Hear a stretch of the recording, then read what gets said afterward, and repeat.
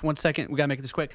But doesn't it say a lot about the franchise that you are trading away a 25-year-old superstar who just got you to the finals and you are punting on him? Shouldn't that tell you this isn't the cornerstone to build around? Well, I think that was more business than I think it was actuality. Yeah, and JT, I want to talk to you more off the air because we're at the end of the show. JT, I want to talk to you more off the air because it's a fascinating conversation, but we are out of time. I wish we can go longer. My sincere thanks to Pete Bellotti on the other side of the glass, executive producer extraordinaire. There's a reason why he's a Hall of Famer. Great to work with him, and it's great to be with you. I will be on 20 hours from now. In the meantime, be cool, be smooth, be good to each other. I love you all. Maggie and EJ, they're coming up next. This is Shep. Have a great Thursday, everybody.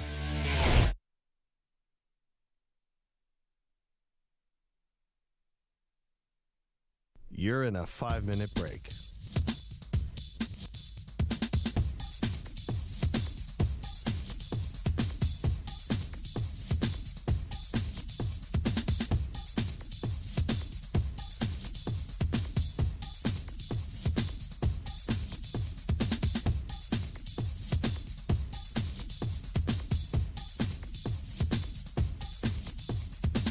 Four minutes, 30 seconds remaining.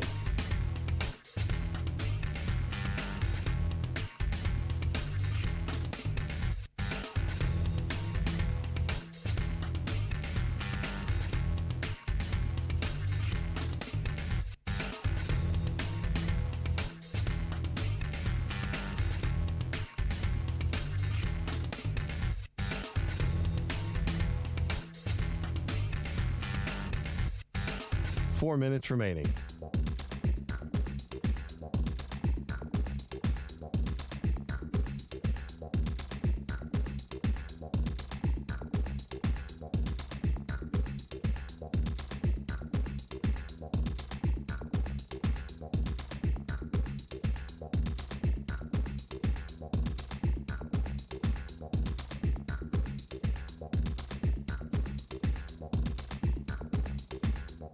Three minutes, 30 seconds remaining.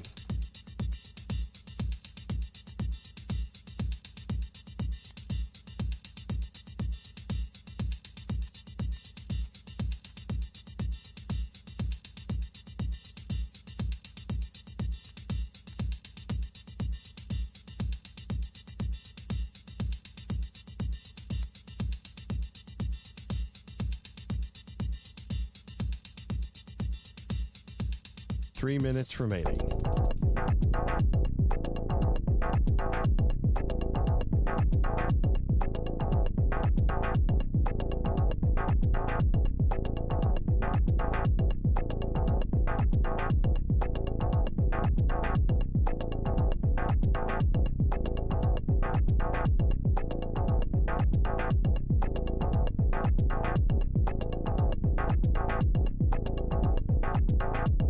Two minutes, 30 seconds remaining.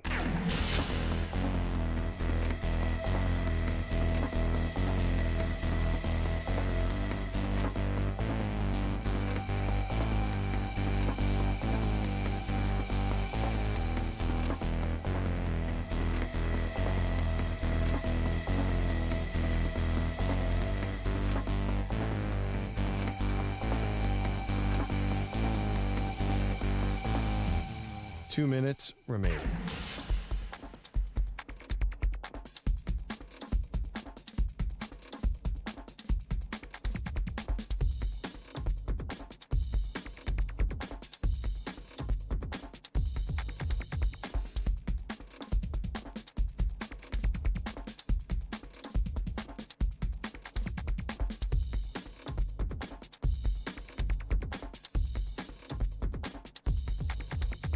One minute, 30 seconds remaining.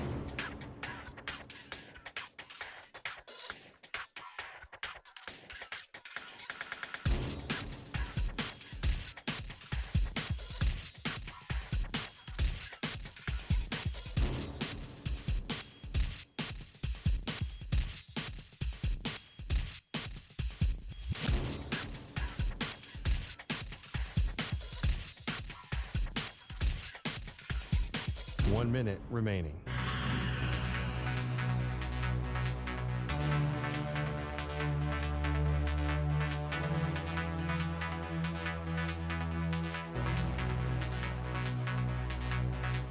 45 seconds remaining.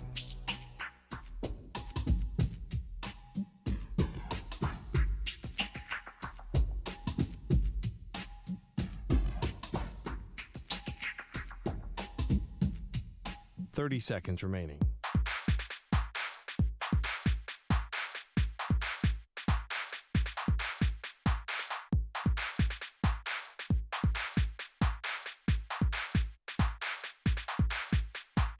Seconds.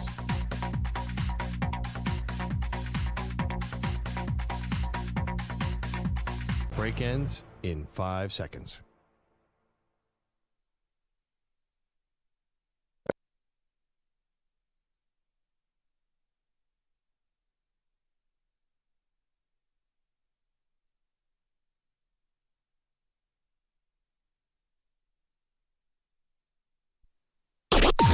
Maggie and Perloff on the Infinity Sports Network. James wants it. Oh, no! No, it's short! James, it'll count! It's over! It's over! Your Charlotte Hornets win here in L.A. Valley Sports South, not Game 7 of the NBA Finals last night, just a Lakers loss, but lots to take away from it. Welcome to the show. It is the Maggie and Perloff show. EJ Stewart is in for Perloff, who is on vacation and a well-deserved one. And, you know, EJ, last night, listen, you don't want to draw huge conclusions from just one game against the lowly Hornets. Sure. But it did actually amplify some of the real challenges that are going to be at the doorstep here for the LA Lakers as they try to work Luka Doncic and LeBron James in together without Anthony Davis, Yes. right? And without a major defensive presence who was a big cornerstone and part of this team and one that they're obviously going to miss. But I thought what was most surprising about last night, if you didn't see the game, the Lakers lose 100-97. And LeBron had hit like a big three, you know, with about under a minute left to go.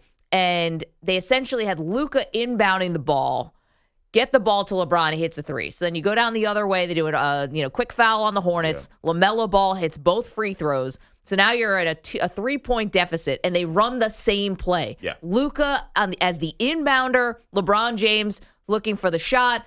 LeBron has to heave basically a 30-footer. Yep. Doesn't happen. But the alarming part of the whole thing and why this needs so much setup is just it's impossible for us to underscore, as we're telling you just with our voices, how uninvolved Luka was in these clutch moments last night. That's alarming. And the other alarming part was he was extremely involved on the other end, but not in a way the Lakers want. Because what you saw was the Hornets on pretty much every possession deciding, hey, see that guy with number 77? Yeah, make sure he's guarding whoever has the ball and then attack him. And that was basically what you saw the Hornets do. And the Lakers tried everything they could to try to get him out of those matchups or try to help double team and end up putting them in bad situations. So this is why when I look at this Lakers situation and we say, all right, when we look at the future of this, is this going to be a LeBron issue? It's going to be a Luka issue where he has to get in better shape or take more accountability on defense. To me, this is purely a Rob Pelinka, J.J. Redick issue because you talk about these plays, you talk about the last two plays, the last 3 minutes, every single play was Luka standing on the side and LeBron either going one-on-one or LeBron trying to get Rui Hachimura in some two-man game. And that was it. Luka really wasn't involved. The only way he got involved was getting an offensive rebound, which is not necessarily something he's known for. A good rebounder, but not necessarily a guy who's going to be crashing the boards Dennis Rodman. No. So to me, it's going to be, can J.J. Redick find a way to utilize Luka Doncic in these moments and to maximize his presence while also Rob Pelinka finding a way to avoid all the issues he has defensively. And that's going to mean putting way better defenders around him.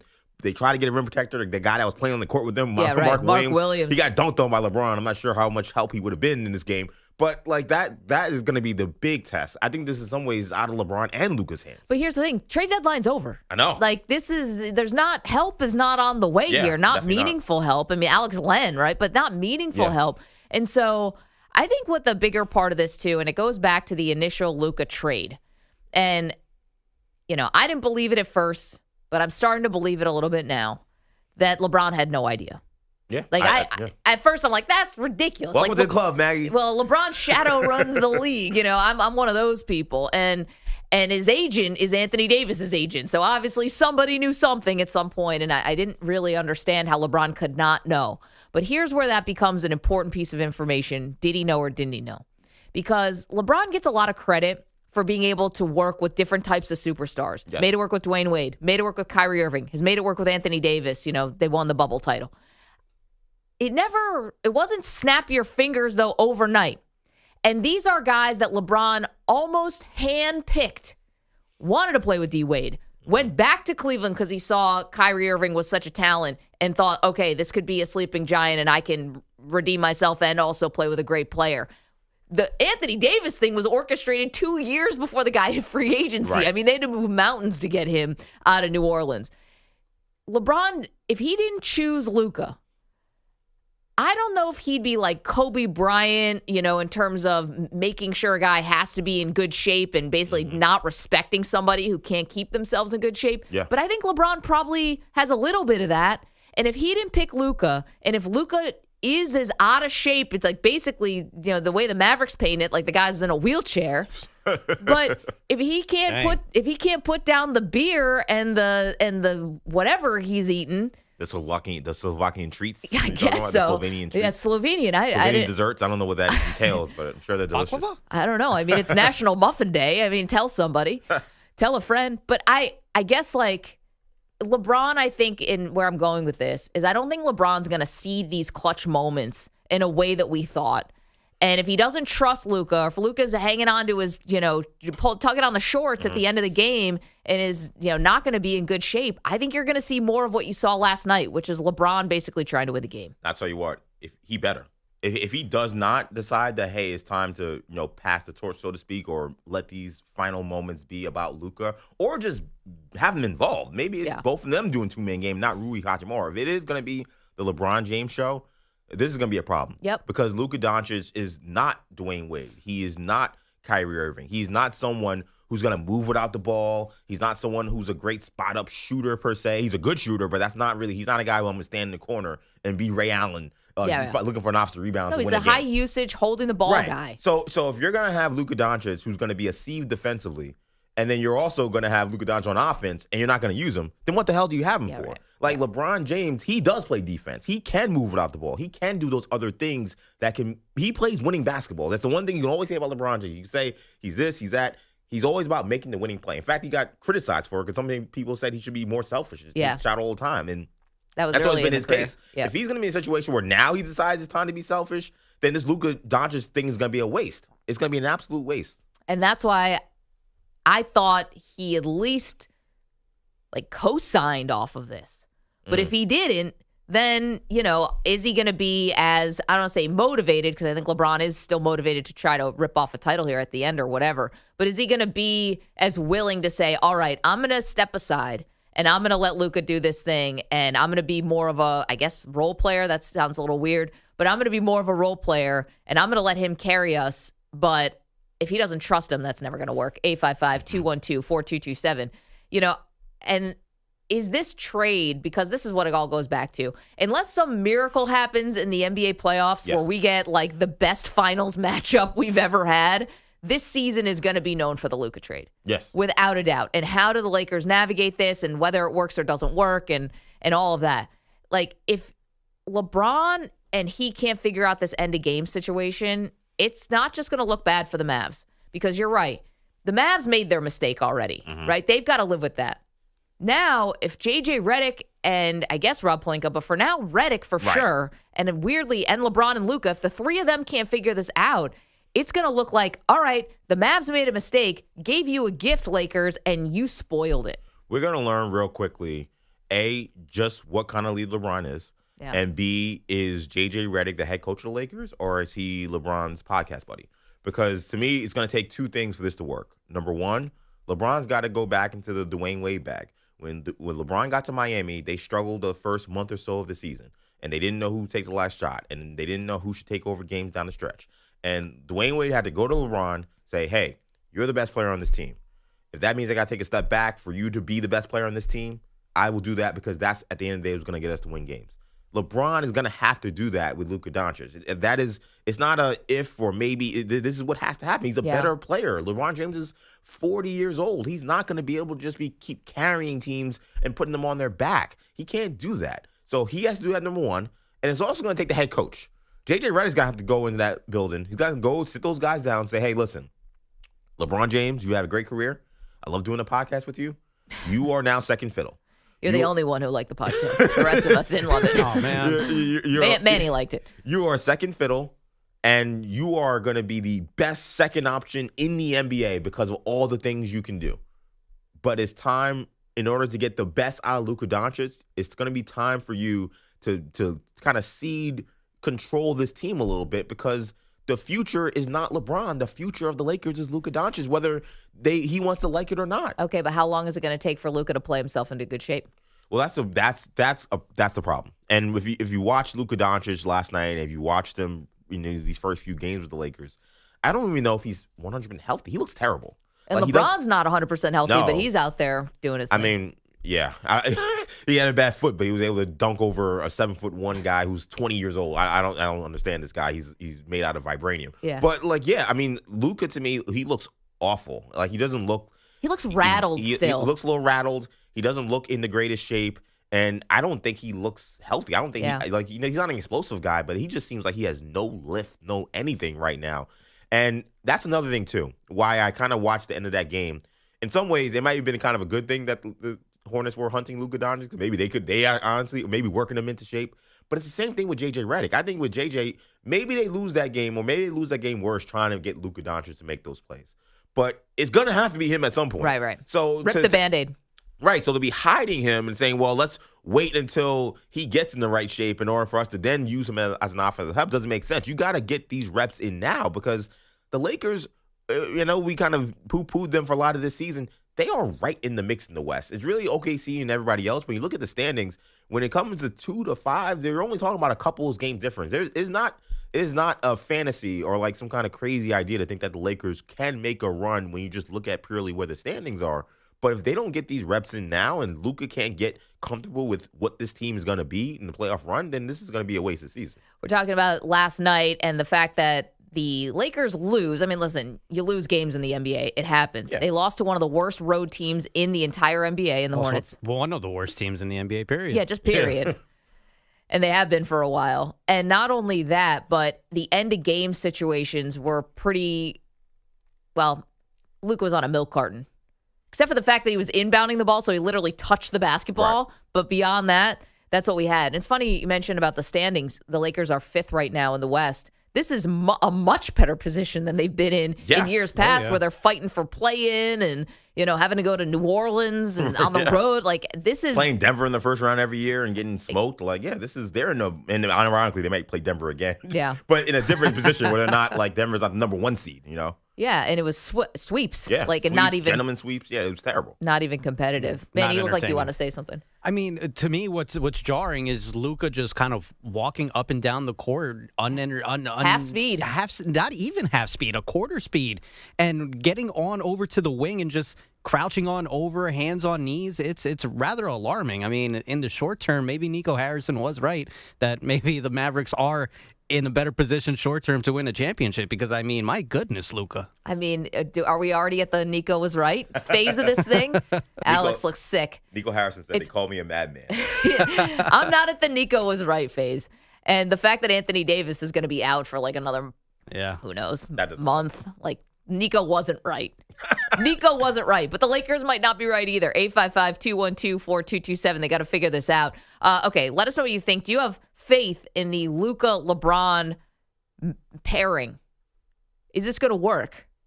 And if you're not talking about like, oh, well, maybe not this year. LeBron's 40, guys. Right. Like, I know he plays like he's 25, but what are we talking about? They're going to gel for 3 years? Like, that's kind of Bronny's going to be on his second contract at that point. Like, the world's going to be upside down. Yeah, and Real Madrid. You think it's going to be that high of a league? I was thinking. Sorry, Olympiacos. And go to the Greek league. I know. I do feel like with Luka, with this trade, and I said it when it happened. I don't think this was about this year. Yeah. I think that they But thought for LeBron, it's about this year. for LeBron, it's supposed to be, and I think it is. But I don't think for how the Lakers saw this, that they see this as something beyond simply getting through the end of LeBron's career and then building around Luka. But here's the thing, there's EJ. a golden opportunity now, I think, though, because I think while the Thunder look awesome, the West is a little unsettled. So to waste a year where you got LeBron still playing at a high level, and in theory you have a MVP candidate caliber player Luka Doncic in his prime, would still feel like a waste. The other part, too, though, is you're looking at Luka now, and maybe he's hurt, and obviously he's out of shape and all of that, but you're like, all right, well, this is the future. Well, you got to find the right pieces to put around him, which is something that that Dallas was consistently tweaking and never really felt like they found the exact right combination, but good enough last year to make it to the finals and go on a great run. You know who they need? And it's crazy for me to say this because I was basically clowning him for most of this week. Luka needs a Draymond Green.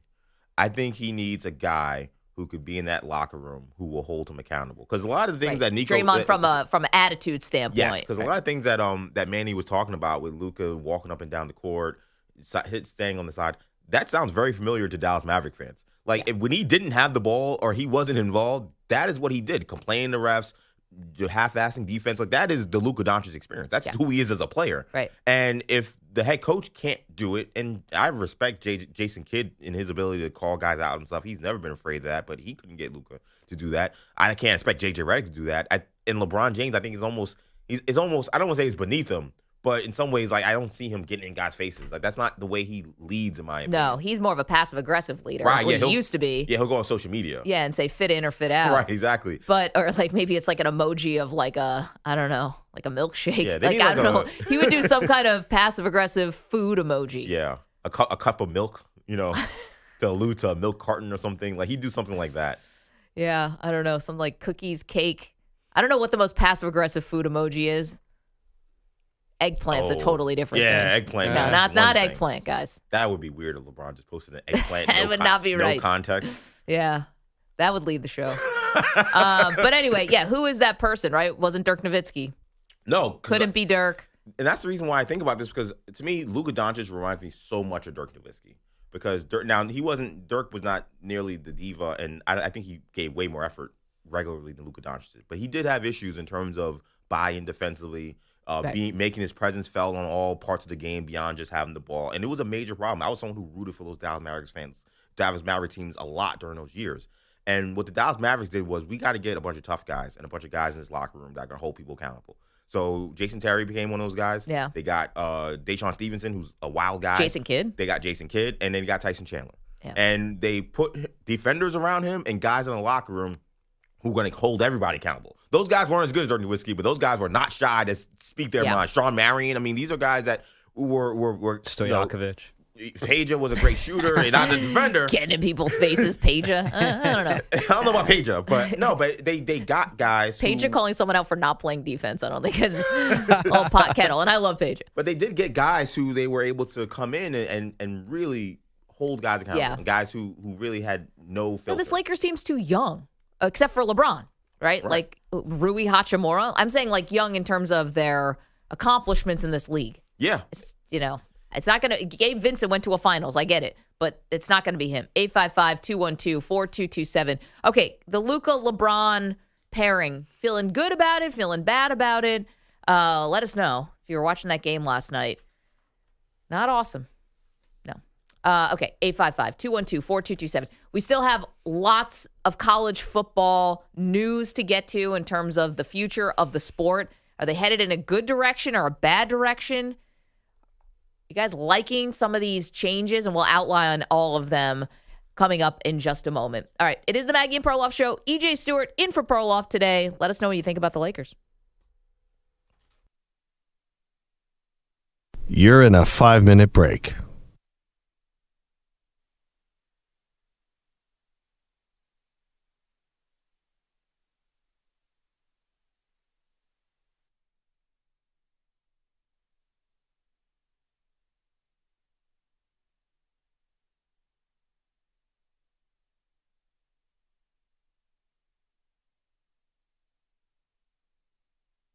Four minutes, 30 seconds remaining.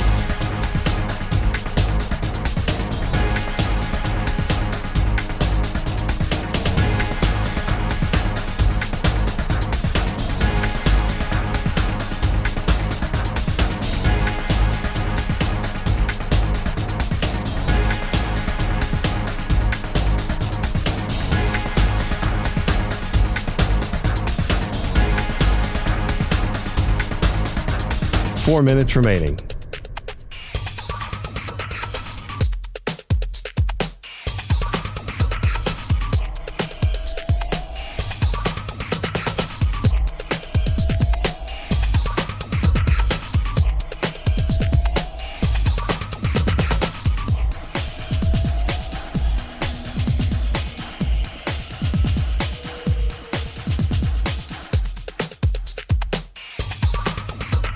Three minutes, 30 seconds remaining.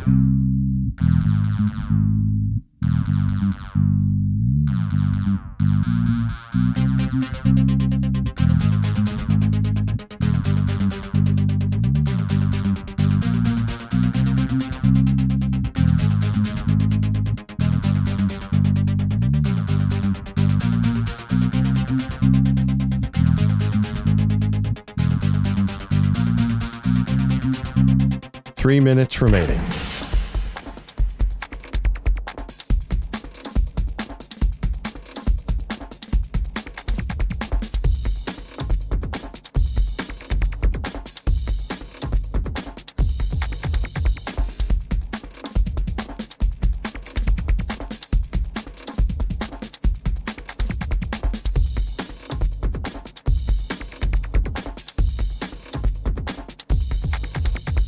Two minutes, 30 seconds remaining.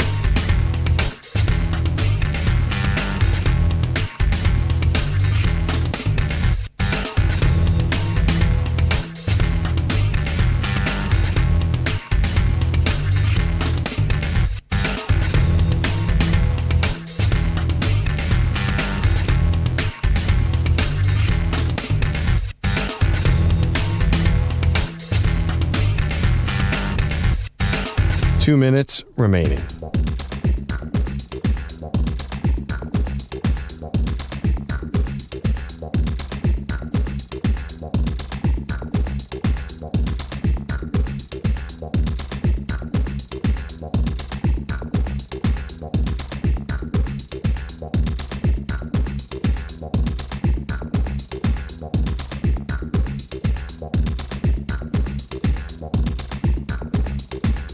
One minute, 30 seconds remaining.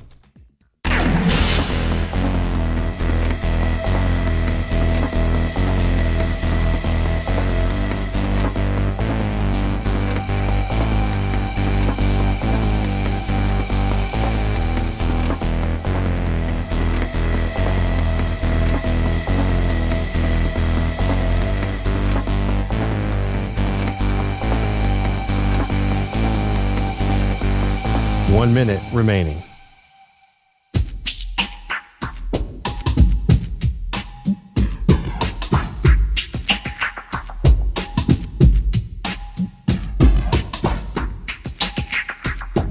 Forty-five seconds remaining.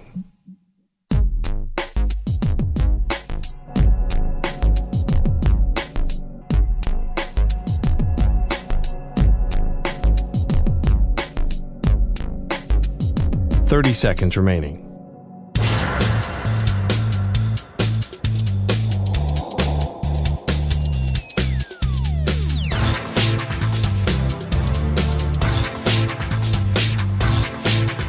Fifteen seconds.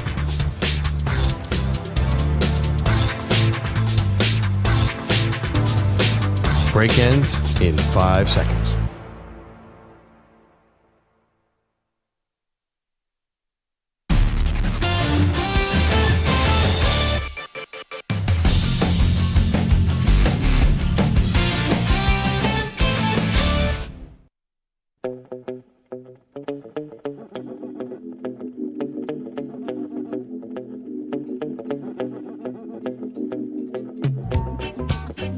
Welcome back, Maggie and Perloff Show. EJ Stewart in for Perloff this week. Perloff is, I don't know, I keep saying on a zip line in Costa Rica because I don't know what else you do there. Sit on the beach, tropical drinks, I don't know. Sounds lovely. There's a bunch of grass. I think you could just sit in the grass. Is that what you do on vacation? You sit in the grass? What are you, Aaron Rodgers? Yeah. Sit just in a kind of tea like ceremony? on Greenland. That doesn't sound peaceful to you? Kinda. I'd rather be on a lounge chair. I mean, so would Yeah. I. But, you know, some people like to hang out with grass. It's comfortable. There's more comfortable settings, I feel like. Yeah. Purely grass and dirt and rocks. Listen, man, I just know that there's a bunch of grass in Costa Rica. as opposed to other. We're basically National Geographic on this show. What do you got? I got grass. So college football. This is the time of year where all the big wigs are meeting. The latest is in New Orleans. And some of the stuff, EJ, I like what I'm hearing. You know, it's kind of like the moment anyone who has any power in college football meets, I think the initial reaction is to be like, oh, they're up to no good. They're doing something that's going to suck, that's going to change the sport, that I'm going to hate. Not all bad things are happening with these meetings. The first thing is they basically, I think, are deciding that you have to do a different seating type of situation for next year. I think we can all agree on that. As much as we love watching Boise State and Arizona State get into the field of 12, the fact that they were the 3 seed and the 4 seed and got first-round buys, first of all, didn't help them at all. And secondly, it just seems a little crazy when you're ranked outside of the top, 5 in the rankings, but then the seeding, you get all this, all these benefits because you won your conference. Exactly. So this is not all bad. If we do the seeding as the rankings go, hopefully we get some better games. And one of the big gripes that I had, and I'll take up for our pals in Oregon, is that you were the number 1 overall seed. Congratulations, you get a bye, and then you get Ohio State. Ohio State should have never been seeded where they were seeded. They should have been playing a Boise, or they should have been playing in Arizona State. And then you let the chips fall where they may. I agree with so not all bad things are happening. Where it gets a little bit thornier is not for 2025 necessarily, but for 2026, which is the SEC and the Big Ten really wanted to put their finger on the scales of this college football playoff and give themselves 4 automatic bids each. And I think that's where people are like, wait a minute. We didn't need Alabama in last year. We didn't need a 4th SEC team last year. And by the way, you already got 4 Big Ten teams in last year. And to be honest, maybe Indiana should not have been there. So I think this is where people are starting to pause, like, whoa, slow down a little bit. In a time when your conference may be not as strong top to bottom, in a year where your conference may not be as, top heavy, then why are we automatically giving you red carpet entry into this prestigious bracket? Yeah, that's why, to me, I don't like the direction where this is going. I do, the seating changing, that's totally fine. I think everyone, like you said, can agree with that. But to me, there's just something a little soulless about the direction of what they're doing with the college football playoff. I feel like college football, one of the biggest strengths of college football is how regional it is. Like the idea that you can take pride in whatever part of your country you're in, whether it be the Midwest, the Southeast, Southwest, the coast. You can say, all right, we're playing our teams, and then when we get to the end of this, maybe we'll have a matchup of teams from different parts of the country, seeing who's the best. When you decide that we're going to only really care about 2 brands, the Big Ten and the SEC, and now these brands have gotten so big that they really don't have an identity. What is the SEC conference? There are teams in Texas. There are teams in Florida. It's teams in the Carolinas. It's teams everywhere. The Big Ten. What is the identity of the Big Ten? It's the Pac-12 teams from the Pac-12, formerly teams in New Jersey. Yeah. Like there is no identity to this. So to me, it feels like we're going towards an NFL model. And it's not that we don't like the NFL, but I think college football fans, a lot of them like college football. Yeah. I think about this. One of my favorite, and I know it's a wrestling thing, but I'll just do it real quickly. Is a promo that Triple H did, one of the bigger wrestlers of his generation. And he did a thing where, you know what? Some people just like the WWE because it was an idea that people always are complaining about things that are happening. And I feel that way about college football. It's like some people like college football. Right. Like, they like Didn't need all these tweaks. They like the way it is. Yeah. They like the conferences the way they are. They're okay with a playoff, but they don't need 700 teams in it. Like, they're okay with things being the way they are. And it feels like this knee-jerk reaction to every little thing that happens and every little opportunity also to make more money. That's where the soullessness comes from it. Right. And that's where, for me, it's a little unsavory because, again, if you're not part of the club of the Big Ten or the SEC, it feels like you don't exist. Yeah, or you're just being set up to basically be chum for the bigger conferences. Now, here's the thing, though. I think you're right about that. I think that, listen, one of the biggest changes, I think, for college football is when they went to the 4-team playoff. That's really the first time you saw people start to sit out bowl games and bowl games not matter because all of a sudden you were playing for this bigger thing, right? Like if you weren't just playing for the BCS, you still played in your bowl game. Like guys who were going to the NFL, big guys who were going to the NFL, never thought really about sitting out. No, Peyton Manning played in bowl games. Yeah, it's only when you put this other carrot there that all of a sudden everything else started feeling so meaningless. And I'm not saying the Bulls didn't have it coming, because I think that there was a lot of corruption in some of the Bulls, and I think they abused their power. But here's my thing about where the direction of college football is. Expanding to 14 or 16 teams and having more of the teams from the stronger conferences, does it not get us closer to the actual true champ? Because, I think absolutely not. See, I think it does. I think that for all the flaws that this, expansion and the SEC and the Big Ten dominating, what did the 12-team college football playoff get us this past year? And I didn't love the seeding and all of that. But you know what? Ohio State probably was the best team when all was said and done. They beat Oregon. Did they play the best, though? Listen, the loss to Michigan was alarming. Yeah. But they went to Oregon and beat Oregon. Oh, they lost that game. Oh, sorry. They lost that game, but by a point. Yeah, it was a close game. Lost a close game, but it was coaching errors and quarterback error that lost in the game. Then they took care of business. The Michigan loss was, unforgivable. Right. And then they went on a run in the playoff, and they looked awesome. But to me, that sounds like it sounds like the professional model of your regular season. You could be mid, but you can get hot in the postseason, and then you can figure it out. And I don't know, again, like if that's I don't think of every pro season, we found the best team that played the best throughout the season. We found the team that got the hottest. We see that a lot in Major League Baseball. Yeah, definitely. I think a great example was this year's New York Mets, a team that had a lot of talent, but did they play the best for most of the year? No, they were a disaster for most of the year. Yeah. But then they had a really great run down the end, towards the end. Then they got hot in the playoffs, and then they pushed and almost went to the World Series. And we see that so many times in baseball where teams can just figure it out at the end. The more teams you add, the more you're going to have that. And that's where I think, again, I go back to this regular season and it feeling like it's going to be devalued. Yes, in theory, the standings in these conferences, especially the Big Ten and the SEC, will matter. We will care about the pecking order in there. But it just feels like for Ohio State, you talk about the 2 games they lost. How about some of the games they won? They played against Nebraska, the freshman quarterback, and they were fighting tooth and nail. It's incredible to me to think of that the team that I watched destroy Notre Dame. Sorry, Pat. They did okay at the end, but to destroy some of the teams in the college football playoff. And then the team that lost to Michigan and was struggling against Nebraska, struggling against some of those other mid Big Ten teams. Remember Ryan Day said he couldn't run the ball. I don't think we got the team that played the best at the end for the college football champion. We got a team that got hot at the end and therefore was playing best by the end of the season. But I see that was the whole thing why I felt like people weren't celebrating this Ohio State win in a way that I thought they should have. And what was proper, which is look at what they overcame. And ultimately, what is the one thing in college football that ultimately determines the champion? It's always about the talent.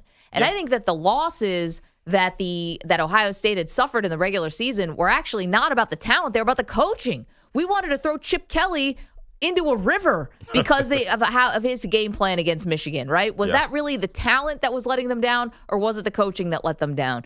And so I think when the talent got a chance to shine, they showed what they could do with it. And I don't mind that. And I guess the other thing, too, is why I think this is not necessarily a bad thing is you talk about the regular season and how sacred it is for college football more than any other sport we have. Right.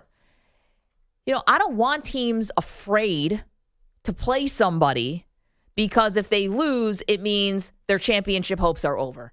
I don't like it when Michigan plays Little Sisters of the Poor in their non-conference. You mean Alabama versus Austin Peay at the end of the season? Was Mercer? Mercer was not your cup of tea? Congrats to you, Georgia. You can beat UMass at the end of the season. And I know that some of these things are kind of tradition and they're baked in. But I don't want teams afraid that if they have 3 losses in the SEC or the Big Ten, that all of a sudden it means good night. You suck. Mm-hmm. You could never, because then we're never going to get fun crossover games. They're going to have absolutely no incentive to schedule anything that's even remotely tough. So I think in a weird way, it kind of saves a bit of the regular season because you'll have teams that won't be afraid to take a risk. And that's fair, but I think when I think about me growing up watching college football and the greatest teams I could think of, what made USC special was they didn't lose a game for 2 years.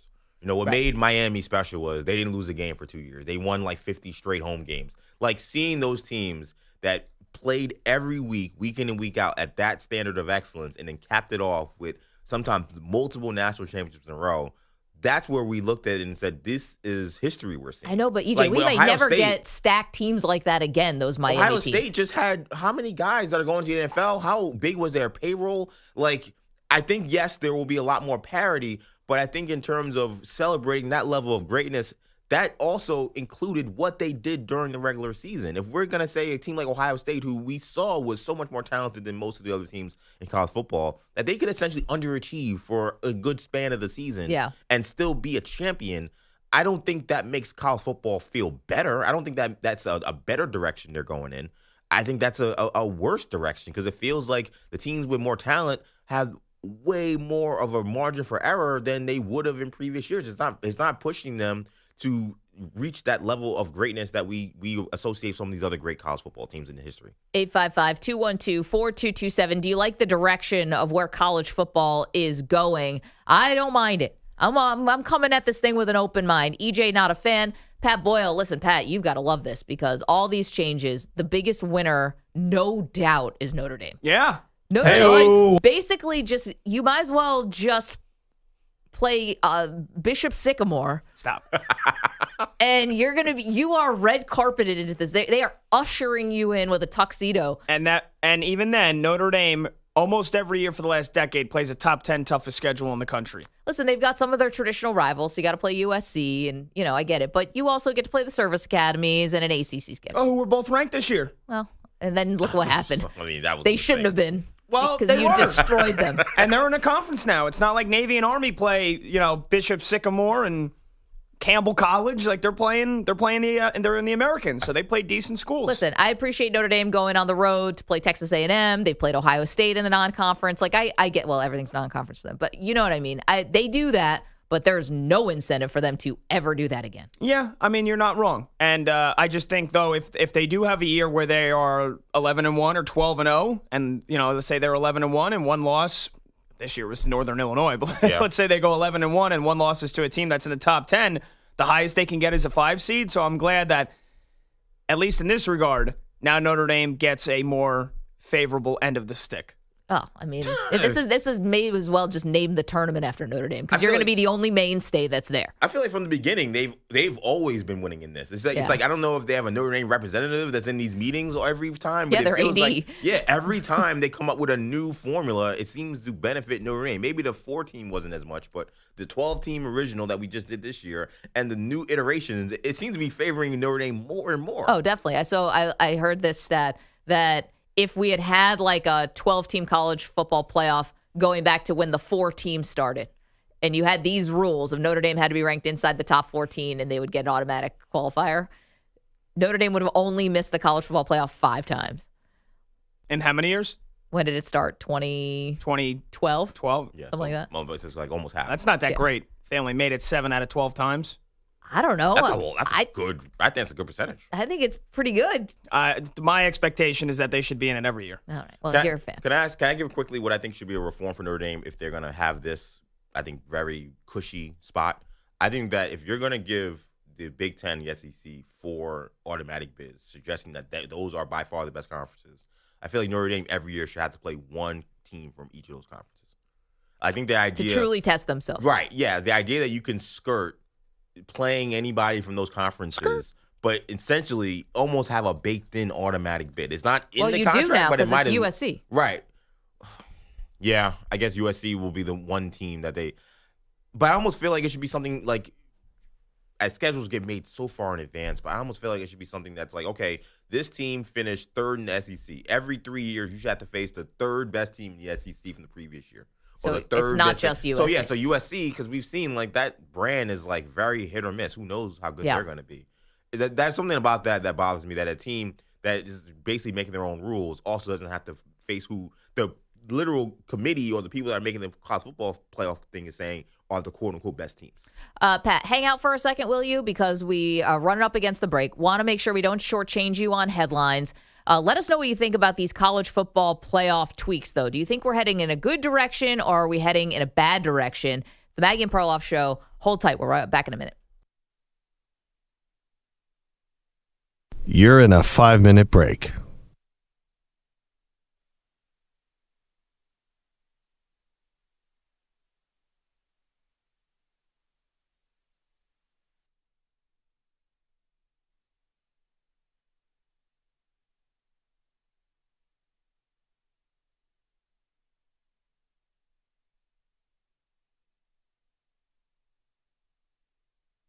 4 minutes, 30 seconds remaining.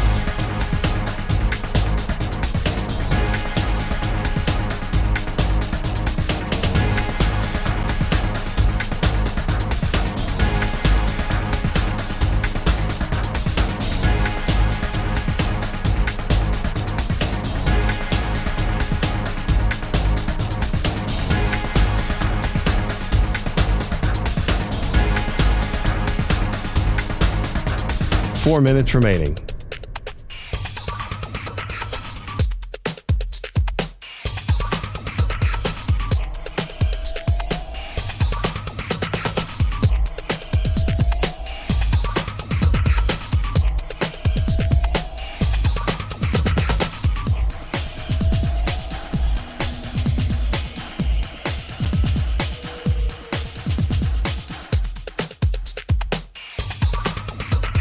Three minutes, 30 seconds remaining.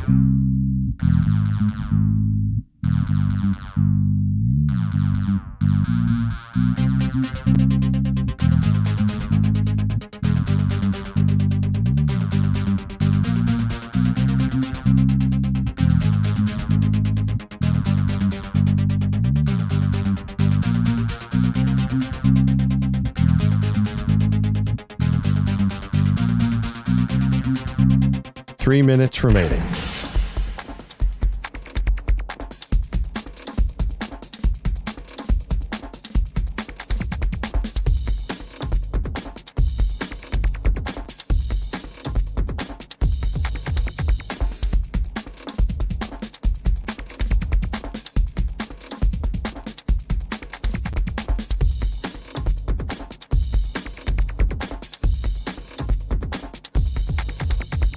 Two minutes, 30 seconds remaining.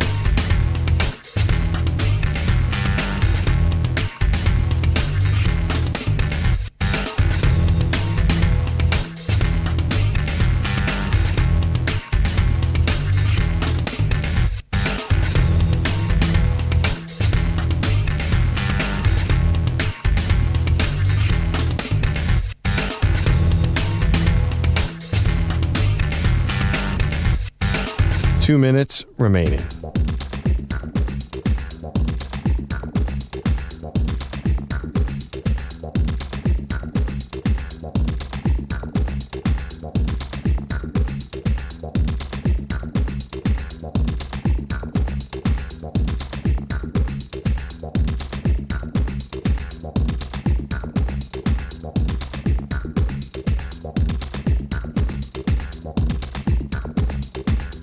One minute, 30 seconds remaining.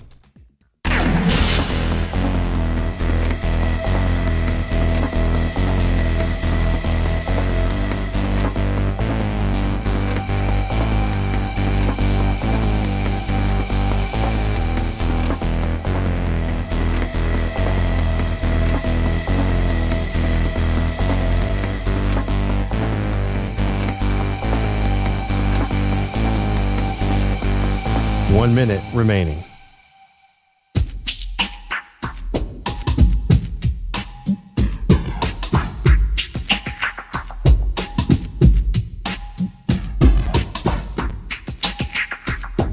Forty-five seconds remaining.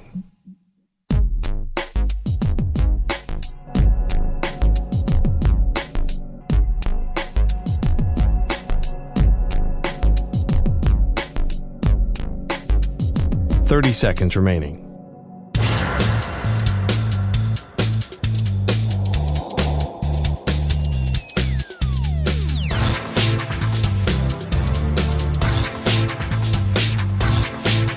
Fifteen seconds.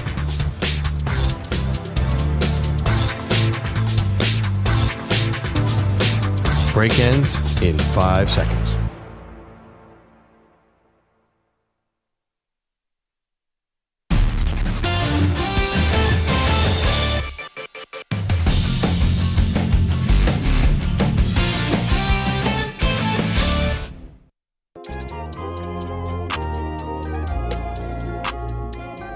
Welcome back to the Maggie and Perloff Show.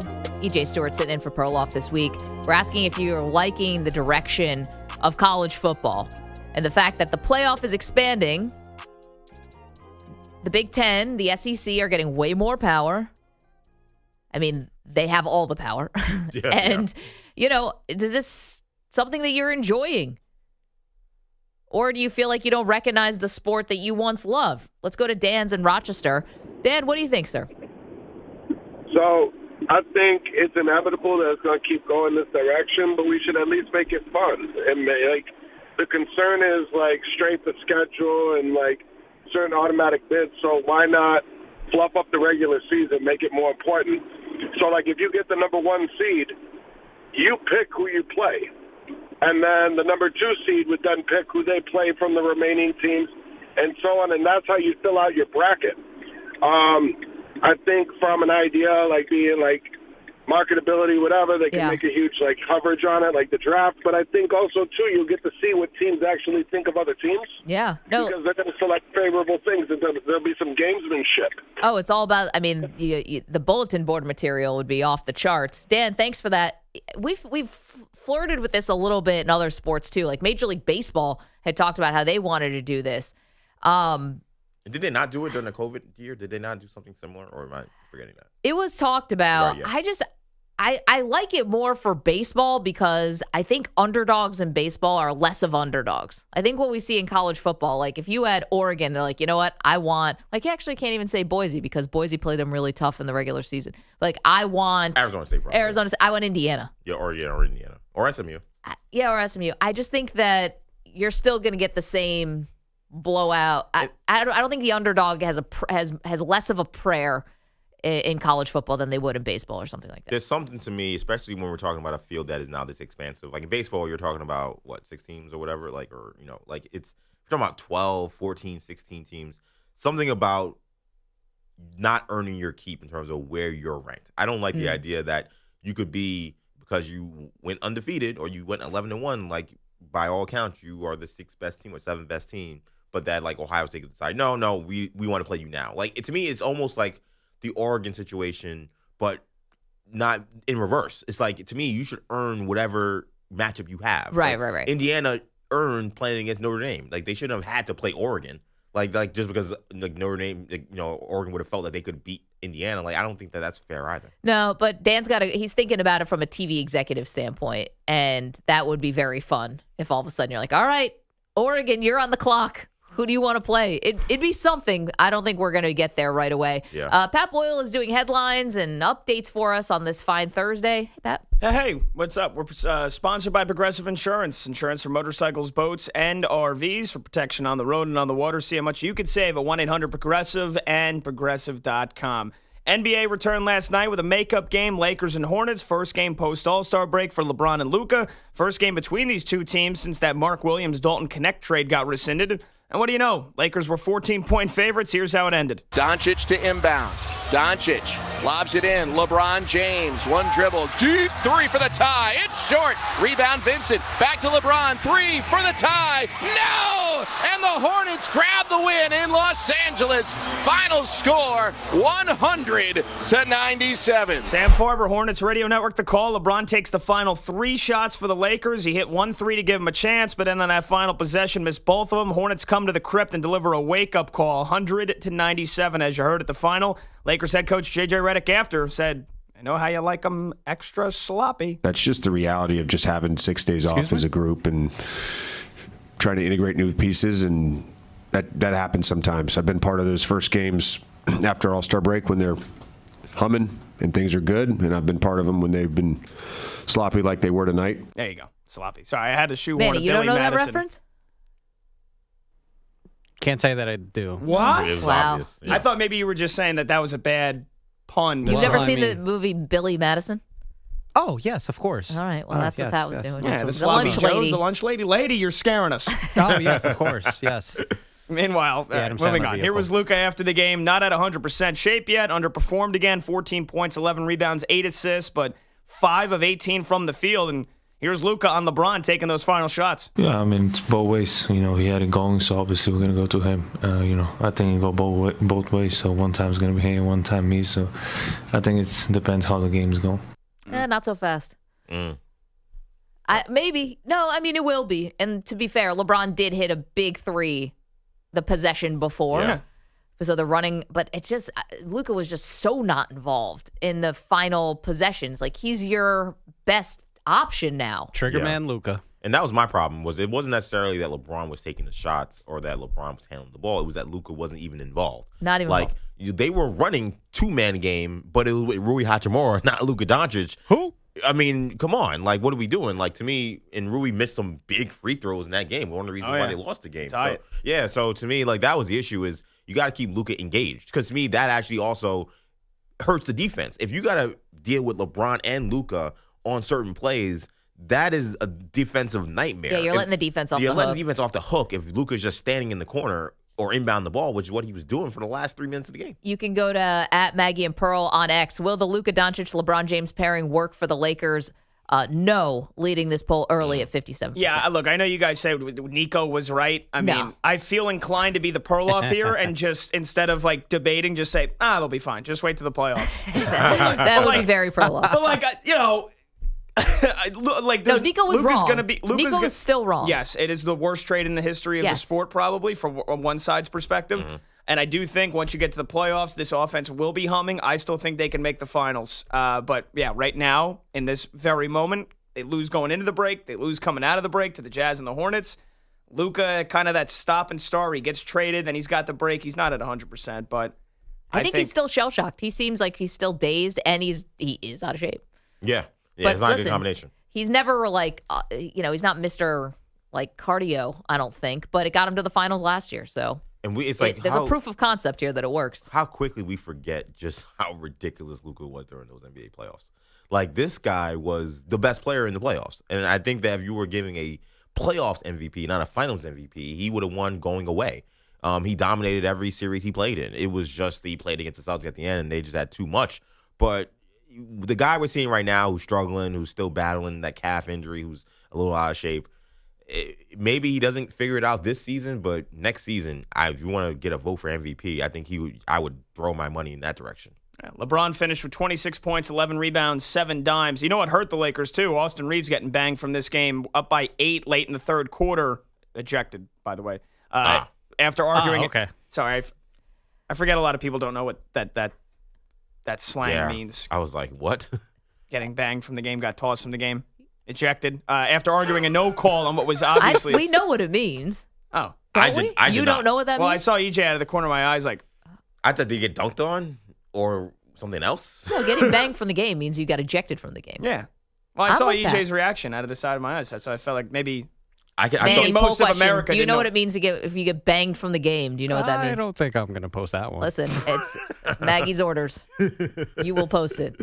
I really Listen, thought it's my name on the Twitter feed. I'm the one who's going to take the slings and arrows. So he argued a no call, what was obviously a foul, so that hurt them. Loaded slate of games tonight, 9 in total, including the Cavs, who are tied for the best record in the NBA at 44-10, and they reportedly are going to continue to add to their roster in an effort to dethrone the Celtics. So Pelicans and forward Javonte Green have agreed to a buyout in his contract. He is going to look to sign with the Cavs once he clears waivers. He's only been with the Pelicans since this summer, averaged just under 6 points and over 3 rebounds per game, but a really good defender, ranked second on the team in both blocks and steals. So they got DeAndre Hunter from the Hawks at the deadline. Now it looks like they'll add some depth with Javonte Green. I don't think we have time for anything else, so I think when you have me back, we'll do college hoops, we'll do Four Nations face-off title game. Look at that. A bunch of other football stuff. The Eagles officially promoted Kevin Patullo to offensive coordinator after Kellen Moore left.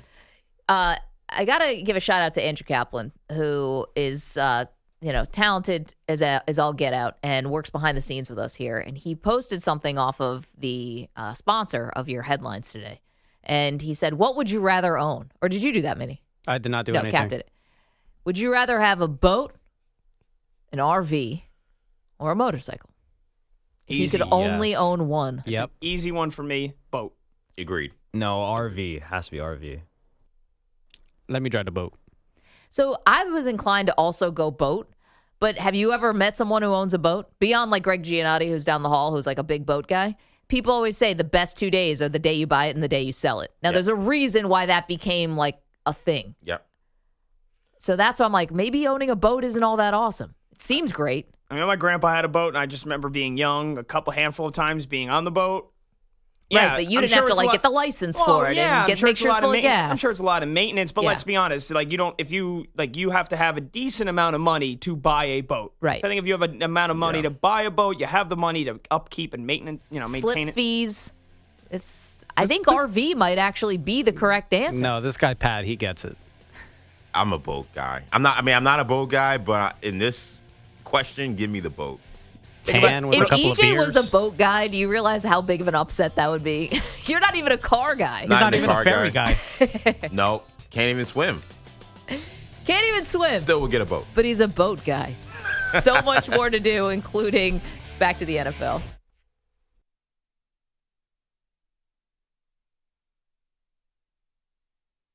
You're in a 5-minute break.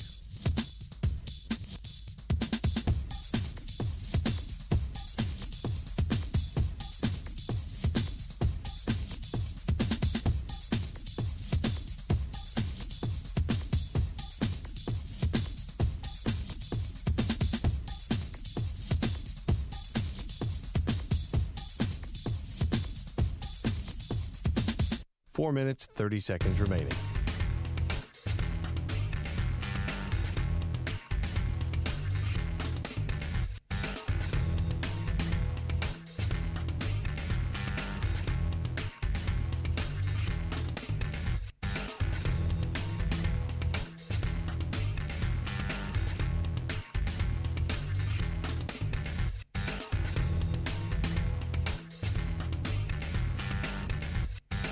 Four minutes remaining.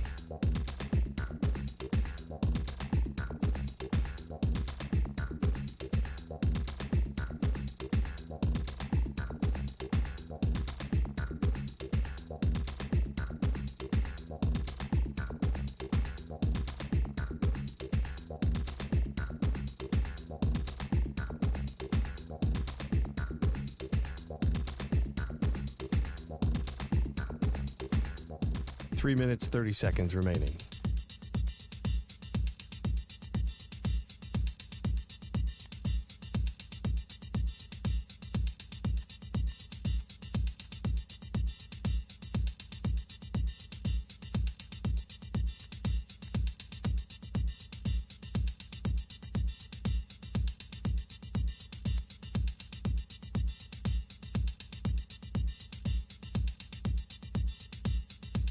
Three minutes remaining.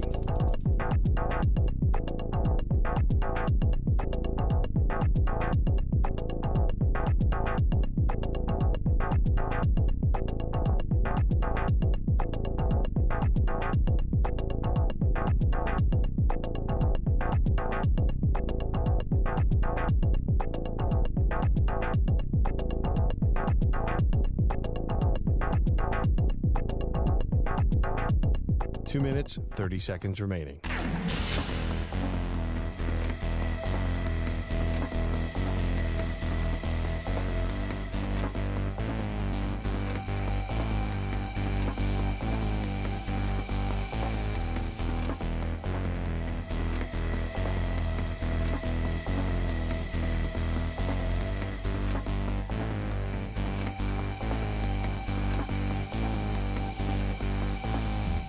Two minutes remaining.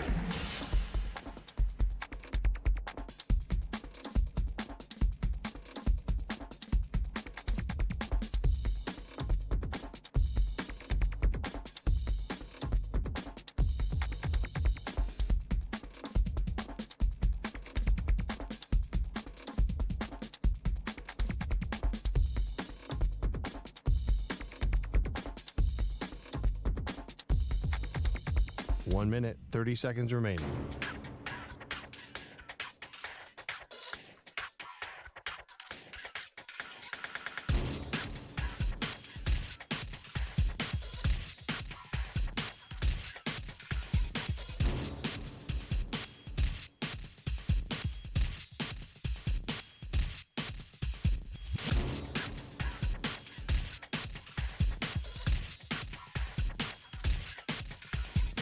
One minute remaining.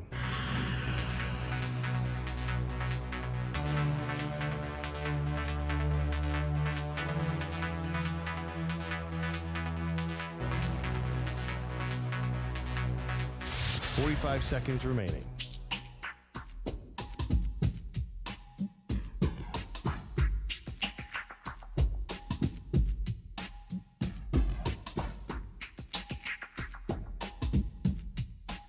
Seconds remaining.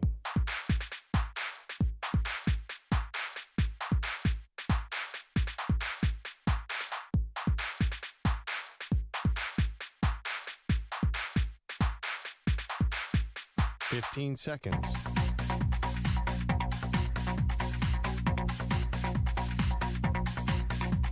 Break ends in 5 seconds.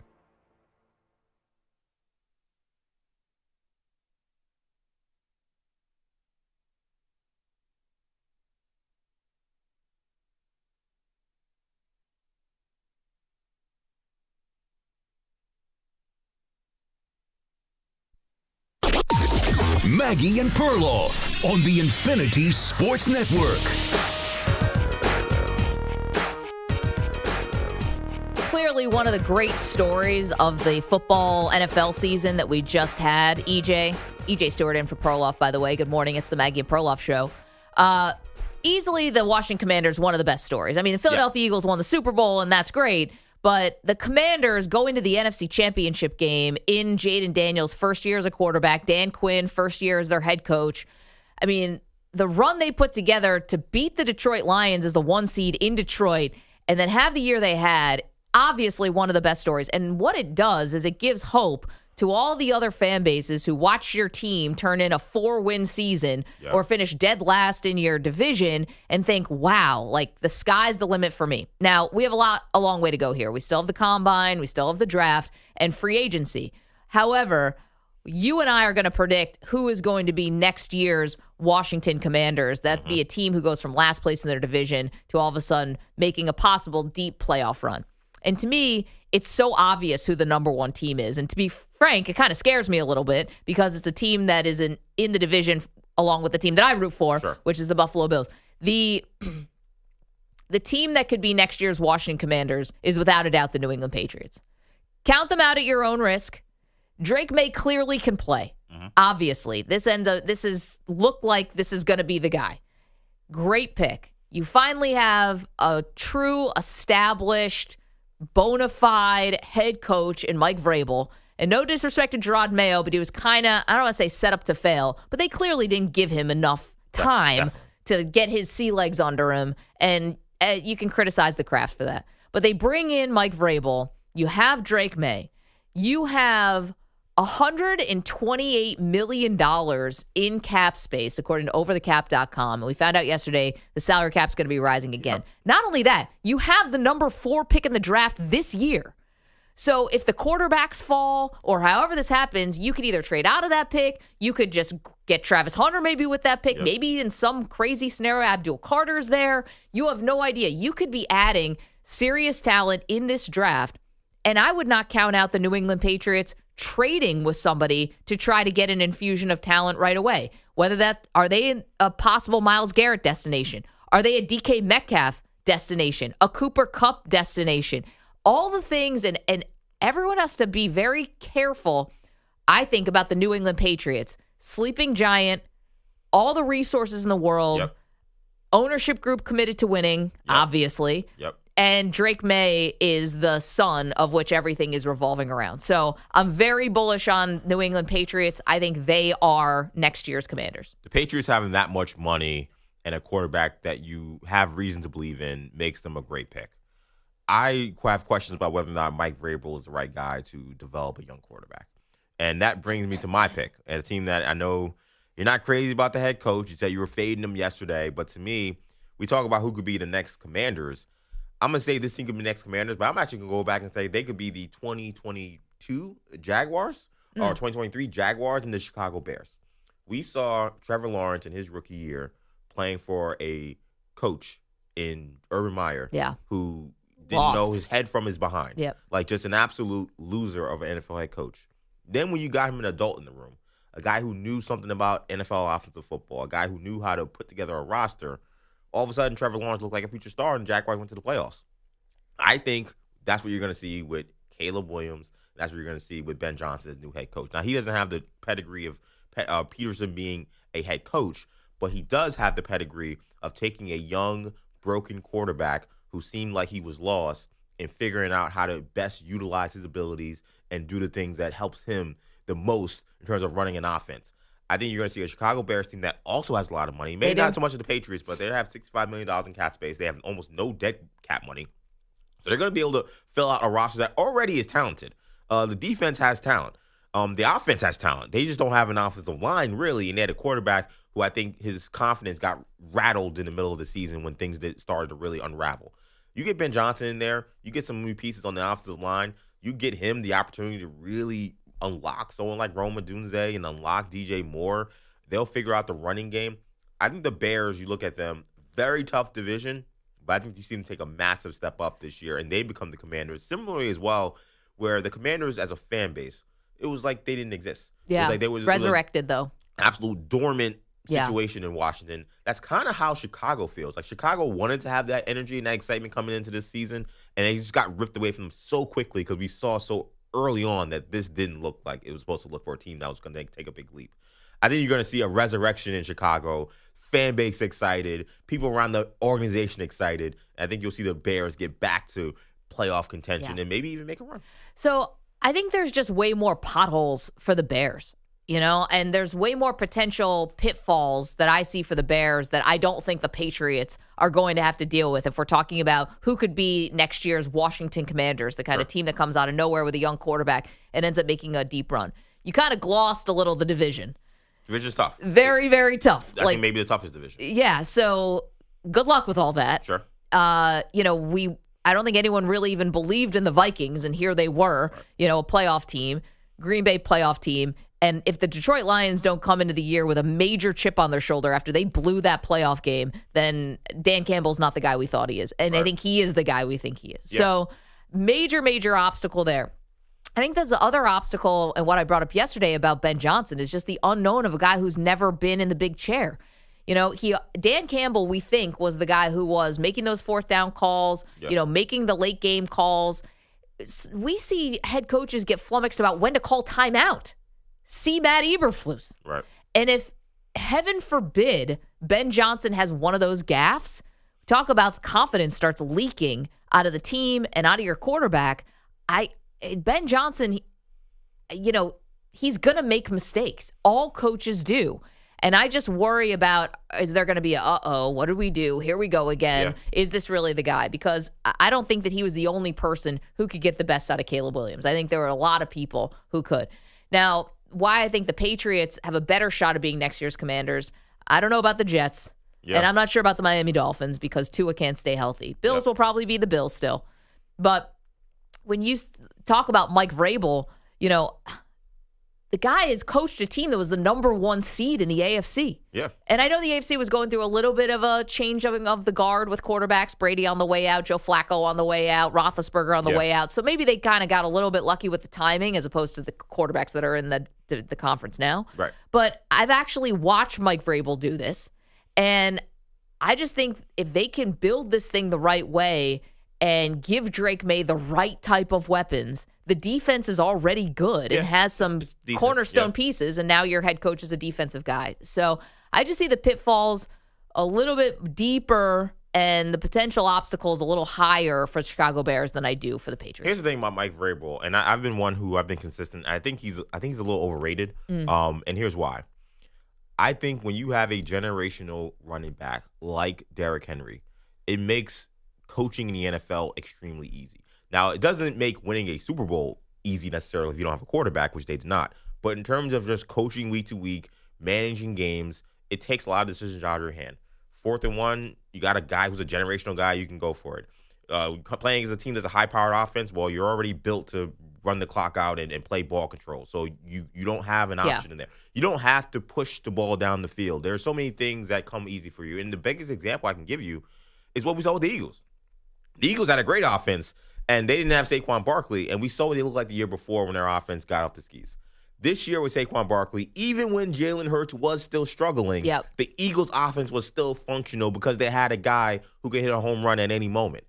That guy is not on the Patriots. They don't have a running back of that caliber. They don't have a guy who's an absolute game breaker the way Saquon or Derrick Henry is. So what we're going to see from Mike Vrabel is something we have not seen him do. Is he going to be able to build a high-powered offense centered around a quarterback who has all these physical gifts? He's never had to coach like that. I think that comes with a lot more challenges. It comes with putting the ball more in danger when it comes to turnovers. Yeah. Drake May did have 10 interceptions in limited time last season, so he will turn the ball over a little bit. It comes with different ebbs and flows of the game. It comes with bigger decisions on what you're doing on 3rd and long. Are you just willing to punt, or are you going to actually put the ball in your quarterback's hands? You don't have a running back who can just say, all right, we'll just hand the ball off and play good defense. But what makes you think they couldn't add someone like that? Like, I think, we saw the resurgence of the running back this year, with obviously Saquon leading the charge. Derrick Henry was awesome again. Josh Jacobs was fantastic. Like, these guys were making these huge contributions. Najee Harris is going to be out there. There's going to be other guys. Najee Harris. And the draft. Yeah. You do have Ramondre Stevenson, but he fumbles the ball a lot. Yeah, and I like Ramondre Stevenson. He's been in my fantasy team like 3 years in a row, but he's not Saquon. And we had Judy Batista yesterday. You heard her. When I tried to say, is there another Saquon this year? She's like, there is no other Saquon. He's a unicorn. Like, I think that he's a special player. And what if the Patriots trade back and get Janty? Like, again, if running back is the biggest thing I've got to fill, and it's not. It's one of the things they have to fill. But we're talking about Mike Vrabel teams and what we saw in Tennessee, then obviously they relied a lot on Henry. I feel good about my chances about getting a running back that can work. I'm not taking the New York Giants approach to this in the offseason Hard Knocks. I can get anybody and fill that role. Sure. It's a little harder than that when you're not, I think, set up like certain teams like the 49ers and stuff like that in the way they run the ball.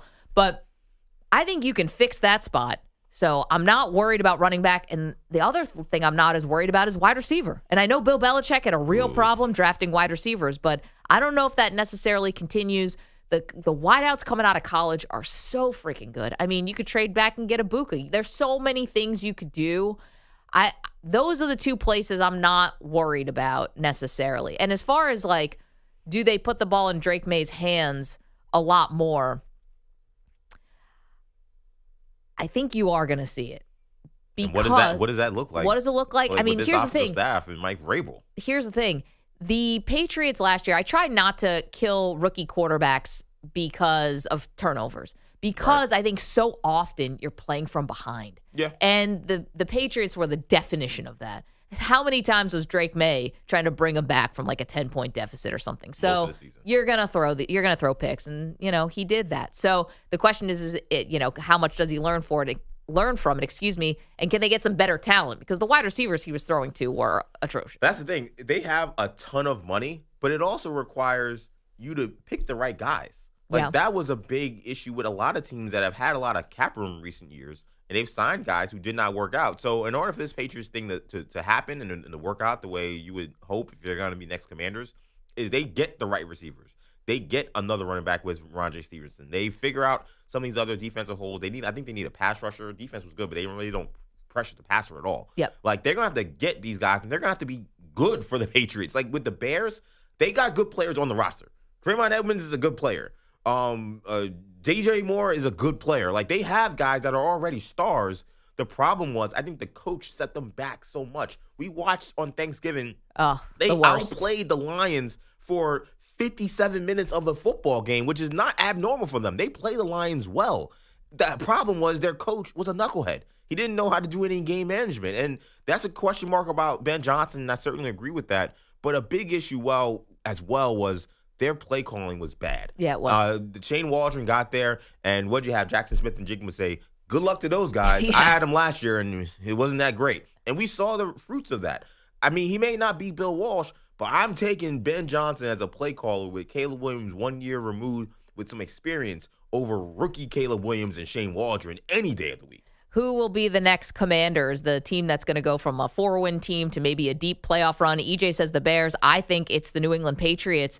So we saw yesterday kind of line item came across that the salary cap is going up big time for the NFL. Now it's going to be over 2 years. Basically, it will have gone up like $53 million in 2 years. State of the NFL is healthy, guys. Bottom line. But I was thinking about who does that help the most? And my first inclination was like, it helps the Cowboys, right? Because they've got these high-priced guys. But no, I'm not going to give the Cowboys that much credit because until they show us that they're really going to go out and make a splash, they're not really going to do that. I was thinking it really helps the 49ers. Definitely. Because they actually do spend I think they actually do like to make these big trades and splashy things. They have to pay their quarterback. I was like, man, this salary cap news is music to the ears of the 49ers. Maybe the Bengals too, if they actually have a commitment to spending like they say they do. Yep. But the 49ers do have a commitment to spending. And I was like, oh, this is great news for the Bay. Yeah, I think of those teams that, like the Bengals, the 49ers, you mentioned the Cowboys, but I agree. I think the Cowboys, I think their cap held a little worse than the Bengals and the 49ers. It's going to be a lot harder for them to figure this out. I think those teams that are in a situation we feel like we maybe could get back to contention, but we're a player or two away. That was great news you got yesterday, that you could maybe get that extra guy because you got that extra money coming in. So that's going to be a definitely. I think that's going to be a wrinkle to this offseason. That's going to be I think it puts the Bills as a better potential landing spot for Myles Garrett. Maybe. But I don't know if the Browns are going to want to do that with the AFC. We'll have to see. 855-212-4227. We're also talking about the college football playoff and changes that are coming. Brad is in Oregon. Brad, do you like the direction of where college football is headed? Well, thank you guys for taking my call. Great show as always. But you had one caller saying kind of make it a little fun, like the number one team gets to pick who they want to play. The way I look at it is if you take the 14 teams, you put them in a hat, you draw 2 teams out at a time, and the higher seed gets the home game. That way nobody can complain about the seeding. You might get an Oregon playing Ohio State in the first game in the first round, and you might get 13 playing 14 in the first round. Wait, but Brad, you're calling from Oregon. Weren't you a little ticked off this past season that Oregon had the number 1 overall seed and got basically no benefit, no perks, no nothing, when that's not how it is for the rest of sports? Correct. So if you put their teams in a hat and you turn around and they get the number 13 or they get the number 3 team out of the hat, they can't complain because everybody's got the same shot of who's going to play who. So there is no complaining on who was seated where. It's like doing Secret Santa. Do it out of a hat. Brad, I love it. It's a fun idea, but can you imagine the conspiracy theories that would happen if we were picking this stuff out of a hat? Yeah, we're back to frozen envelopes. I was going to say, we've been talking about the frozen envelopes since 1985, okay? Damn.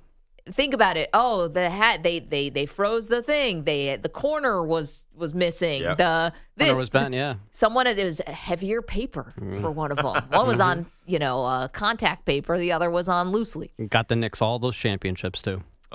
Listen, you anger the sports gods. You try to mess around with them. This is what you get. I mean, I know you don't know much about what happened before 2000. That's right, yes. Yeah. Not as good as we would think. Nope. Help the NBA grow, though. That's all that David Stern cared about. Yep. But can you imagine the conspiracy theories if you were picking out of a hat? Also, do you do one of the big hats like we have in our studio? With the NFL logo on it, or the college football playoff logo on it. I mean, what Brad was describing, and I got 2 soccer guys back there, so they can help me out with this. It basically sounds a lot like the Champions League.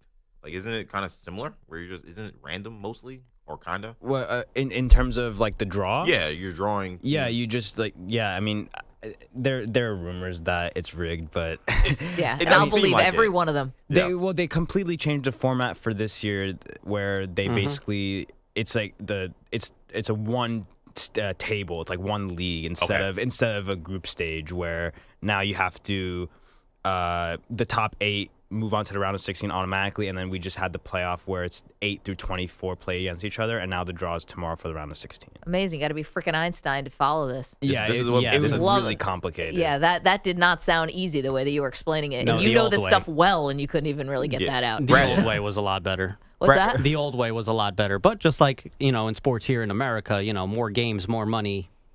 Let's make things more complicated.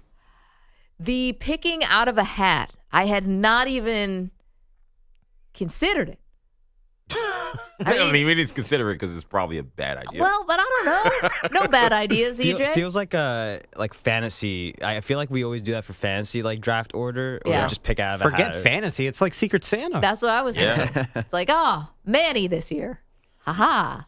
You know what to get me. Yeah, I do. My fantasy league. It's alcohol. Because my fantasy league, I've been able to. I was thinking Nick stuff, but okay. Oftentimes, I've had like a top 2 or 3 pick or been the snake pick. My fantasy league, because I'm the commissioner, keeps thinking that it's rigged. Yeah. Even though it is. It is not rigged. No. I'm not rigging it. It is Yahoo Sports who does.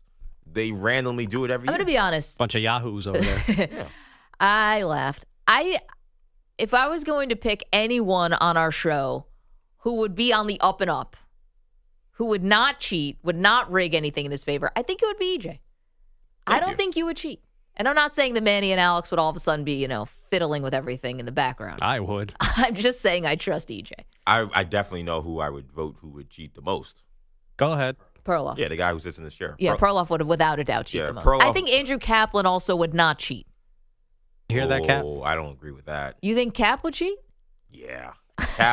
Cap is he's like the petty king of this station, right? I mean, the way he would be trying to manipulate situations. No, he would just make a meme that would just roast you to the end of time. Create some AI song about it. Right. The thing would be with Cap is he wouldn't necessarily manipulate it to necessarily help him. Yeah. He wouldn't manipulate it to make everyone else's lives a living hell. Like, what would be the funniest way? He's almost like, like the guy who has the puppet strings. He's pulling everything. Saying, what's the way I can make everyone else annoyed and frustrated and get the funniest outcomes? That's how he would manipulate it. I feel like EJ, you get Aaron Rodgers on your roster somehow. Yeah, for maximum hilarity. I hate that Perloff's not here to defend himself. However, I think we all are in agreement that he would cheat the most. Didn't he say he cheats at like tic-tac-toe or checkers? What he plays with his daughters? With his daughters, yeah, he did mention that. It was Connect 4, I think, right? Didn't he say one of those games? How do you cheat these games? I have no idea. The fact that he's even stooping to that level just tells you how desperate Andrew Perloff is to not be in situations where he could lose. We have to question his morality. I think this is also when his kids were much younger. I think he said this like last week. They're like teenagers now. You can't cheat in Connect 4 when your kid's a freshman in high school. Hey, check out the meme I just sent you, and that's when you put in an extra Exactly. I was like, these kids are glued to their distraction. phones. Yeah, as soon as like, oh, check out this TikTok, and then all of a sudden, yeah. Ooh, I got a text from my friend, and Perloff's, adding another red to the Connect 4. Beating your kids like that, it's a real dilemma. You guys aren't parents yet. You'll get there. The problem with this generation is Perloff is still living in the 70s where he's playing Connect 4 or whatever. Most of the time when you're kids, it's now like you're playing like video games. And you have zero chance to beat your kids in video games. No, I'd get the floor wiped with me. I don't have kids, but I do have younger brothers, and the youngest is 10 years younger than me. Yeah. And if he'll smoke you. He don't even want to play me in video games anymore. He's like, it's embarrassing. Like this is beneath me. That's a shame. Yeah, it's like, this is a waste of my time. I can't even work on stuff. I have not beaten him in 2K in like 13 years. Wow. Like something ridiculous. Well, he's just got an advantage over you, his youth. Blake Griffin was on the cover of the 2K when you last won. Yeah, seriously. He was playing with Melo on the Nuggets. Oh, my goodness. That's crazy. 855-212-4227. Anyone into Brad's just pick out of a hat idea? How to determine the matchups for the college football playoff. I bet someone in the room brought it up. Just pick out of a hat, just do it random? Or maybe one of those big, like how they pick the lottery balls, I'm pretty sure Greg Sankey was in bingo. that room. Yeah. Exactly. Yolanda Vega. The person who suggested that, Greg Sankey, was like, oh, really? Good idea. Hey, security! Get this man over here out of here. No, I think they just cut the brakes on your car. 855-212-4227. It's like, whatever happened to the commissioner of the SWAC? Well, I'm sorry I had to mention that. It's an unfortunate accident that no one could have seen coming. 855-212-4227. I was just thinking of something. Okay, lots more to do, including I've got a question for the young people here. And somebody is getting a little too confident in sports. And whenever that happens, it's our job and duty to bring them back to earth. We'll tell you who that is next. It's the Maggie and Perloff Show. EJ's in for Pearl. You're in a 5-minute break.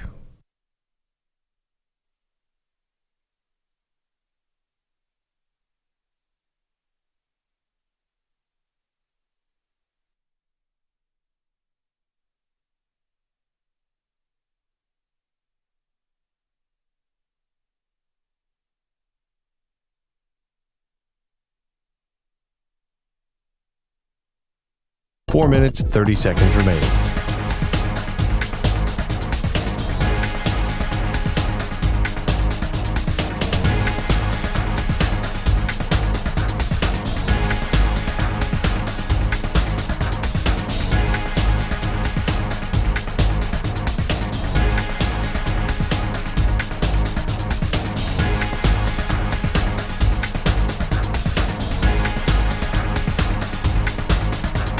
Four minutes remaining.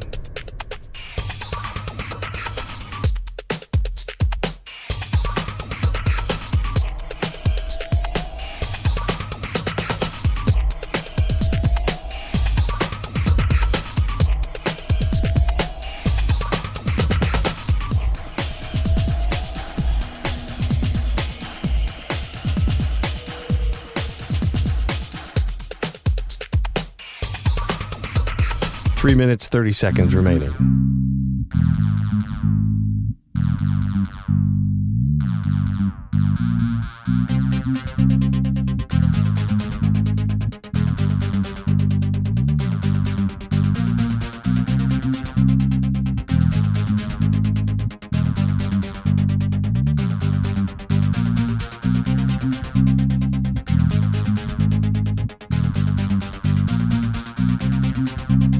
Three minutes remaining.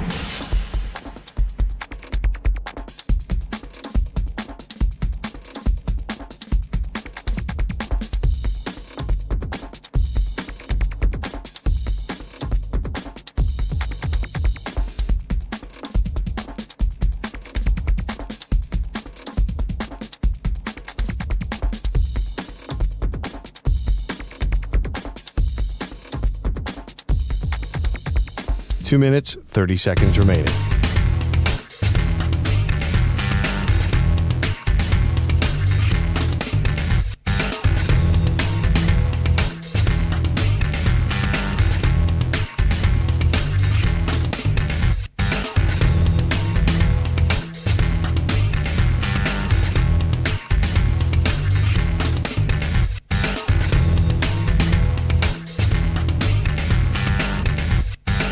Two minutes remaining.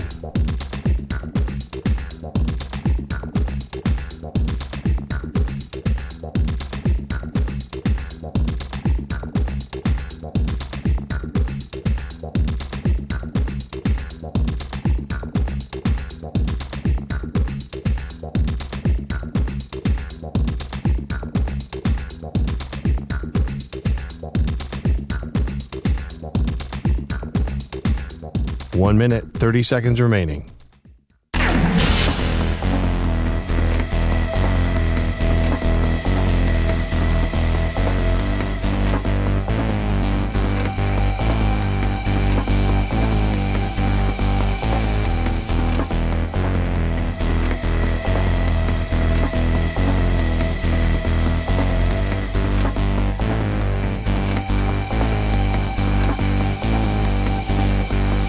One minute remaining.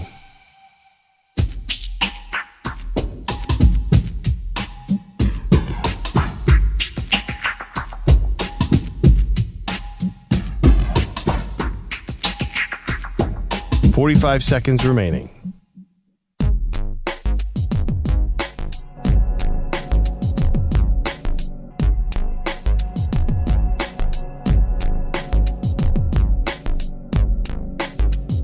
.30 seconds remaining.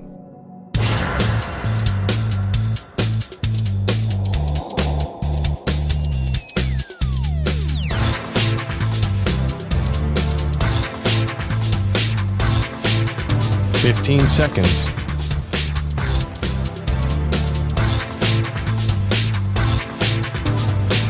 Break ends in 5 seconds.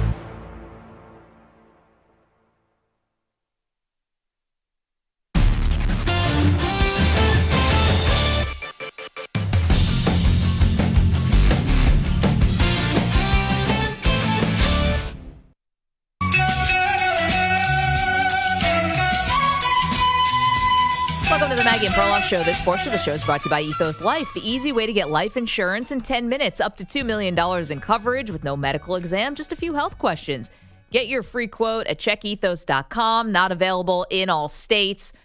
Early returns on our poll question, who is more likely to cheat at board games on this show? Your options are Maggie, Perloff, EJ, and Manny. Perloff is leading this poll by 83%. It's going to be a landslide. And he's not here to defend himself because Perloff's on vacation right now and EJ's sitting in for him. I don't want to bother him while he's like in a tropical environment. You know, Perloff works really hard. He deserves to have this break. But I almost feel like he's got to know. Because I hope he's not checking social media. Any chance he's still awake at this point? It's 6 o'clock Central Time, right? I think it's Central Time in Costa Rica, yeah. Yeah. No, he's probably getting up soon. Yeah.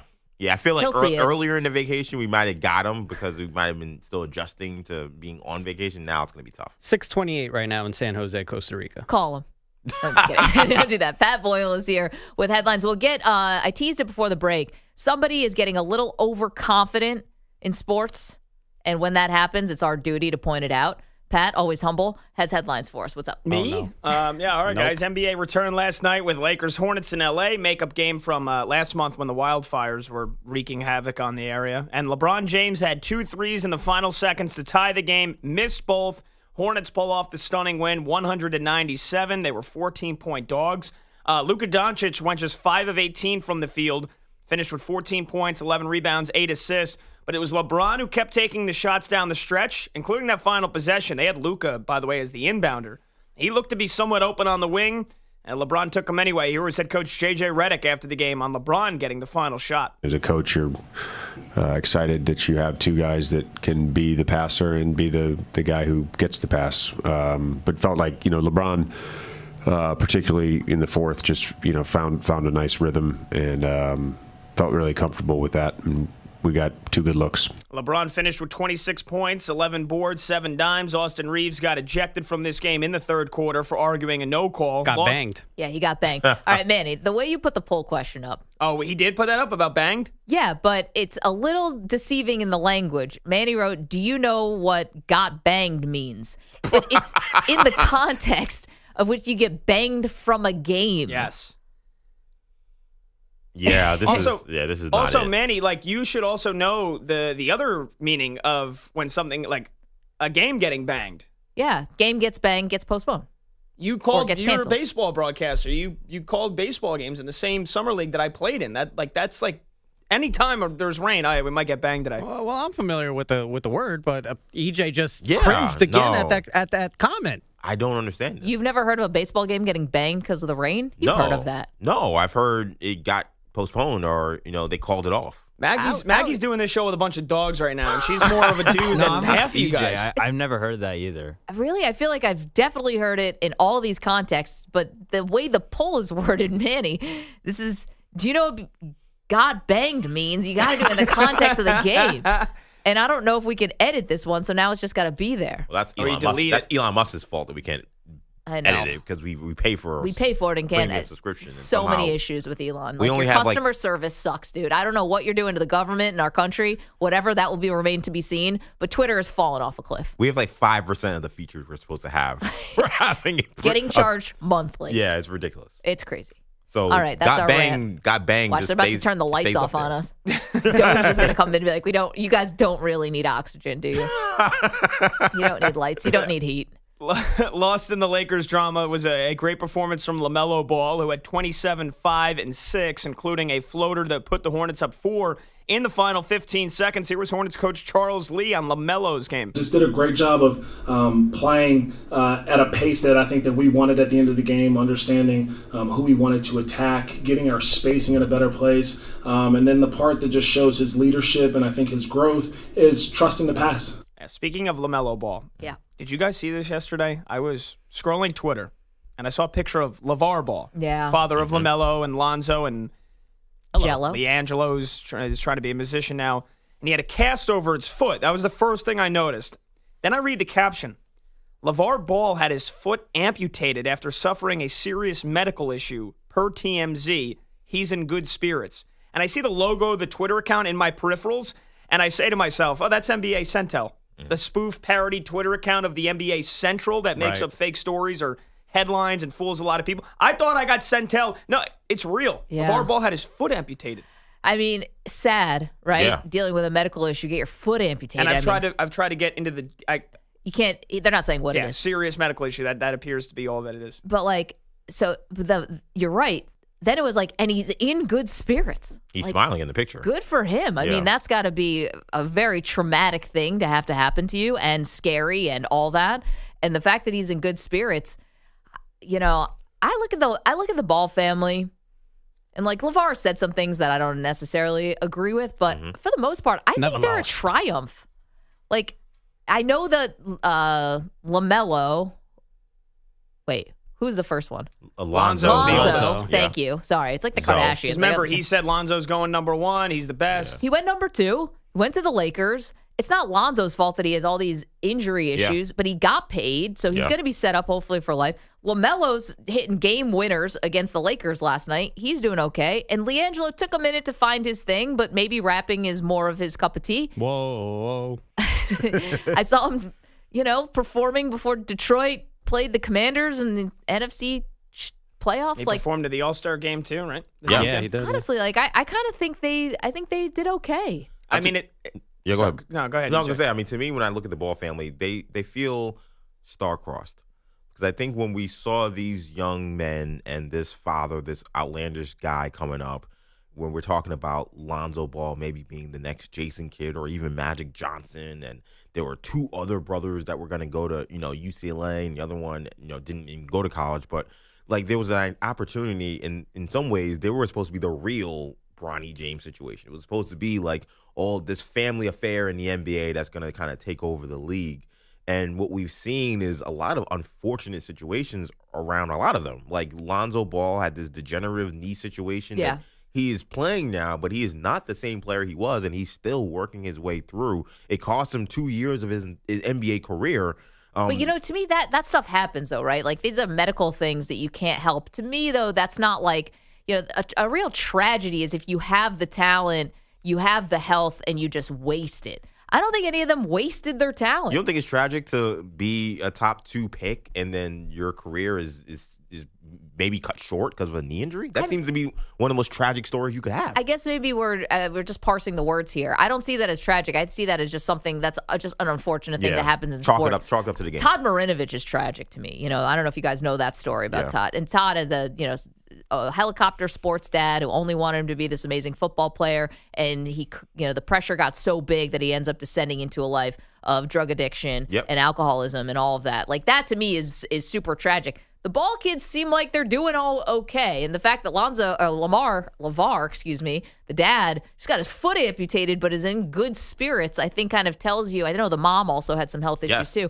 Kind of tells you that maybe they have this sort of resiliency that is almost unique to them. I think it's a triumphant story. Triumphant story. Definitely triumphant. I just feel like there was a track that I think we thought the Ball family was going to go on, right? I mean, there were some who were so supportive of the big baller brand that they thought that maybe this is the answer to the big corporation of the Nikes and the Adidas. Yeah. Maybe they really couldn't deliver on that now, could they? No, but there was a lot of people who I think wanted them to. They had a lot of support, and there was hope that maybe that we could get athlete first or family first small businesses that could kind of rival Nike. break into the sneaker game, because there's a lot of exploitation that comes with Nike and Adidas and all these places. And, that flopped. And it just feels like, I'll never forget when Lonzo got drafted by the Lakers in that first press conference, and Magic Johnson looks up at the rafters and says, see those assist records and those records up there?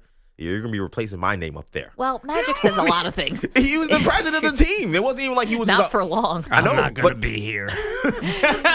Magic, that's still an all-time moment. It's I'd much rather be Magic Johnson than be the president of this team. But think of him saying that, and yes, there were some people who said that seems a little lofty, but there were others who really thought, hey, this guy is going to change the NBA. And look at where it is now with everything. And people thought LeVar Ball was going to be a major factor in maybe the shoe game, or maybe just our talks about basketball and sports in general. He's going to be a big figure. None of that happened. So that's where I look at it and say, maybe not tragic. That's why I use the word star-crossed. They did achieve great things, and I think it's really awesome that Jello's become this overnight sensation as a rapper, but it just seems like this is not necessarily the track we thought they were going to be on. Well, Pat, what else? 9 games tonight in the association. Spurs and Suns, one of them in San Antonio. Don't expect to see Victor Wembanyama. He's doubtful with an illness. We'll get to some college hoops next hour, but I definitely want to bring up the Four Nations face-off title game tonight in Boston. Team USA versus Canada. Rematch from Saturday night's round-robin game where the Stars and Stripes won 3-1. So, you guys remember, 3 fights in the first 10 seconds when they faced each other. The first fight was Brandon Hagel and Matthew Tkachuk, right when the puck dropped. Then we found out basically some of the guys on Team USA were, texting each other in a group chat about wanting to get into these fights. So Brandon Hagel called out the U.S. players for doing this, and Matthew Tkachuk was asked about it. Maybe their team doesn't like each other then if they don't have group chats, but I think that that's just a player, enjoying this opportunity. Yep. Sick burn. You don't even have a group chat. Yeah, you guys don't even have a group chat. I mean, it is a little odd. Well, 2 of them are brothers. That's true. And then JT Miller, I guess, is in that group chat because he was that got in the third fight. Maybe there's a handful of other guys. I don't know. If I'm playing for Team USA, I would hope there's a group chat. I mean, how quickly are we getting another fight tonight? Well, for a second. I don't think so. No? I mean, there's stakes on this game. Right. Yeah, I don't know. Championship game. I mean, it's still an exhibition game at the end of it. Maybe we got to fight. Got to be at least one fight. I would, if Get I it over bet with on early. if this was a betting market, I would say yes, there is a fight. I don't think it's going to be right when the puck drops again. Yeah, it'll be like in the flow of the game. Maybe in the third period, there's a scrum in front of the net with like 12 minutes left in the game, and maybe we'll get somebody dropping the gloves on the third line. But nobody from we're not going to see a Kachuk brother fighting again tonight. It has to be gloves drop, though. It can't just be those scrums that sometimes get prolonged. I think gloves drop minus money.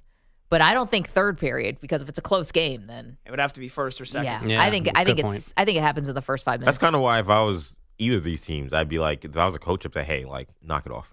Like this, I don't know. We want to win this. We want to win. We want to win this game. All right. No, you got to win the game, but there's a long way to go in the game if this is early on, and I think you got to set the tone. I think especially Americans. I can't speak for Canadians, but I'd love to hear from them because we're on in Toronto and Vancouver and all over Canada. But I think there's something where you feel like, because the U.S. feels like such underdogs, you've got to set the tone immediately. But this is a close game. The way the momentum can shift off of the result of a fight, I don't want to leave that to chance. Like let's. That's why you do it early. Then you have plenty of time. To your point, that is why you would do it early. But then you could set a terrible tone with a bad fight if the guy gets just KO'd. Like I don't know. I would say I think most of these fights nowadays is pretty even unless somebody lands a haymaker. But it's mostly kind of a couple of half connected punches, and then somebody usually just brings somebody else down. Yeah. By the way, betting odds, it is a coin flip tonight. Oh, really? Yeah. Scheduled for 8 Eastern. Probably won't start until about 25 minutes after that. But the other thing is, and I'm sure all the main cable channels will be talking about this one, do the U.S. fans boo the Canadian national anthem after they booed our anthem? Probably. It's in Boston. Yeah. I mean, Boston is a booing kind of town. Oh, yeah. Yeah, it is. If this was happening in, I don't know, what's a nicer city than Boston? Sioux Falls, South Dakota. Listen, I would say that to someone who's born and raised in Boston if they were in this room. Like, they take pride in that. It's like New Yorkers or people from Philly. If this game was in Detroit. I don't know. Detroit's hockey town. But it also is close to Canada. That's true. I was thinking if this game's like in Charlotte, Chicago, Barrie, Ontario. They're not putting a USA Arizona Canada game in Charlotte or Phoenix. Yeah. Like L.A. Vegas. It's in L.A. Who's going to come to that? I don't know. Listen. L.A. or they're not booing the Canadian anthem in L.A. I don't think so. I think L.A. they would not be booed. All the Southies in Dorchester are going to boo?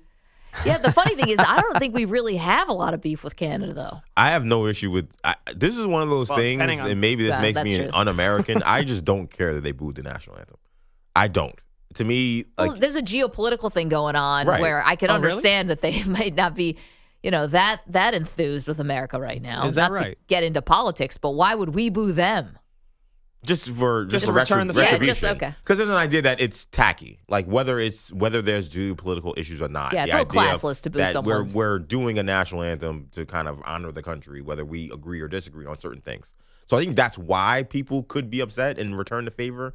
I just don't care. I just also wonder about, and this is getting a little into the weeds here, and again, not getting that political, but the stuff that's going on between the U.S. and Canada is a little bit more on the right.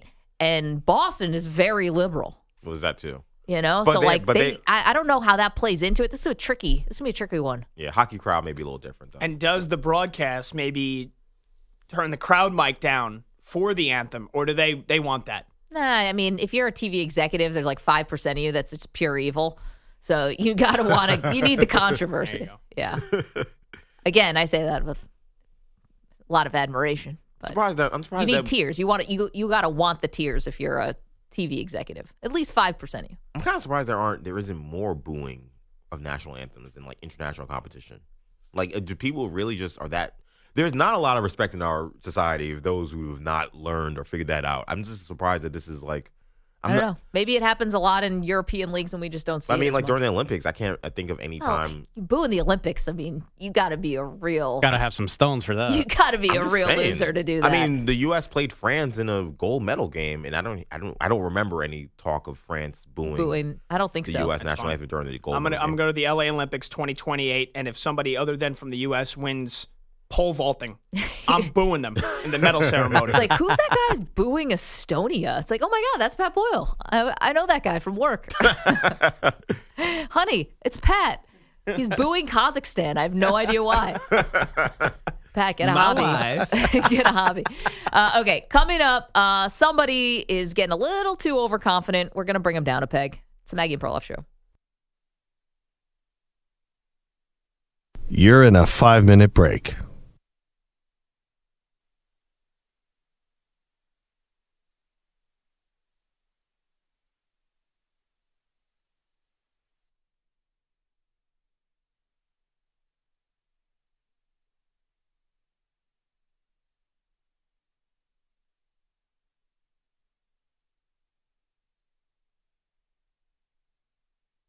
Four minutes, 30 seconds remaining.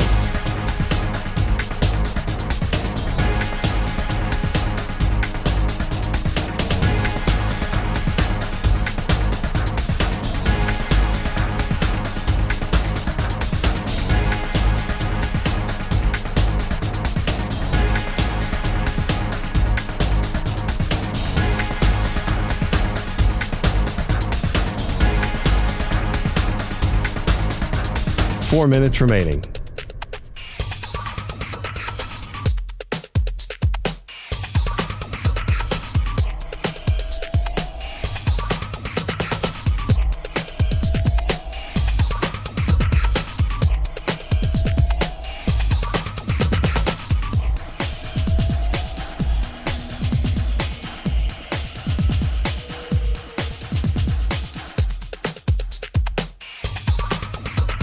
Three minutes, 30 seconds remaining.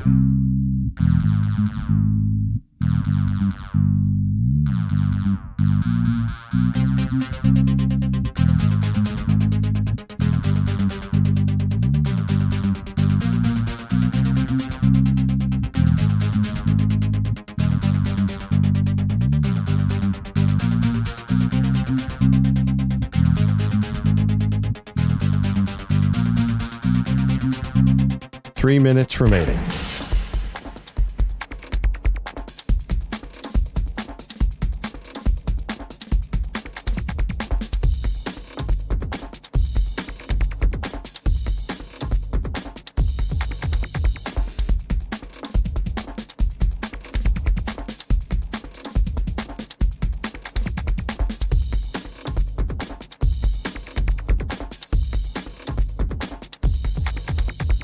Two minutes, 30 seconds remaining.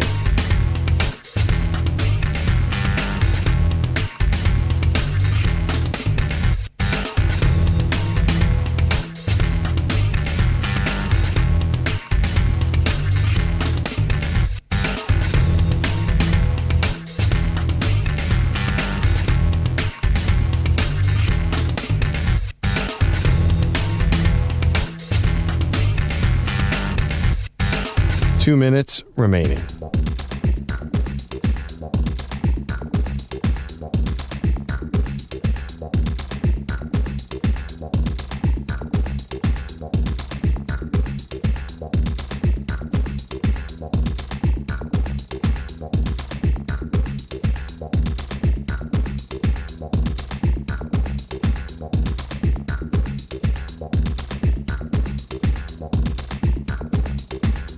One minute, 30 seconds remaining.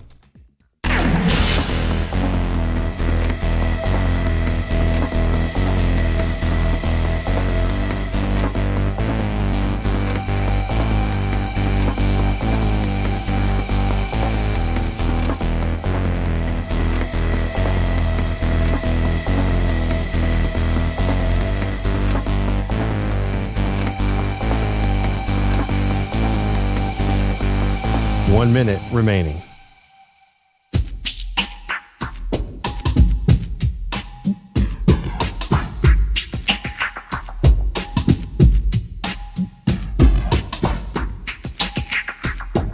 45 seconds remaining.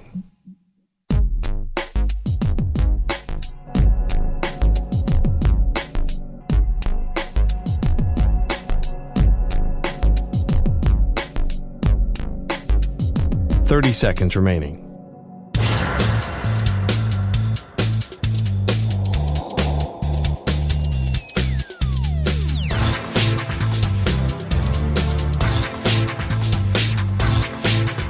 15 seconds.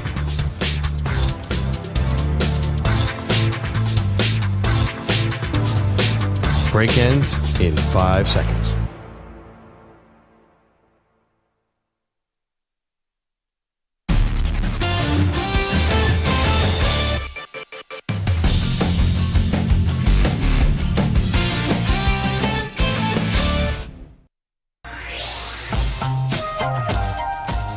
Maggie and Perloff show. EJ's in for Perloff, talking about the Four Nations face-off final tonight. So USA, Canada from Boston. Tempers flaring in the last round. So what are we expecting tonight? Frank's in Georgia, but he's a Boston native. Frank, do you think the American crowd is going to boo the Canadian anthem the way the Canadians booed the American anthem in the last round? I think the Canadians made a big mistake and didn't really kind of look at they didn't think things through about booing the national anthem because they're playing probably going to be in the most hostile environment they could ever play in. The Boston fans already hate the Canadians. This is making it 100 times worse for them. Wait, why do the Boston fans hate the Canadians? Well, I mean, we always had that rivalry with the Montreal Canadiens. With the Canadians, like the team. Okay, Yeah. I thought you meant the people in Canada. I was like, why do Boston fans have beef with the Canadians? No, but it's going to be a lot of negative energy today, and I kind of, I hope the USA team wins. I want them to win. I think they should come out banging. I think they should come out and put bodies against the boards and drop some gloves early on and set the tone, and maybe that will keep things going in that direction. But yeah, Frank, you and I are lockstep on that one. I do think you are going to see, and thank you for the call and weighing in on that. I think you are going to see a fight. I think it's going to happen pretty early on because to your guys' point in the last segment, it is a final. So you got to be a little careful about when you're getting penalties and being a man down and stuff like that. So I think it will happen early. There's also a pretty big and impactful injury that we need to keep an eye on with Charlie McAvoy. Missed Monday's game, not going to be back tonight, and he was one of the guys who was really crucial in trying to check Connor McDavid. Yeah, Manny? This tournament, I mean, essentially is an exhibition. I mean, the Bruins still have their season going on. Now they're going to miss out on Charlie McAvoy for who knows how long. I mean, that's also got to be a conversation, right? These guys getting hurt during All-Star weekend, essentially.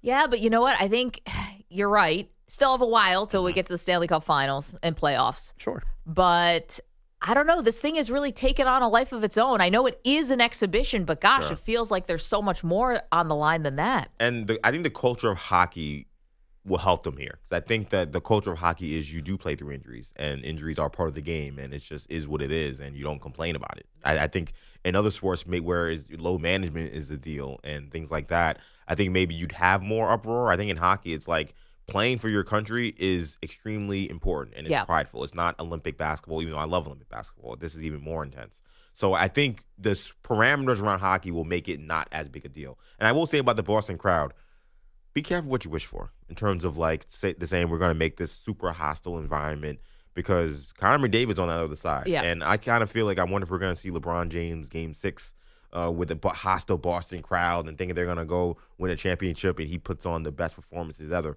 Sometimes, speaking as a Knicks fan, and we've been the kind of fans Don't poke the bear. You poked the bear, you poked Reggie, poked Mike, poked, unfortunately, Trae Young, and seen what happens. Like, I might not want to wake up a sleeping giant, which is, Listen, Canada's not even sleeping. They're just a giant. Yeah, it's going to be hard to beat this team twice anyway. Yes. Right? To be in two times in a row in the span of a week, I mean, it's just, you're asking a lot. And then you add in the injuries here, to Charlie McAvoy. And then also, who are they bringing up? It was Sullivan, right? They were trying to get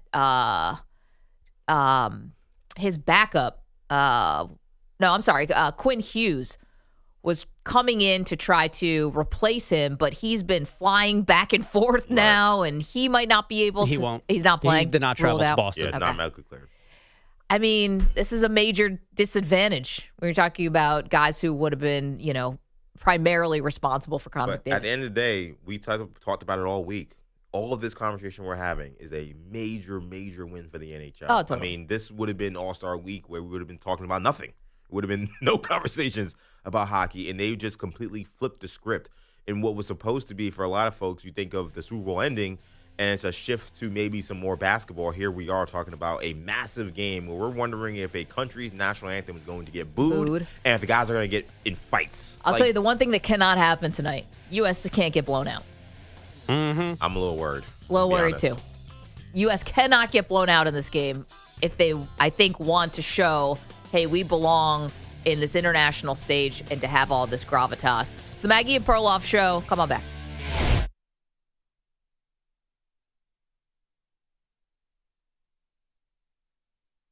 You're in a 5-minute break.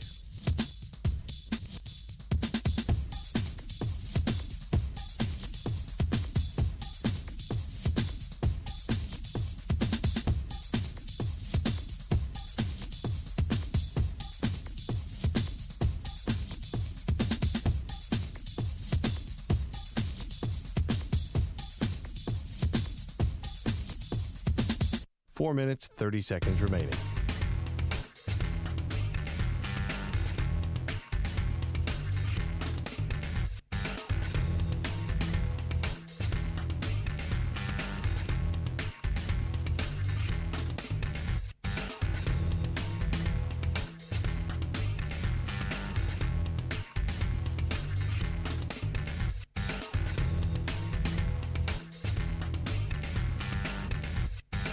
Four minutes remaining.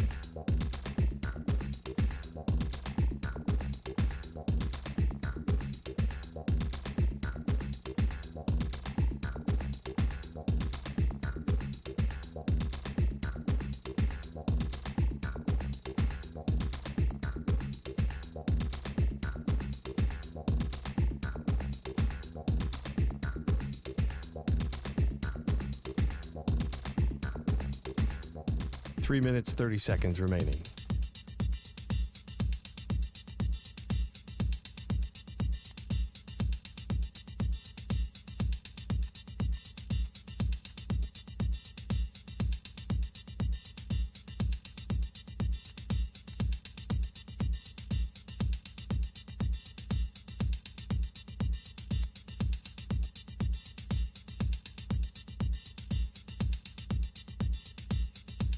Three minutes remaining.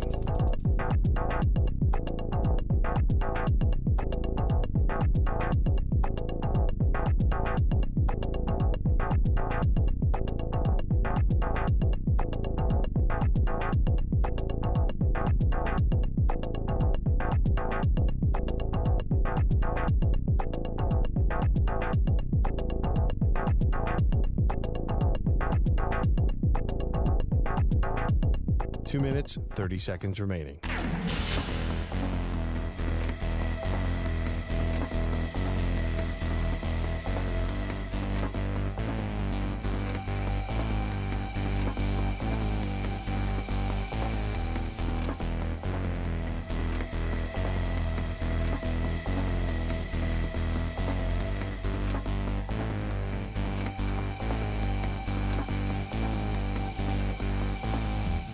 Two minutes remaining.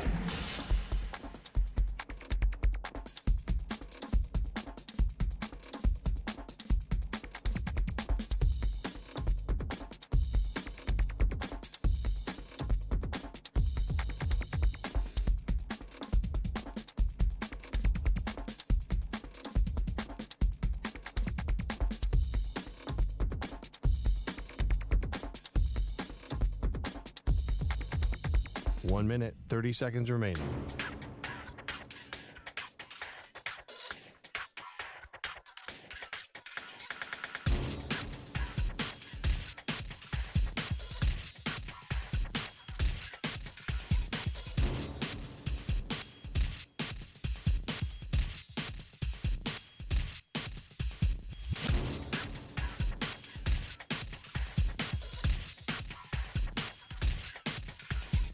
1 minute remaining.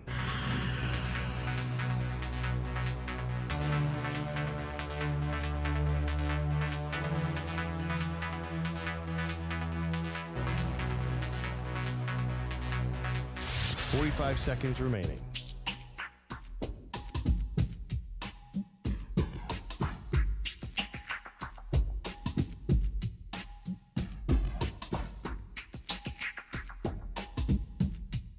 $30 seconds remaining.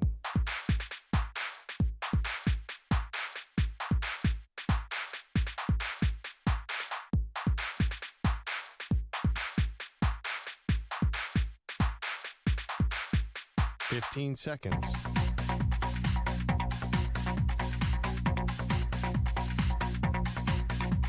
Break ends in 5 seconds.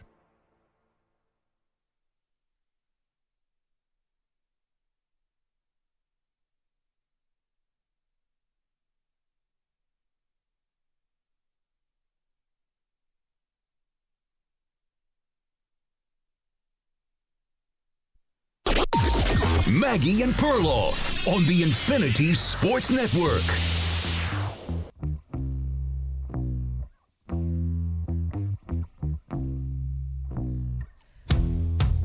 Do fans have a responsibility to buy tickets and show up to watch their team? Welcome to the show. It is the Maggie and Perloff show. Perloff on vacation. EJ Stewart sliding over into the co-host chair today. And this really started with a thing with the New York Mets, but it doesn't have to be about the Mets. It's about every team. And it's about the fact that an owner could come out and say to their fan base, EJ, I'm doing my part. I'm spending the money. I'm doing everything I can to make us competitive. I'm trying to build up the area around the stadium. I'm trying to make this a good in-stadium, fun atmosphere, kid-friendly, whatever it is. I'm doing everything I can do in my power as an owner. So now I need you to do your part as a fan and show up, buy tickets, buy food, buy merch, do all that stuff. I think that what started as a conversation about the Mets has really exploded throughout all sports. And can I just tell you, so this stems really, and let's hear the sound, Alex, from Steve Cohen, who is the owner of the Mets. Now, Steve Cohen is one of the 100 most richest people in the United States. It's a good list to be on. Yeah, solid list. I wish. So he's got a lot of dough. And he spends it. And he's dipping into his own pocket, so he says, to try to create a product that he thinks could be a winner. And now he wants the attendance ranking for the New York Mets to go up. It was 18th last year. Here's the owner. Yeah, I didn't like it. Okay, that really bothered me. 18th in attendance when we're right in the middle of a pennant race. I've said this before. The series against the Nationals, right before the final Philly series, I think there were 18,000 fans in the stadium during a great pennant race. Okay, so the question, it doesn't matter. This does not have to be a Mets thing. The question is, if ownership of your team is good, do you owe it to the owner and to the team as a fan to buy tickets? Absolutely not. And to be honest, this annoyed me from Steve Cohen, and it annoys me anytime I hear an owner talk about issues with attendance. Because at the end of the day, I don't think that your fandom is in any way devalued because you can't get to a game, because you can't pay $30, $40 if you're lucky for parking, that you can't pay the $200 it may take to take your whole family and feed them for food. Yeah. The hundreds of dollars it's going to take to buy tickets. If you're going to some of these cities, it's paying tolls, it's paying all this other stuff. There is a cost that comes with going to sporting events that some people just can't do. Right. Some of the biggest fans of all these teams are people who just do not have the bread to go to games regularly, and that doesn't make them less of a fan. I think, to me, if you're not doing initiatives to say, hey, we're going to try to lower the cost of getting to these games so that we can get more people to come to the ballpark, or lower the issues around going to a ballpark, like, for those, not to get into the weeds, but if you've ever been near Citi Field, there's nothing near Citi Field. And to Cohen's credit, he's trying to fix that. But if you have a situation where there's nothing around the ballpark, there's no reason to go to the ballpark unless you're going to a game, and you're asking them to spend hundreds of dollars every time they make a trip out there. Yeah. You can't then, as a billionaire, which a lot of these owners are, sit there and say, you are not supporting my team enough, and you're not really being a good enough fan by not giving me more money. It doesn't make sense to me. Also, these are TV sports. Well, here's the thing. Okay, take the TV part out of it. Okay. So I don't think that Steve Cohen is talking about the person who would have to choose between paying their mortgage or paying their rent and going to a game, right? Like that is, if you really cannot afford to go to the game, I don't think you should be a part of this conversation. You got to live. You got to survive. You'd have to be such a cold, heartless person to say, listen, don't pay for your kids' backpack and school supplies because I need you to show up to watch Mets Reds. Oh, that's not okay? On a Wednesday getaway day. No. I think he's talking about people who can comfortably afford it. And why I actually think that Steve Cohen has a point here. And the reason why I say that is because it is so rare when you have a bad owner that you actually get a new one. It's like the biggest thing. You can get rid of any star. Luka Doncic could get traded. You can get rid of any general manager, coaches. Everything can change. The owners are almost impossible to get out. Yes. So when you have a bad one, your fan base is just stuck. Think of all the years with Dan Snyder in Washington. You're just stuck. Think of how many people would love to get Jerry Jones out of there. I mean, there's the Bus family. Like, if you could just get these clowns out, you'd probably love it. And those aren't, and like, there's some that are, more sinister than others. Obviously, like James Dolan is not winning any humanitarian awards, stuff like that. Is that right? But here's the thing. When you actually do get an ownership change and the person comes in and they're good at it, they're doing all the things that you wish that the last ownership did. Yeah. Either they're making the franchise less embarrassing, they're spending money, you're not getting all these horrible headlines about them getting dragged into court or depositions. I think it's okay to reward that person and say, you know what, I am going to buy in again. I'm just so thankful that the team that I root for is no longer getting torpedoed by some rich jerk, that I will now show my part and do my part. And you know what? I'm not going to maybe buy a season package. Maybe I'm not going to even go to 10 games, but can I go to 1? Can I go to 2 in 162 games? Or it would be only the home games. Can I go and find an affordable game I can sit, wherever and just have a good time? I don't think that's too much to ask for an owner. But why can't a fan do that from turning on their TV? Because one thing we know about any struggling team is when a team is struggling, TV ratings also plummet. People, it doesn't matter what the team is, fans are not going to watch bad baseball, bad football, bad basketball, maybe bad football, but definitely not bad basketball, bad baseball, bad hockey. So I'm sure that pennant race, the Mets ratings were probably through the roof. I don't have those numbers in front of me, but I felt like everybody who even was remotely a Met fan was watching a lot of those games. And I just think, I know we could say take the money out of it, and let's take the money out of it, but then let's put other things to it. You have games that during the weekday starting at 7 p.m. Yeah, it's a little harder. And let's say you still have money and all that stuff. You got kids. You have jobs that are now not asking you to do 8 hours. They're asking you to do 10 hours. You're working overtime. Like, there's a lot that goes into beyond just money in terms of investing into teams. There was a time where people having a more nuclear lifestyle, people not doing gig jobs, people not doing 2 jobs, they may have the money, but they might not have the time. It may not be feasible for them. Again, he's not saying you got to show up to 80 games, a game here or there, and especially when you're in the playoffs. That I can also totally understand. Now, if we're taking the Mets specifically here, and it doesn't have to be the Mets, but if you're taking them, they started off the season, they were god-awful. They were terrible. They were horrible. So I think a lot of people, it took the last game of the season and actually an extra game for them to even get into the playoffs. Yeah. Right? Like an extra day. Yes. So it was hard to believe, like, hey, is this thing real? Is this thing real? So that, I think, changed it. But if you're going to have an owner that spends now where you are a perennial playoff team, I don't think it's too much for the owner to say, come on out. He's not saying you have to buy the luxury box. You don't have to buy a suite. Buy a couple tickets, support the team, and show ownership, hey, I want you to keep spending. I want you to still be a player for, in on Juan Soto and, paying for maybe Vlad Guerrero Jr. down the line, making sure Pete Alonso comes back, who's basically like one of the beloved Mets. Like, I don't think it's too much to ask. I just feel like there have been too many situations where, while that is all true, they're still not doing enough to make the experience of, going to a baseball game or a football game or a basketball game. It is not, or a hockey game. It is not a 2.5 hour, 3 hour experience. It is really like a 6-7 hour experience. Yeah, it's an outing. Getting your people ready, getting yourself ready, getting to the park at a certain time. Well, it's supposed to be fun, EJ. It's not supposed to be a chore. It's not like going to the grocery store and then going to the dry cleaners and then maybe, stopping at the hardware store. You're supposed to look forward to this. Well, no, it's a big deal, though. But I'm saying it's a big deal. And if you're not going to make any steps to make it easier, you're just saying my product is better, so therefore you should just go through all that stuff. I don't get that. To me, if you tell me, hey, you know what?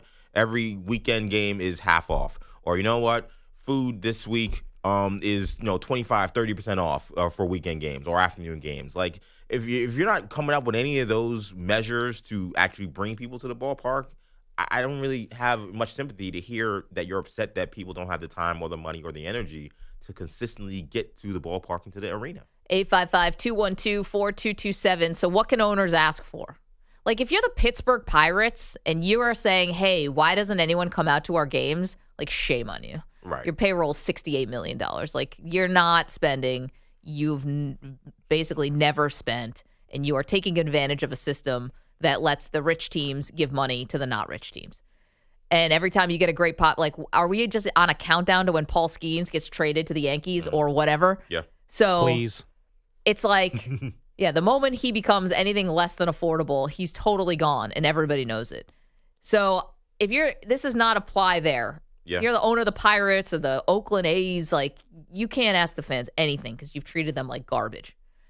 But if you're a fan of a team that's spending with an owner that actually has turned a team around, made them a more relevant, not pretend to be a big market team, but actually has spent. Like if you're a Dodger fan, look what they're doing. Well, the Dodgers, he mentioned that I think a lot of this was because he's envious of the Dodgers. Because he talked about how one of the reasons why they're able to keep signing all these big contracts is their revenue is through the roof. They have a great TV deal, but they get people to the ballpark all the time. And I don't know why, because while their team is great, if you've been through LA traffic or trying to get to Dodger Well, same thing with the Yankees. The Yankees will always draw no matter what. And there's nothing around Yankee Stadium either. Believe me, it's not Disney World over there. Right. So I think there's a lot of envy from that because he feels like, he is spending like the Dodgers, but he's not seeing that Dodgers return.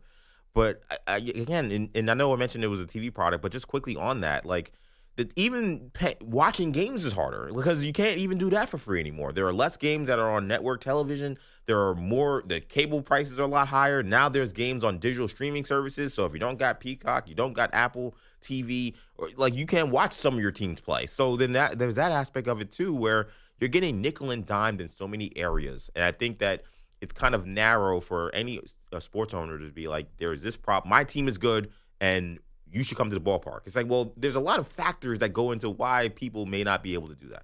Let's go to the phones. 855-212-4227. Mark's in the Bay. Mark, what do you think? Can owners ask their customers and their fans to show up to games? I mean, for me, this is a billionaire asking people to give him more money. So part of me wants to just go, wah, I'm a billionaire. Wah, give me money. But at same token, like, EJ's absolutely right. It is not easy getting to the ballpark. Even if you make six figures and can afford the tickets, going on, Thursday night at 7 p.m. when you got two young kids, it's really hard to justify that when you got to wake up at 6 in the morning the next day, get the kids off to school, and go to work. So I think part of it, and look, he's not losing money on that team either. Like, they're not in dire financial straits and putting out a good product. Like, so yeah. I don't have a whole lot of feelings sympathy. Of like. But the only thing, Mark, is he is saying that he is dipping into his own. Listen, the money's never ending with Steve Cohen, and that's specifically the Mets. We can talk about a lot of these owners. Like, he's got plenty of money to go around. He's never going to be on a soup line somewhere.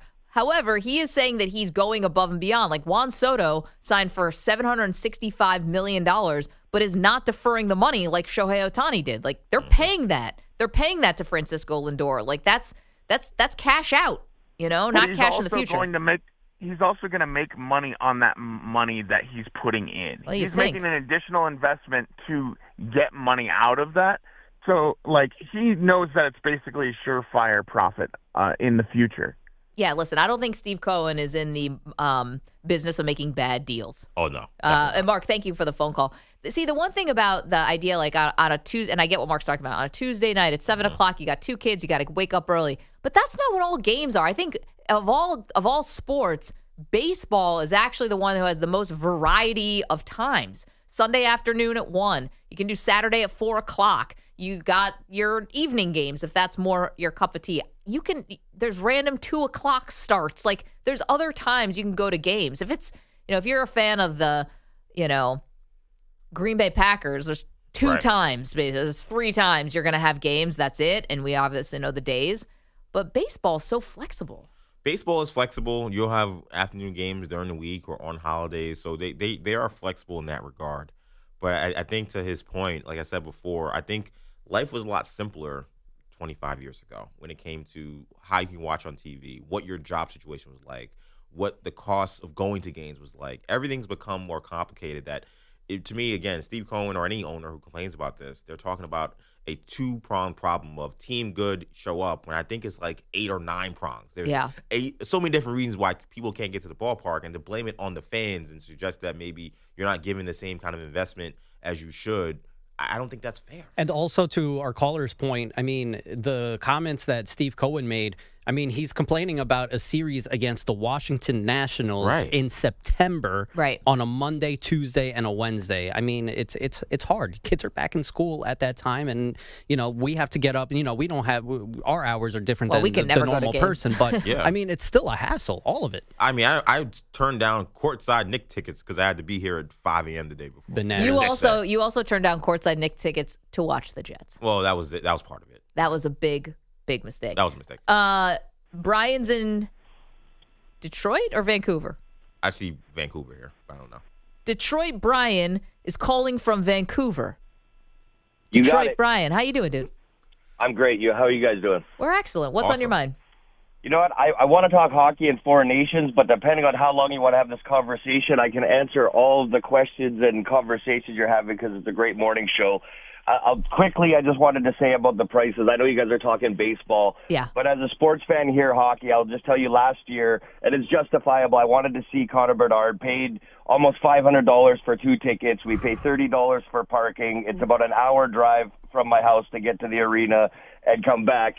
So Bedard breaks his job. I jinxed it. Friday I was like, I'm going to get to see this kid as long as he doesn't get injured. And he actually broke his jaw 2 games before the game they were going to play Vancouver. That's awful. So I don't get bent out of shape, but Chicago sucks. And I paid $500 to see this guy. And, we had a great night, but at the end of the day, it isn't the same as the owners gouging you for prices, or my issue would be with the NBA when you're paying big money and stars just sit out. Yeah. My bigger issue would be just like the movie theaters and paying $100 for a bag of popcorn. I don't want to pay $20 for a beer. Yep. I don't want to pay $20 for a hamburger. That's where I think that they should not gouge people, even parking, paying $30 to $50 for parking. Yeah. Well, sometimes not all the time. The parking, whoever owns the team or the stadium owns the parking. Sometimes it can be outside companies who are also gouging you too. But Detroit, Brian, you have a great point. When you're a sitting duck, right? Airport, stadium, these places where you have nowhere to turn. Like, I guess technically you can bring your own food into a baseball stadium. You definitely can. Yeah, you definitely can because they don't really search bags. Like who wants to bring a peanut butter and jelly sandwich when you're going to Maggie watch Yankees, Red Sox? I'll tell you a quick story. I went to I was with a church group and they went to a Mets game and they brought Chick-fil-A sandwiches for everybody. That they bring bought it to the outside. ballpark. Yes, Yeah. and that was now it's probably more at this time we're at Chick-fil-A in a lot of stadiums or arenas. Now it's maybe more prevalent, but Chick-fil-A during a Mets game was a pretty cool thing. I will say that. Not a bad combination. Yeah. All right, Brian, you wanted to also talk about whether or not the Canadian anthem is going to be booed tonight. You got the Four Nations face-off. It's the final. Tempers have been flaring between the USA and Canada. Do you think that the U.S. crowd is going to boo the Canadian anthem? I do, just because it's Boston. I think it was in Philly. I think it would be the same thing. But back to your guys' yesterday show, too. I do think anthems should be removed from sports other than Olympics and the gold medal team having their anthem played when they do the medal presentation. I think there's no part for anthems and like football and kneeling down and disrespecting flags or anything. I think booing the national anthem's classless, in my opinion. I get that you want to be angry. So boo the Americans when they skate out on the ice. Boo the players. As opposed to the anthem. It does feel personal. But listen, does it though? Because it is in the context of sports. And Detroit, Brian, thanks so much. This is stemming from yesterday where we had our great debate. What's the one sports tradition you'd like to see permanently retired? Yes. We were actually talking about the NBA All-Star Game. Someone called in and said, stop playing anthems. It's definitely been talked about. Yeah. But I think for the Olympics, we all love it. Or for these international competitions, we love it. Does it have to be, a Wednesday night, Detroit, Milwaukee? Do we need the anthem there? I don't know. I think it's probably different preferences for different people. And it's not necessarily an issue with watching the games, but we have had talks about, how do we make this whole process go faster? Right. Let's get the game, let's get the players on the field, and let's go out there and let's play. And this is another aspect you're doing before the game that does take time. Could you not start games earlier if we didn't have this presentation that takes 5 to 10 minutes every time you do it? Something like that. All right. See you guys on the phones. You guys want to talk about this. Can owners request? He's not demanding. He's basically asking Steve Cohen of the Mets, please show up at the games because I'm actually spending money here for these big players and we're trying to put together a good team. So can we not be 18th ranked in attendance out of 30 teams in Major League Baseball? Can the Colorado Rockies not have a higher attendance than us? He's talking to both of y'all, by the way. Yeah, I know. He is. I did not go to. No, that's not true. I went to one Met game last year, and it was awful. So maybe that was why I didn't go back, to be honest. Wait, didn't you go to a Met game in London too? Oh, I went to two, right? Yeah. Well, I'm at home games, but yeah. Very well then. 855-212-4227. Okay, see you guys on the phones. Hang tight. We're gonna get to you next. It's Maggie and Perloff Show. You're in a 5-minute break.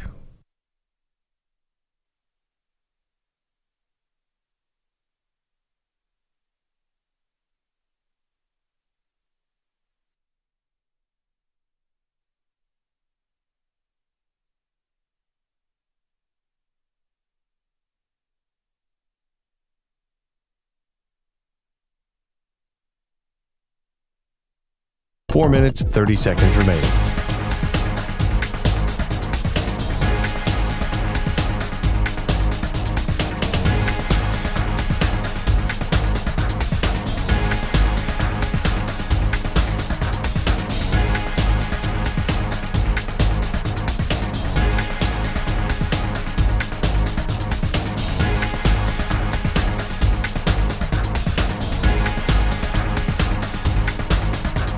Four minutes remaining.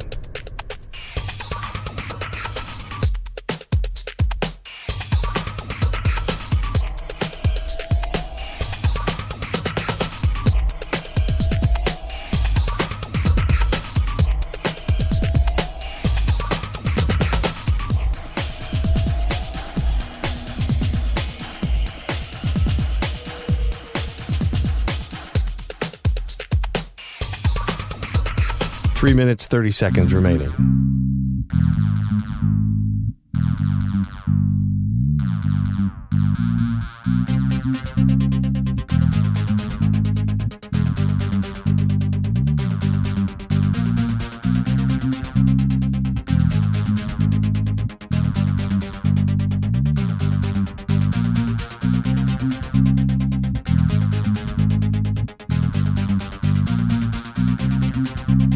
Three minutes remaining.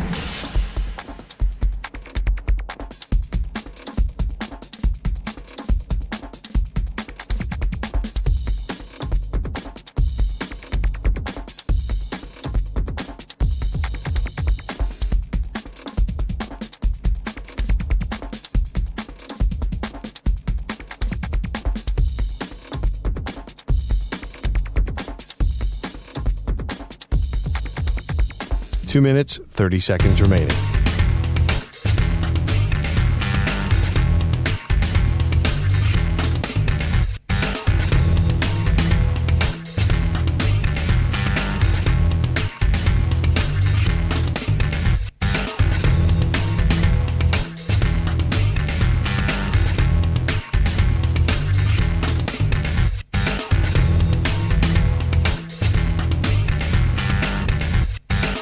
2 minutes remaining.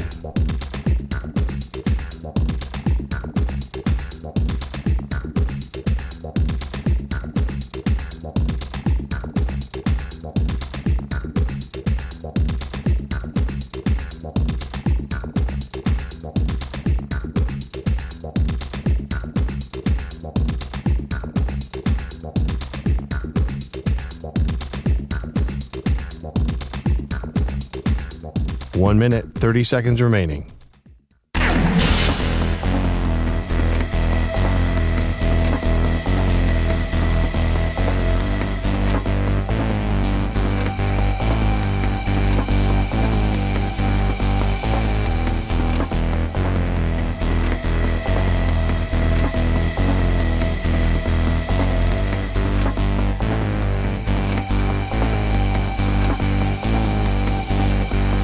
One minute remaining.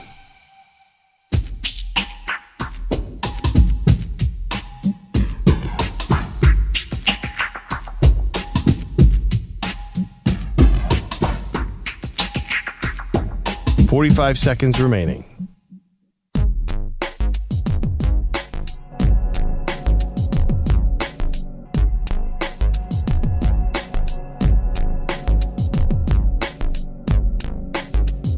Thirty seconds remaining.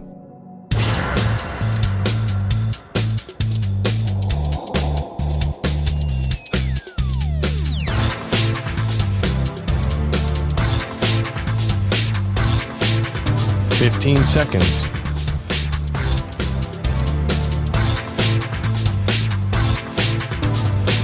Break ends in 5 seconds.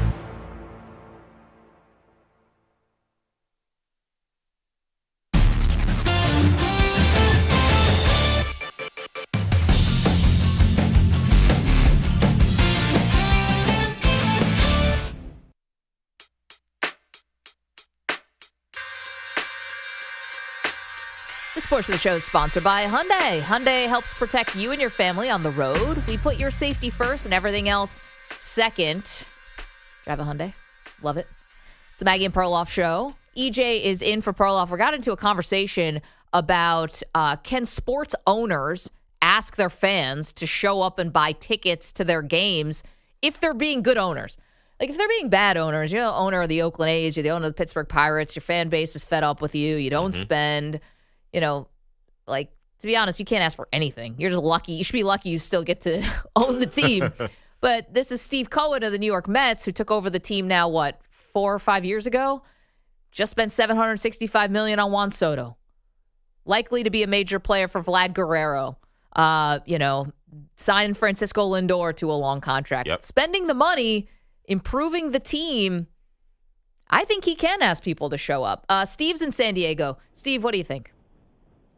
So I got a few things for you guys. I actually wrote things down because I feel like this is super important. I think, I grew up a Tigers fan, right? And when they built Comerica Park, we thought, wow, it's beautiful. All the surrounding bars and culture and everything and being near the other stadiums helped enhance the experience.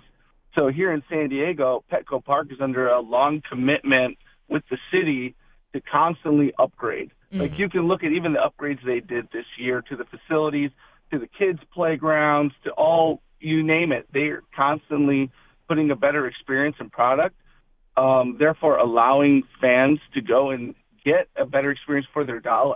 Yeah. To what EJ was saying. So, their commitment to the experience itself, commitment to having a good product on the field. The Padres are still going to be competitive this year. They're going to have a really deep bullpen. Yep. You name it. And then also the volunteering that these players do out in the town. Like, they'll make surprise visits to folks, and there's a lot of media covering that, and we all see it. And maybe it's because they're the only game in town, but it's created like this fierce willingness to support the team. And so you want to buy tickets. You're totally willing to spend whatever, discretionary income you have to support the team. Yeah, within reason, right? Right, it's like the whole city is showing up, like you said. It's not just one person putting the whole city on their back every game.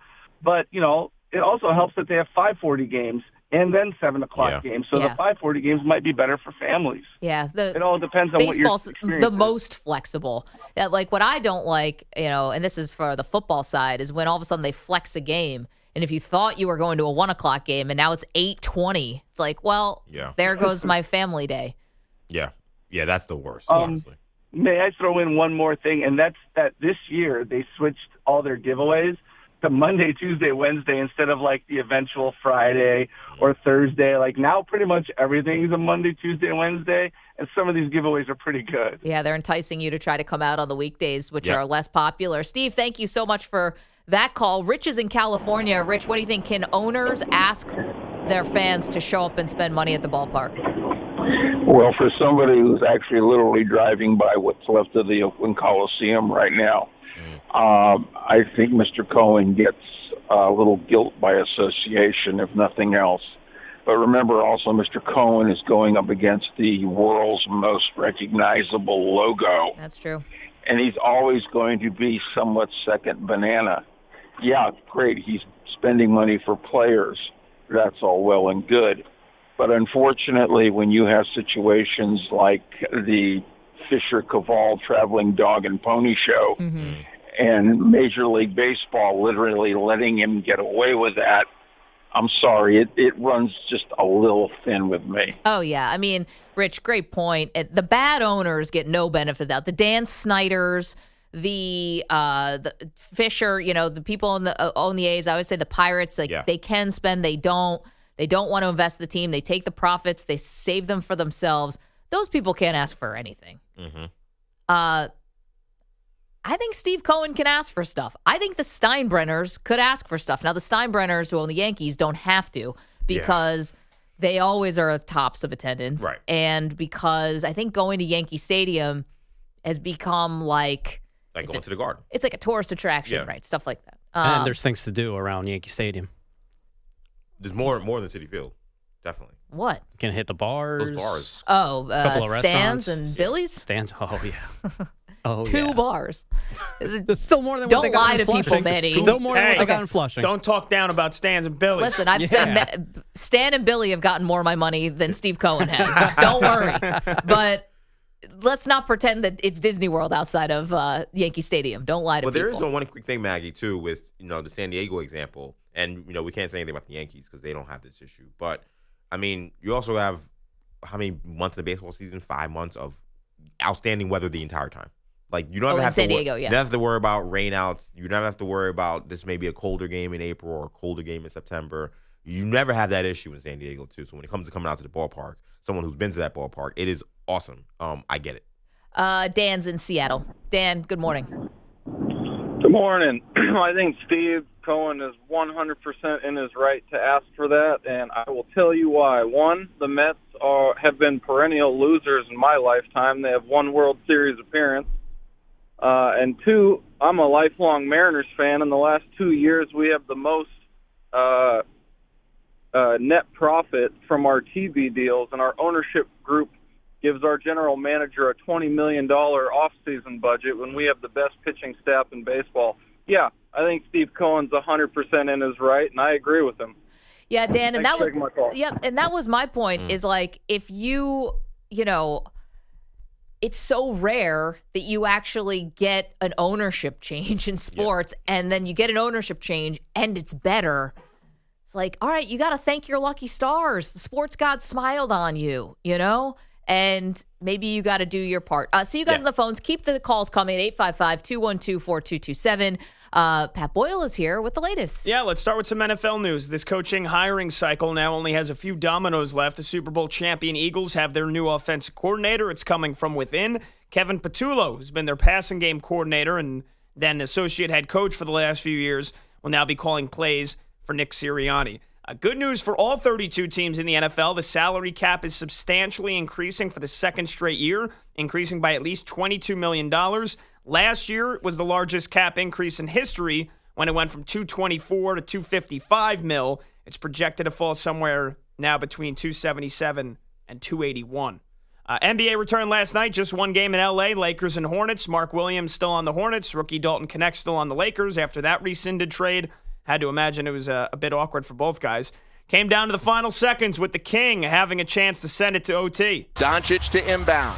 Doncic lobs it in. LeBron James, one dribble, deep three for the tie. It's short. Rebound Vincent. Back to LeBron. Three for the tie. No! And the Hornets grab the win in Los Angeles. Final score 100-97. Sam Farber, Hornets radio the call. Charlotte pulls the upset. They were 14-point dogs. LeBron bricking both those threes at the buzzer. Luka Doncic, he struggled again. Still looks out of shape. He went just 5 of 18 from the field, finishing with 14 points. He also turned it over a season-high 6 times.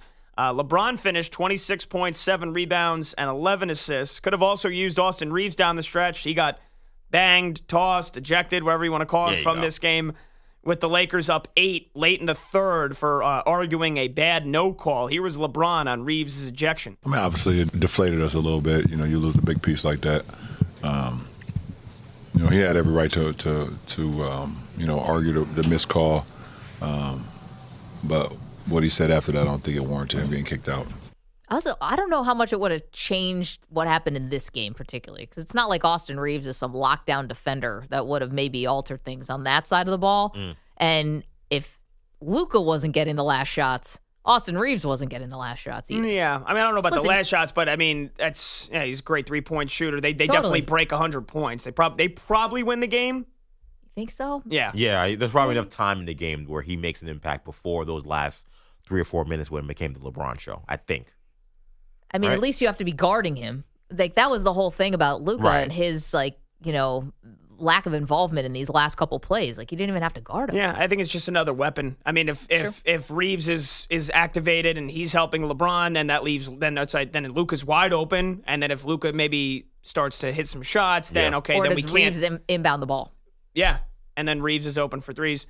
Either way, bad loss for the Lakers. They're on a back-to-back tonight, right out of the break, in Portland to play the Blazers. 9 games in total tonight. Over to men's college hoops. Number 1 team in the land, one of the best players in the nation. They keep rolling. Turnaround fadeaway. It's no good. Tapped up by Broom.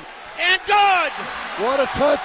Janai Broom makes his presence known underneath the basket with a great tip in. That ball bounced 4 times on the rim before it fell through. Auburn by 3. Yeah, Auburn Sports Network, the call. Janai Broom, 16 points, 13 rebounds. Number 1 Arkansas beats Coach Cal number 1 Auburn.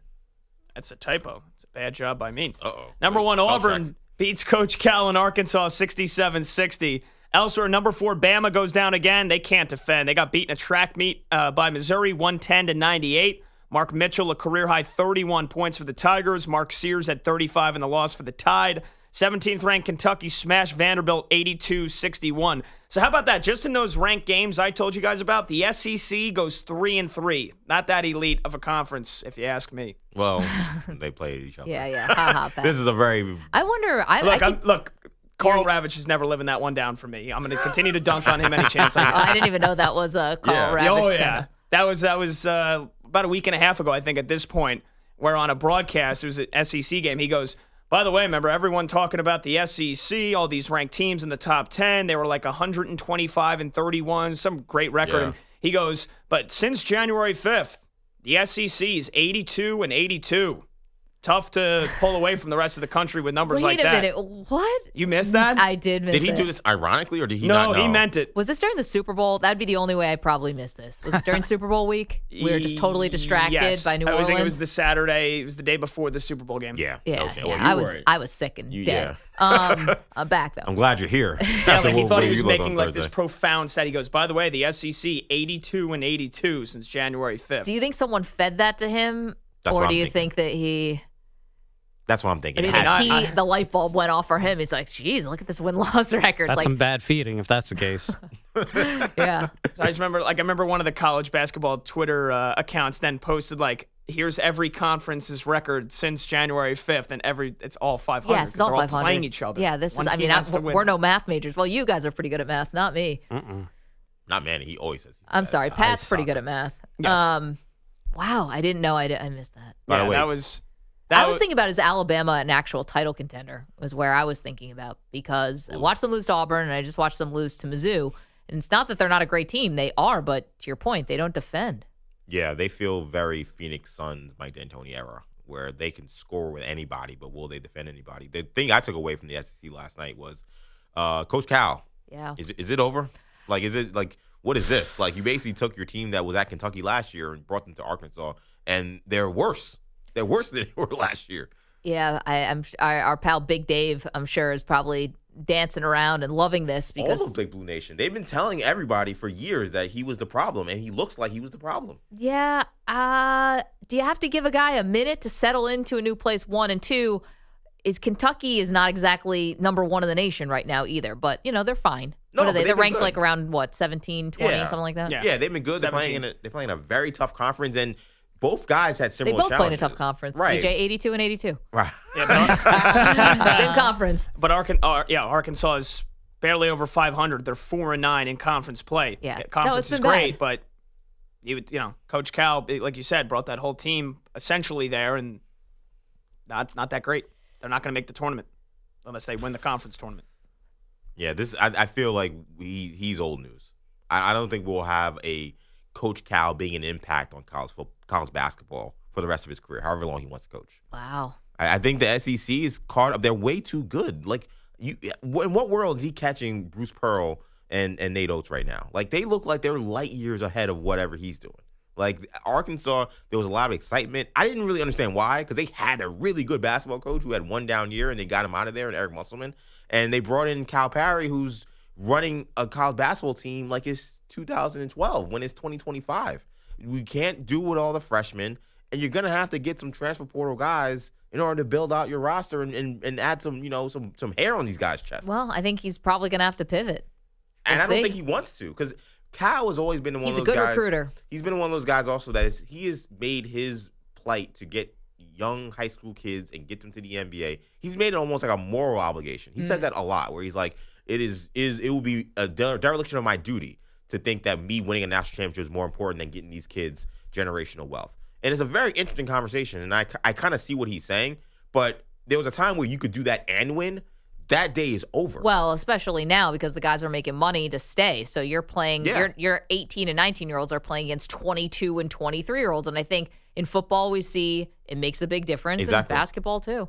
Pat, thank you, sir. We'll see you next hour. See you guys on the phones. We're asking if owners can ask their fans to show up to games, buy tickets, buy concessions, all of that, or is just being a fan enough? And how dare you billionaires ask us to come spend our hard-earned money so that you can have your art collection? I'm just kidding. 855-212-4227. Maggie and Perloff Show. Don't move. You're in a 5-minute break.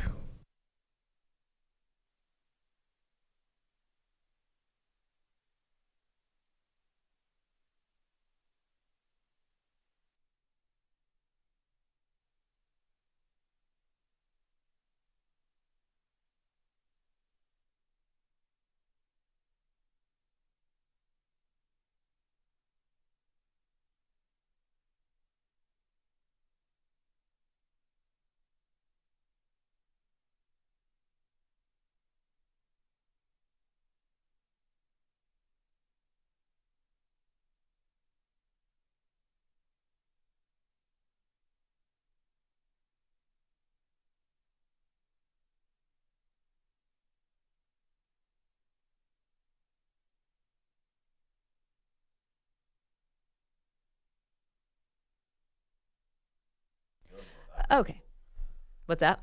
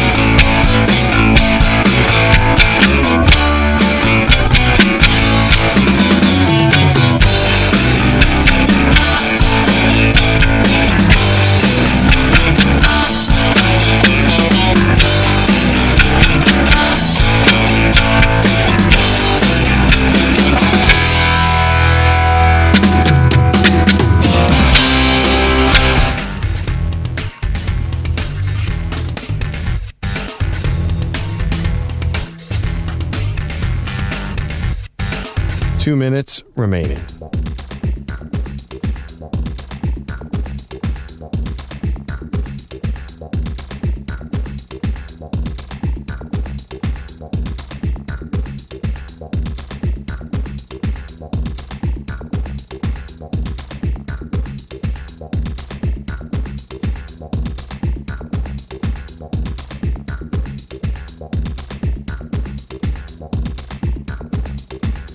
One minute, 30 seconds remaining.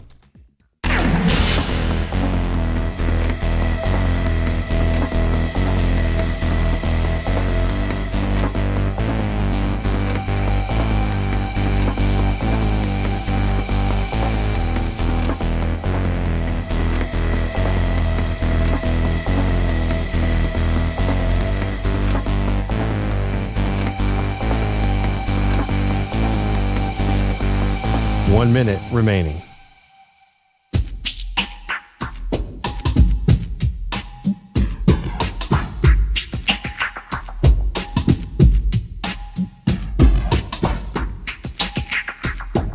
$45 seconds remaining.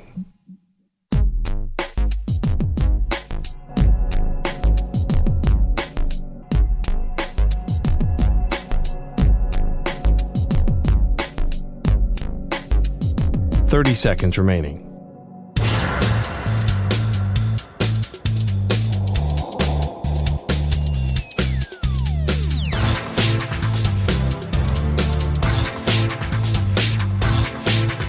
$15 seconds.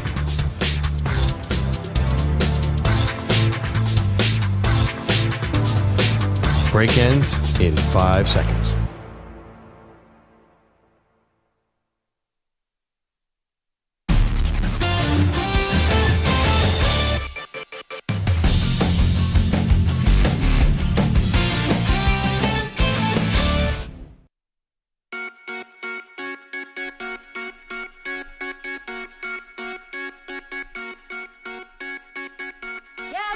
Welcome back. Maggie and Perloff Show. EJ Stewart in for Perloff today.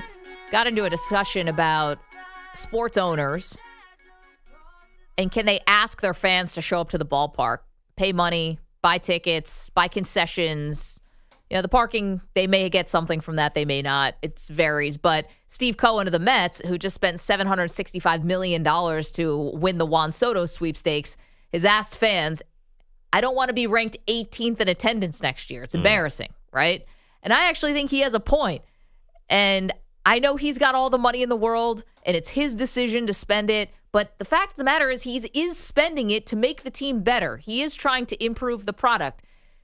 So why not reward that? You had an ownership group before, and this doesn't have to be the Mets, but this is just the example of an ownership group in the Wilpons who had a very big reputation of being cheap and of trying to do things on the cheap and selling hope when there really wasn't any and all of that. And so he's turned this around. Why not ask people to show up? Ace is in Milwaukee. What's up, Ace?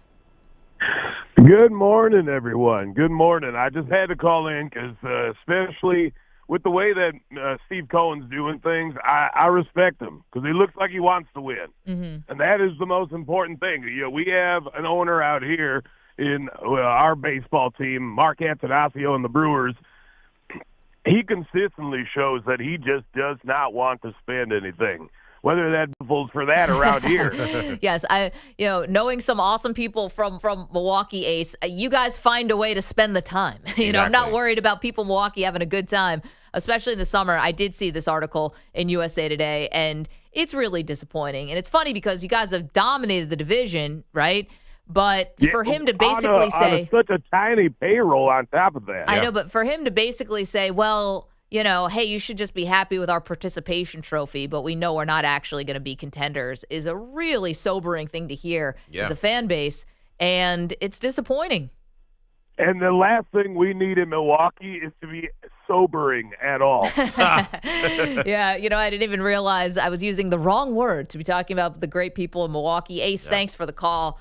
Yeah, it's like he got too honest, I think, in this article, saying, what do you expect me to do? There's only so much I can do. There's only so far I can go. Yeah, and that's definitely disappointing because you're talking about one of the few fan bases or franchises that have never won a World Series. Yep. So basically to say that this is going to be your existence forever and you should just be okay with just us having a decent squad and some summer entertainment is whack. And I totally buy that. I think the issue I have with Cohen and this idea too is got to be some proof of concept too that the money you're spending is going to work too. Mm-hmm. Because one of the things we've seen as well, where we talk about so many teams, and the guy who normally sits in this chair, the great Andrew Perloff, will always talk about these teams that spend all this money and then flop in the playoffs. Yeah. The Dodgers were one of those teams for a long time. You want to talk about a fan base that has PTSD? Look no further than the New York Mets, who have seen a situation where it looks like there's hope only for Lucy to pull the football out. Yeah, there's literally a book called The Worst Team Money Can Buy, written about a Mets team from the 90s. And I think that could be any organization, but when you have a history as well, when you're in a pennant race,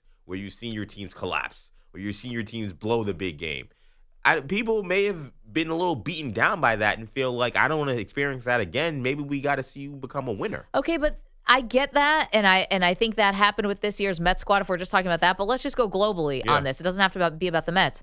Guys, that's sports. Like, you think Kansas City fans bought their way to the Super Bowl thinking, oh, no, I'm going to go see a blowout? Like, if you want to buy tickets to something where you're guaranteed, basically, to have a good time and leave happy, go to a concert. You know, going to a sporting event, that's part of it, right? That's part of what we, I think, deep down actually love, not to get too armchair psychologist, but, you know, you go in knowing the risk. The risk is you might lose in a painful way, but you could also win in a thrilling way. And that's like sort of the calculation. That's just, there's no guarantees. It's our last actual reality. It is. TV. It is, but I think that, again, all these things aren't in a vacuum. So I think these are decisions that people really do have to make in terms of whether or not you're going to get to a ballpark or not. It's just because there's so much money and so much time to be invested. When you leave disappointed, and it's one of the things we're having issues. It's a bummer. Yeah, we're having issues with these players talking about the issue with the sports gambling and how many people now are even more aggressive, more frustrated, reaching out to them on social media because now there's so much more money that they have on the line because everybody, there's the access to gambling. There's always been gambling, but the access to gambling has been so much more pervasive. I think that that's a real thing for people. People don't want to have their time wasted. People's attention spans are super shorter than they've ever been. To go to these games and have made potential heartbreak, I think is a thing. I think that's one of the reasons why some teams may have an issue with sagging, attendance. 855-212-4227. So that's a little of what's going on. Again, it's a story that started with the Mets, but you really could talk about it anywhere. You know, it applies to teams all over the country. And, you know, it's a fair question. I don't think Cohen should be criticized for it, but I totally understand EJ's point of view, which is like, hey, I don't know you, Jack, and no one made you buy the team. You did it. It's a vanity project. What's funny about this particular situation is there's a sliding doors moment specifically with the New York Mets where instead of Steve Cohen buying the team, J-Lo and A-Rod almost bought this team. Like Alex Rodriguez and Jennifer Lopez, who were, I think, engaged at the time. This feels like a time capsule. Yeah. They actually were the runners-up to buy the team, which I think would have been one of the worst disasters in the history of professional sports. I'm not against a celebrity owner necessarily, but it's got to be one that seems a little more stable than A-Rod and J-Lo. Yeah, I'm against all celebrity owners. I would never want my team to be owned by a celebrity. Because I wonder about your buy-in. Like, you have probably another job, other investments, other things that probably are more important to you. Well, a lot of these owners do, to be fair. Yeah, but Ryan Reynolds and Rob McElhenney. I know. Yeah, they bought that soccer team, and they took them from the basement to the penthouse. Like, if Denzel Washington is like, you know what, I want to buy a team. I'm like, well, you seem like a pretty stable dude. I just feel like they'd be in it for themselves. I don't feel like they'd be making moves that necessarily are the best for the long-term future of a team. What if they're a fan? I think that might be worse. I think they may come in and be like, hey, I already got a big name. I want to make some splashes and make some aggressive moves when really maybe sometimes building a long-term plan is a better option. I think if Paul Rudd owned the Chiefs, people would be like, thumbs up. We like this thing. All right, lots more to do. Don't move.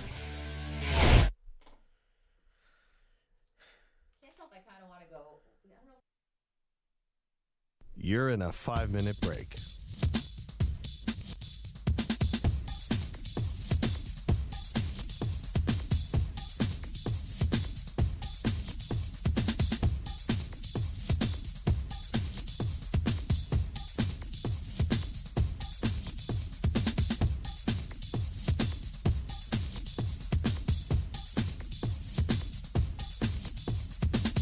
4 minutes, 30 seconds remaining.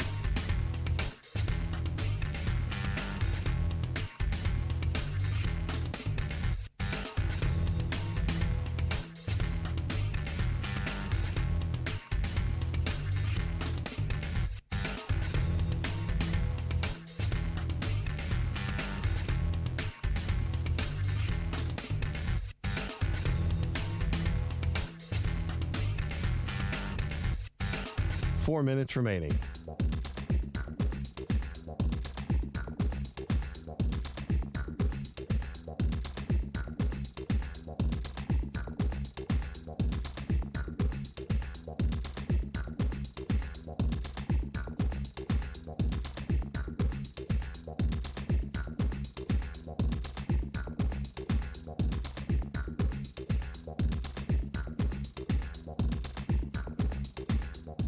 Three minutes, 30 seconds remaining.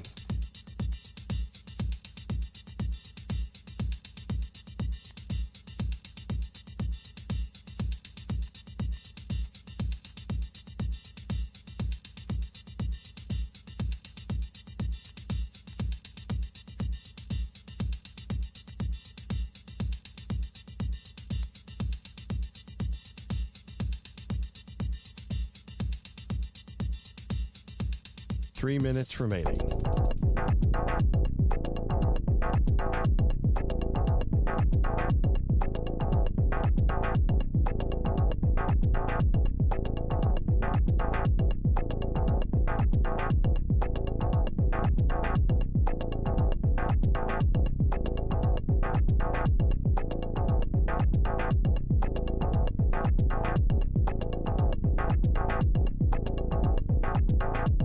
Two minutes, 30 seconds remaining.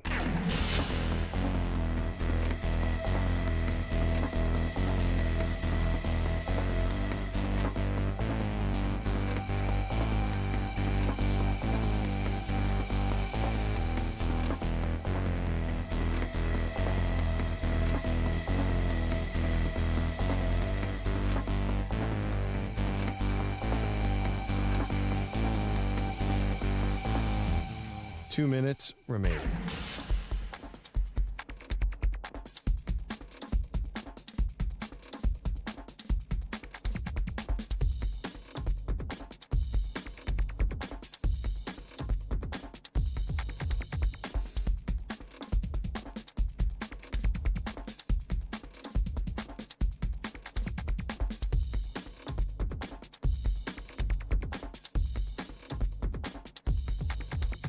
One minute, 30 seconds remaining.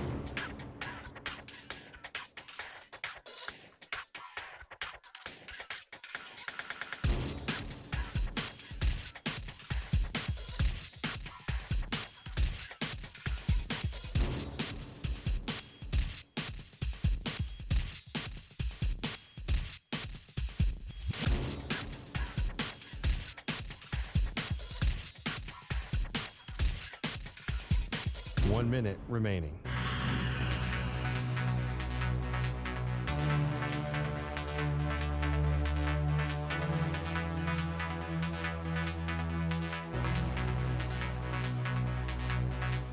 Forty-five seconds remaining.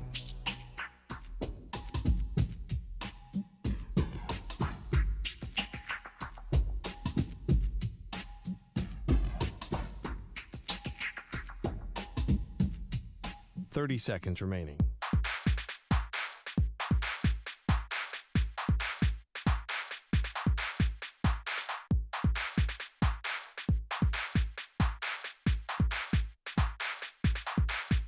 Fifteen seconds.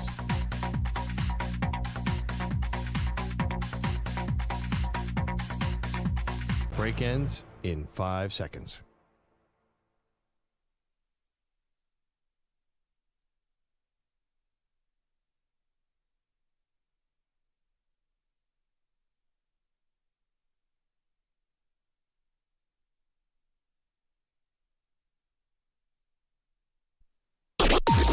Maggie and Perloff on the Infinity Sports Network. Got some major questions on the table for you this morning. Welcome to the show. It is the Maggie and Perloff show. Perloff on vacation, EJ Stewart co-hosting this week. So I got a couple things in front of us that are kind of big, a little more philosophical maybe questions, and one has to do with the big hockey game tonight, EJ, in Boston, the Four Nations face-off. We got USA versus Canada. This is the final.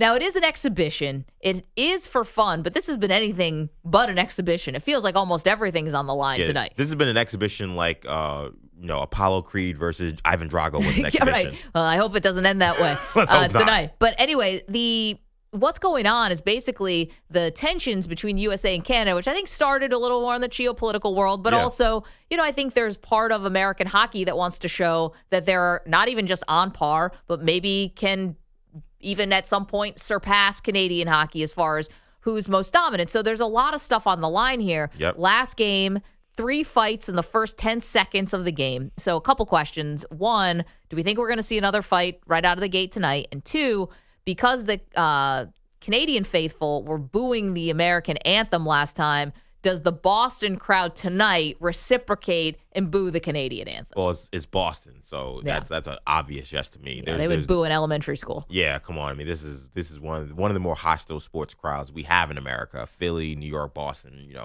On that Mount Rushmore, find a fourth city you want. So that's going to happen. I think in terms of the fighting, like I said earlier in the show, I kind of hope not, for the sake of if you're trying to win the game.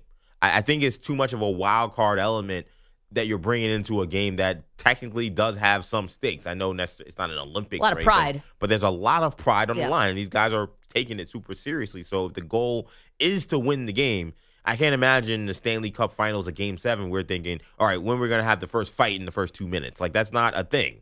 So I feel like we won't see a fight. I think we actually will see a game that's just very physical, very intense. But I think the guys just go out there and play and see who's the better team, mano a mano. See, I think it's a little of you say the term best of both worlds, whatever you think about hockey fighting. But I think you kind of get both, because I think you are going to get a fight. I think you're going to get it early on, so it doesn't actually impact the outcome of the game, not like third period, 5 minutes left to go down by a goal. You'd be stupid to do it then.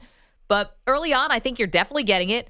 And I think part of it being, it's almost more about the grudge match. It feels than anything. And, part of having a grudge match is making things personal. Definitely. And whether that's booing your anthem, whether that's dropping gloves right away, or what have you, it's got all the makings. So I think it would almost feel a little anticlimactic if they don't fight. As far as booing anthems are concerned, listen, you have your right to do whatever you want, and I'm not trying to take away anybody's free speech. Not my cup of tea. I think there's probably a couple things where you can and I'm not blaming the Canadians. There's a lot of reasons for it. And I wouldn't blame the Americans tonight either. But if you're asking me, I think it crosses a line. I think it's pretty classless. Yeah, I don't think you should do it. The word I used is tacky earlier, and that's probably the word I would stay with. It just seems like, I think there's an understanding, though maybe with Canada it is more personal beyond in terms of what the country and the direction it's going in. But I think there's an understanding that this is a game, a hockey match, and we're booing the other team. That just happens to be they represent a country. For me, the thing I've been wrestling with is as an American, should I take any offense to Canada booing our national anthem? And should I feel the urge to have some kind of retribution to boo them back? I don't feel that. To me, maybe it would be a little different if this was the Olympics, or maybe if there was something more personal in terms of an actual stake in what's going on between the two countries that would make me feel a certain way.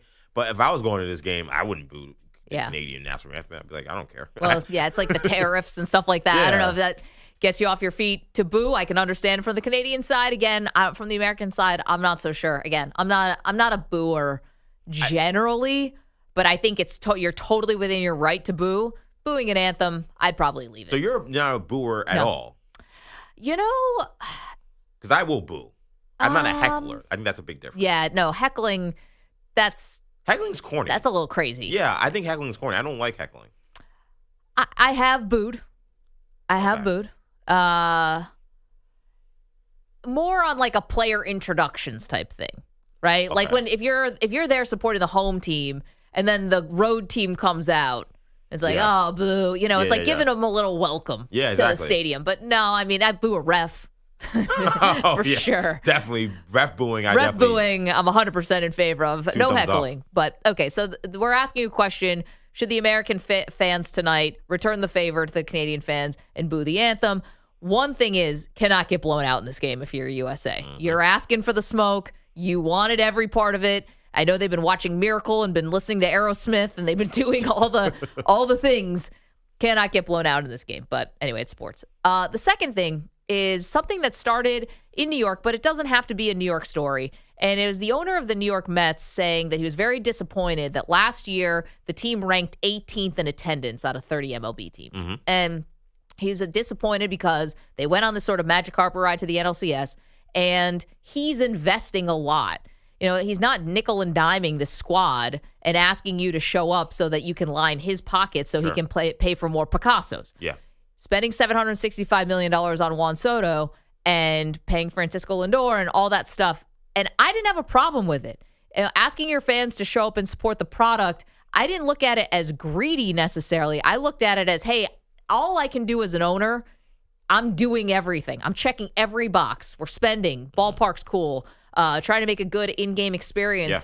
Now, your part as a fan is to show up and root for the team. I just think at the end of the day, you're not doing your whole part if you're not lowering ticket prices. If you're not deciding we're going to do a lot more discounted food options, we're going to do discounted, giveaways. Like, if all of those things aren't happening, and then, by the way, you are a billionaire, you do have a lot of influence in the city that you live in and you work in, what are you doing about, subway situation? What are you doing about job situation? Like, this is a different time than it was in 1992, where you had less people having to work beyond 9 to 5. You had less people who had issues in terms of childcare. There's so many different things. Everyone is really, whether you're making money or not, everyone's right now just trying to get by. Yep. Right. That's the one thing, forget about politics. That's the one thing we all understood during this last election, that everyone feels like they're just trying to get by. And it's a struggle, regardless of where you are economically. And for Cohen to sit there and say, without any context of the other issues that people are dealing with, saying that I'm spending money, therefore you should come to a game, I just think it's not telling the whole story.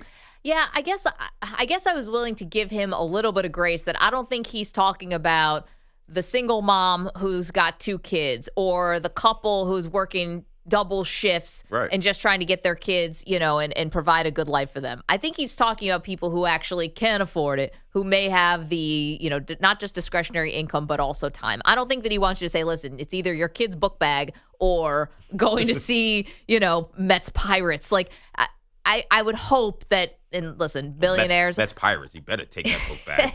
All right, Mets Phillies. Okay, there you go. Yeah, like I would hope that he's not as heartless as that. Like, hey, if it's between your medications, and buying a ticket to see my team. I think he's talking about the people who can't afford it. I think he's talking to the people who are just choosing not to come and could. That's at least what I hope. 855-212-4227. We're just asking, do you think, and can an owner ask? Listen, another thing we want to make clear, we're not talking about the bad owners here. Mm-hmm. We all know the bad owners, whether it's the embarrassing ones like Dan Snyder, who got so many legal issues and was just a dog and, all reports was just running a really ugly situation. Complete loser. Yes. Not that. Not the Pittsburgh Pirates owner whose payroll is $68 million. Right? Mm-hmm. We're talking about the ones who are the good owners, the ones who actually do spend, the ones who actually are trying to make it a fun experience. Yeah, and I get that, but I think we're in a situation now as well where we got to be real about where we are in sports too. And sports is a television product, all of them. And I do feel like people who are growing up now, whether they're young people or they're people who are adults, they've grown up now with super access to all games at all times on all platforms. You can watch it on your phone, your tablet, your computer, your TV, wherever you are. You can go to any bar, you can find it.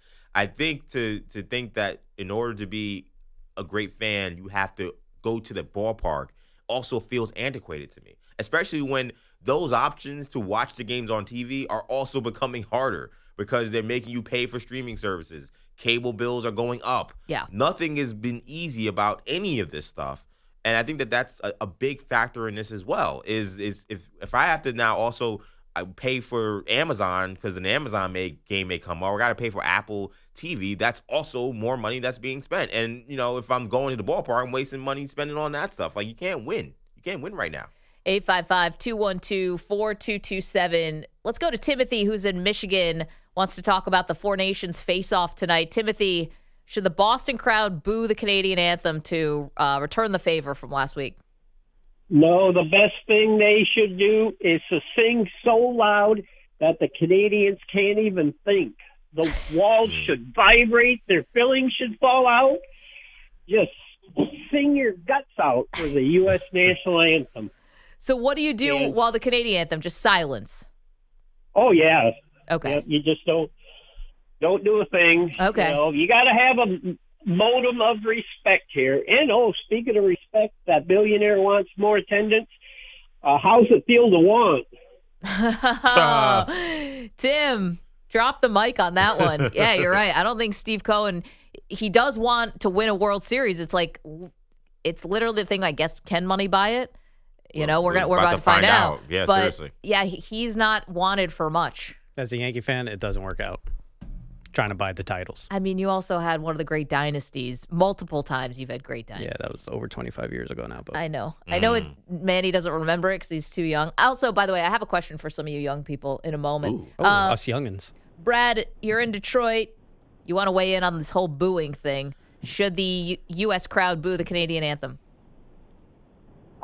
First off, I just want to say, Maggie, I love you. Love the show. You guys are doing a great job. I'd love to congratulate Perloff, but he's on a zip line somewhere. I know. Anyway.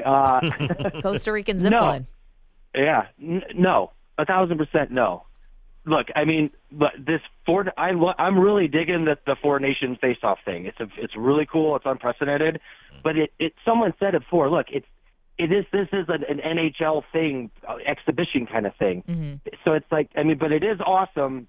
USA and Canada facing off, but on the other, and also the Canadian national anthem. Look, everyone knows deep down the Canadian national anthem is the greatest national anthem on the planet. It is good. I love our country. Yeah, I like the Star Spangled Banner as much as anyone, but everyone knows the Canadian national anthem is just awesome. Can't boo it. Brad, you know what? Good call. Our home and native land. It is a good song, but Yeah. But here's a question. Do you think it's a better song because you just don't hear it as much? Honestly, besides Happy Birthday, I think the national anthem, the Star Spangled Banner, is the song we've probably all heard the most in our lives. So maybe there's something where it's like a nice change of pace. I don't think that's it. I think in terms of melody, I think in terms of rhythm, it is a banger. It is no question. "Oh Canada" is superior. Just purely forget about where you are in terms of what country you stand for. It is awesome. Yeah. I agree. I love hearing it. Like, I always get reminded during, ironically, like All-Star games for both NHL or the NBA. They always do "Oh Canada" because they have obviously Canadian teams. And I'm like, oh yeah, this is awesome. Thank God I watched the NBA All-Star game. It was the only thing that was good was seeing Alicia Cara, whatever her name was. She was doing the national anthem for Canada. I'm like, yeah, this is nice. And then the rest of the game was not so good. Are we ranking anthems? I don't know if I know any other ones. I know 3 anthems. Do you know the Mexican anthem? I do know the Mexican anthem. What's it called? El himno nacional de México. Can I get a little? Mexicanos al grito de guerra, el acero a prestar y el brindón, y retiembla en sus centros la tierra al sonoro rugir del cañón. I like that. That sounds good. It's better with the mariachi playing in the background. Everything is. Damn right. I don't know what else is even in the running. The British one? I feel like I don't hear. Yeah, God Save the Queen. Yeah. Wow, Alex. Whoa.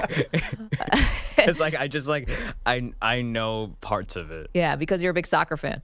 And like parts of the French national anthem too. Go for it. No, I don't. All right. Marchand, marchand. That's all I know. French national anthem is good too. I feel like I heard it a lot during this past Olympics. Who is that? The French. Oh, the French. Yeah, the French. Their national anthem is good too.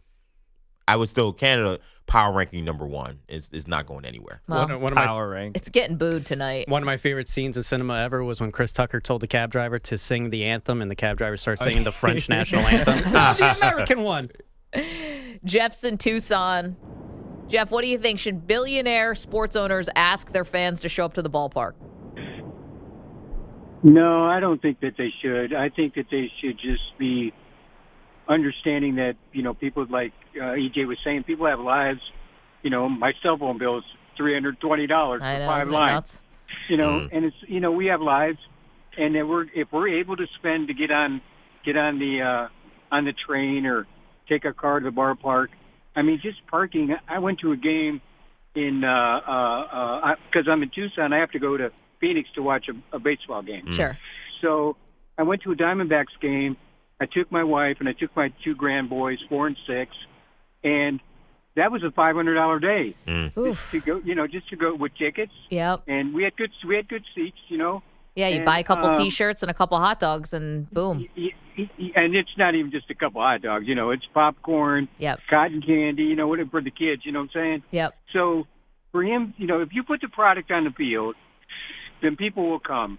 I've been a Guardians fan all my whole life, and Indians prior to that. And I watched the Jacobs underspend. And I was going to ask EJ, what is the payroll for the Guardians? Like $90 million? It's probably somewhere around there, right? Probably maybe a little north of 100 because Ramirez has a pretty big contract, but they paid Naylor, I think, too. But so you look at just the product that the Guardians are putting on the field at 90 or 100 million. At least that owner is trying to do things. They have a 50-50 raffle that you can get involved in during the season. They have 4 tickets, 4 drinks, 4 dogs. I mean, they have a bunch of promotions. I'm sure every ballpark does, such as that. Yeah. But if you put, go ahead, Maggie. No, here's the thing though about Cleveland, Jeff, and I know you're a big Ohio sports fan and always appreciate the call. Drive safe out there. Listen, we had a great World Series, one of the all-time ones where Cleveland played Chicago, and that was awesome. And I know Cleveland's had really good teams and beaten the Yankees, the big bag Yankees in years and stuff like that. But to be honest, it's kind of what the owner of the Brewers said. It's like, I'm putting out a product that's good, but is it actually good enough to win? And I know that baseball is unpredictable. Diamondbacks, playing Texas Rangers, stuff like that. But are you just putting out a product to give people some entertainment and have a good time, or are you actually trying to build a winner? Yeah, and that's the big question. And right now, I've seen around $86 million is where the Guardians are. So, and that's the team that's going to the playoffs, similar to the Brewers. It's not like they've been a bottom feeder, but kind of how the season's going to end every year. Ty in Boise wants to take issue with us liking the Canadian national anthem, O Canada. Ty, what's your beef with O Canada? My beef is not with O Canada. It's with EJ saying that O Canada is a banger. I feel like that's disrespectful to bangers. Come on, EJ, man, you know better than that. Listen, you get a good singer doing O Canada. I mean, I get chills. I mean, I'm serious. It is hard. Keep your Kendrick. Keep your Drake. EJ just wants "Oh Canada" sang by some big fat guy. That's what he wants. You know how Drake could have won the beef with Kendrick? He should have just came out with "Oh Canada" and it would have just ended. Oh my gosh, that would have been all time. To each their own, I guess. But Whitney Houston singing the national anthem in '92, I know, but Whitney Houston could be singing, the theme to Paw Patrol, and it'd be great. You know what I mean? Touche. I'll give you that. Ty, thank you for the phone call. So I'm trying to look up here if we get a definitive ranking of the best national anthems of all time. I mean, obviously, this stuff is really personal. I've got the most uplifting national anthems of all time. The most uplifting. The most uplifting. It's a little bit different. Yeah. This one has the Netherlands coming in at number 1. It's called Wilhelmus van Nassau.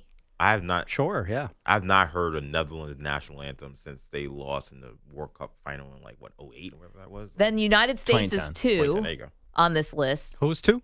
USA. Oh, America. Then 3 is France. Oui. 4, Argentina. Muy bien.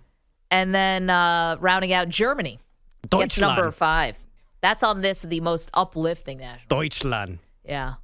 I don't like this Canada slander coming from this list. I'm surprised, and the list goes on, but I'm not seeing Canada anywhere. Ethiopia, Jamaica, Japan, Liechtenstein.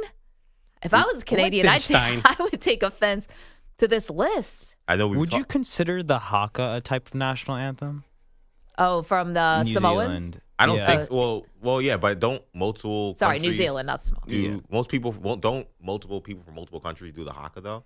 Yeah, but I think it originated there. It's a tribal. I wouldn't consider it a national anthem, but Well, maybe a type of. It's got a dance that goes with it too, right? Right. Yeah, so that I think it puts it in a different category. That's extremely intimidating. I have one issue with the haka. And it's nothing to do with no issue with how cool it looks.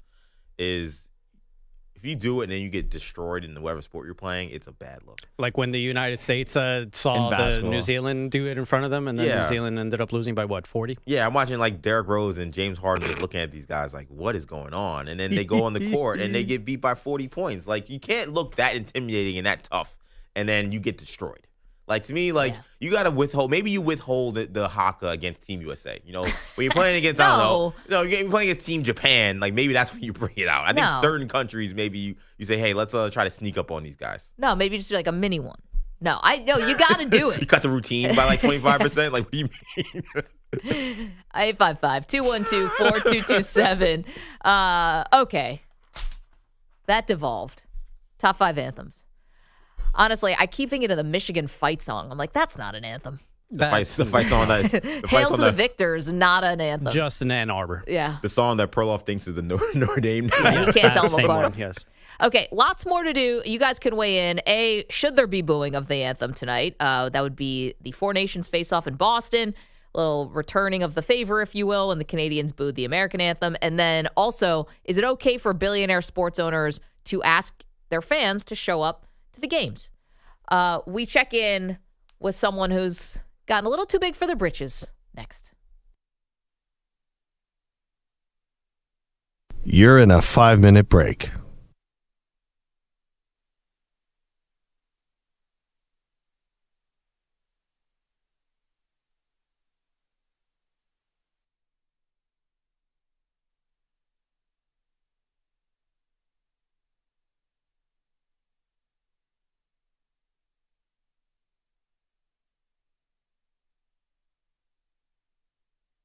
Four minutes, 30 seconds remaining.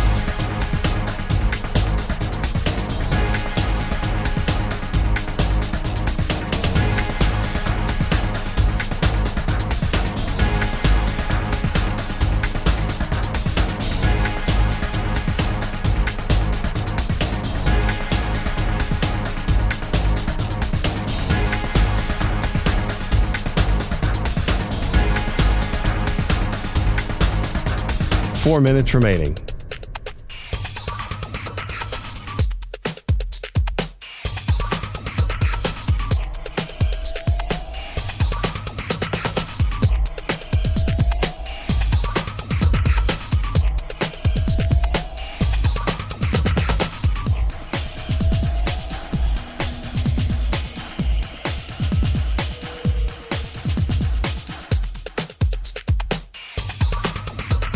Three minutes, 30 seconds remaining.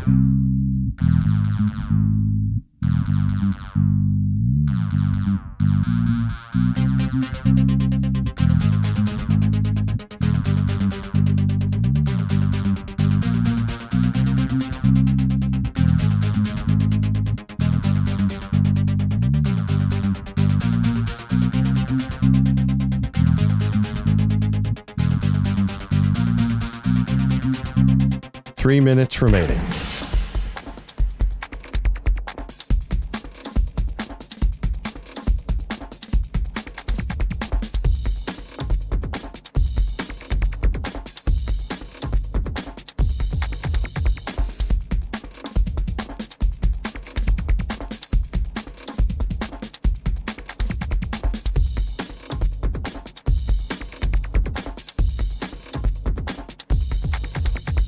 Two minutes, 30 seconds remaining.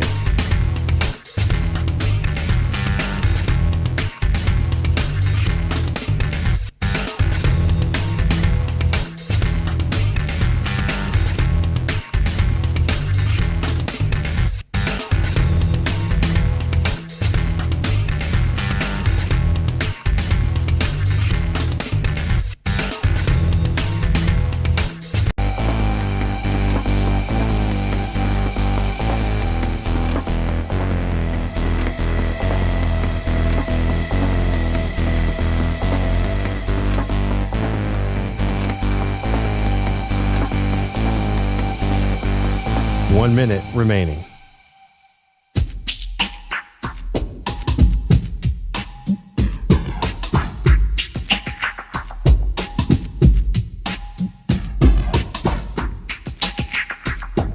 .45 seconds remaining.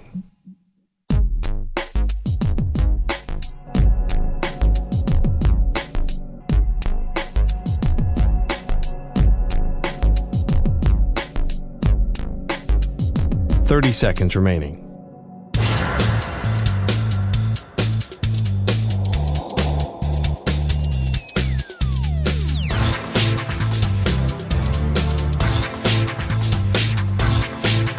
.15 seconds.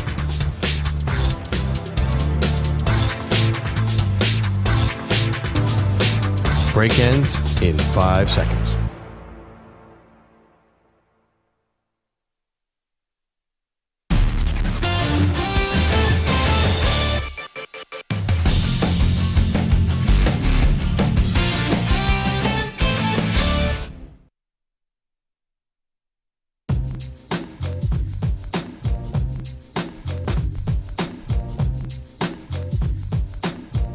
Man, what a miss that Shoop is not someone's national anthem. That would be an all-timer. Welcome to the show, Maggie Gray, Andrew Perloff. We've been talking about anthems because of the Four Nations Cup tonight. USA, Canada, the final. It's in Boston. Things have been pretty testy, not just between the players who've been dropping gloves, EJ in for Perloff, by the way, who've been dropping gloves, at the sound of the whistle, but also the crowd. Canadian crowd booing the American anthem. We'll see what happens tonight with the Boston crowd. Again, threshold for Boston fans to boo, very low. So this is maybe not the best litmus test. I think they'd boo your grandmother. But, we'll see how robust the boos are. I've got a question for the young people here. Pat, you're how old? 30. Damn. Shut up, man. Manny? 27. And Alex? 25. Okay, and EJ? 33. Okay, so, and I'm 41. So I'm older than you guys. And I saw this story that came across, and I was like, man, I got to ask the young guys about this. So apparently, club culture is dead. This is what I heard on social media. Club culture is dead. Got young people like y'all are not going to clubs anymore. So instead, this guy is now throwing parties at coffee shops. Because you guys like coffee shops more than you like going to clubs. And I'm just wondering if I can get a confirmation of whether this is in real life or this is someone trolling on social media. Is your generation coffee shop people instead of club people? No. You're a clubber.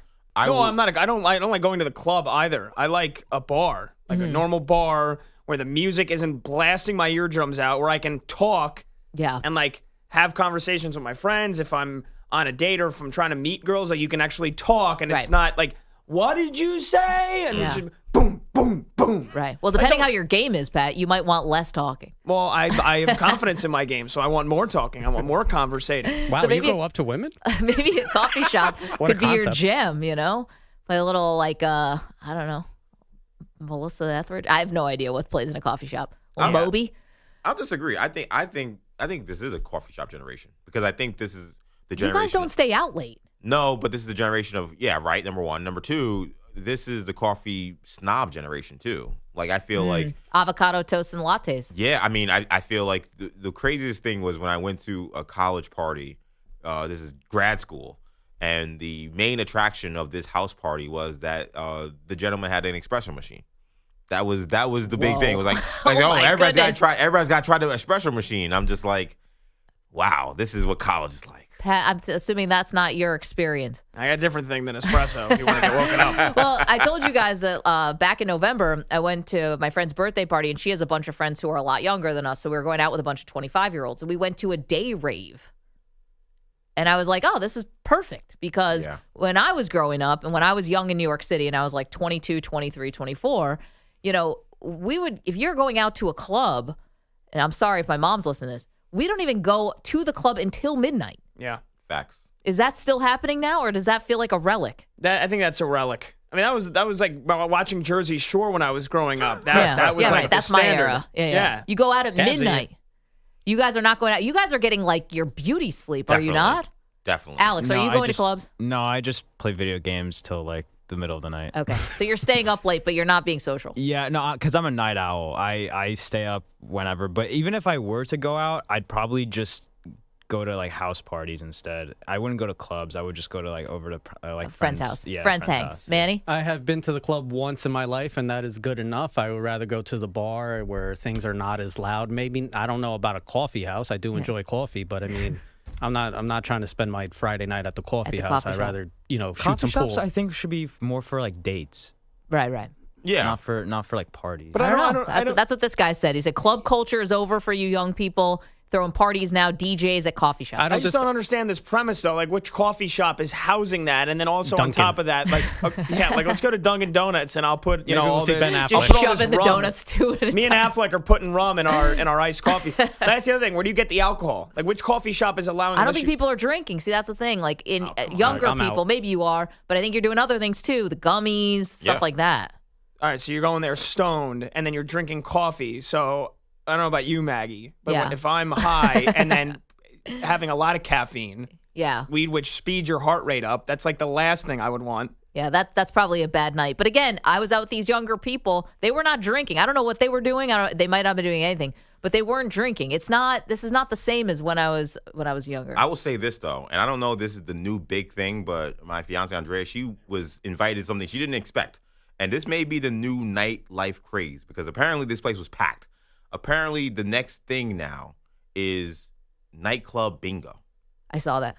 Like apparently, you have these nightclub-esque places where people go, and there's live DJs and there's live music. But throughout the night, you're at tables playing bingo. Are you drinking? Yes. Okay. Alcohol is apparently super lit. But the bingo is the center around it, and they're giving away like ridiculous prizes, like here's some Beats headphones, here's like a PS5, like it's all like crazy stuff. Interesting. But it's a big thing apparently in Brooklyn. I wonder if that started as something ironic, like older people play bingo at like the YMCA or something, and now young people have to say like, oh, I'll do it. I think I'm out on this convo. Convo? Not this. I think I'm out on this convo. There's too many people doing weird stuff. Pat just wants Who's to go going to a club to do bingo?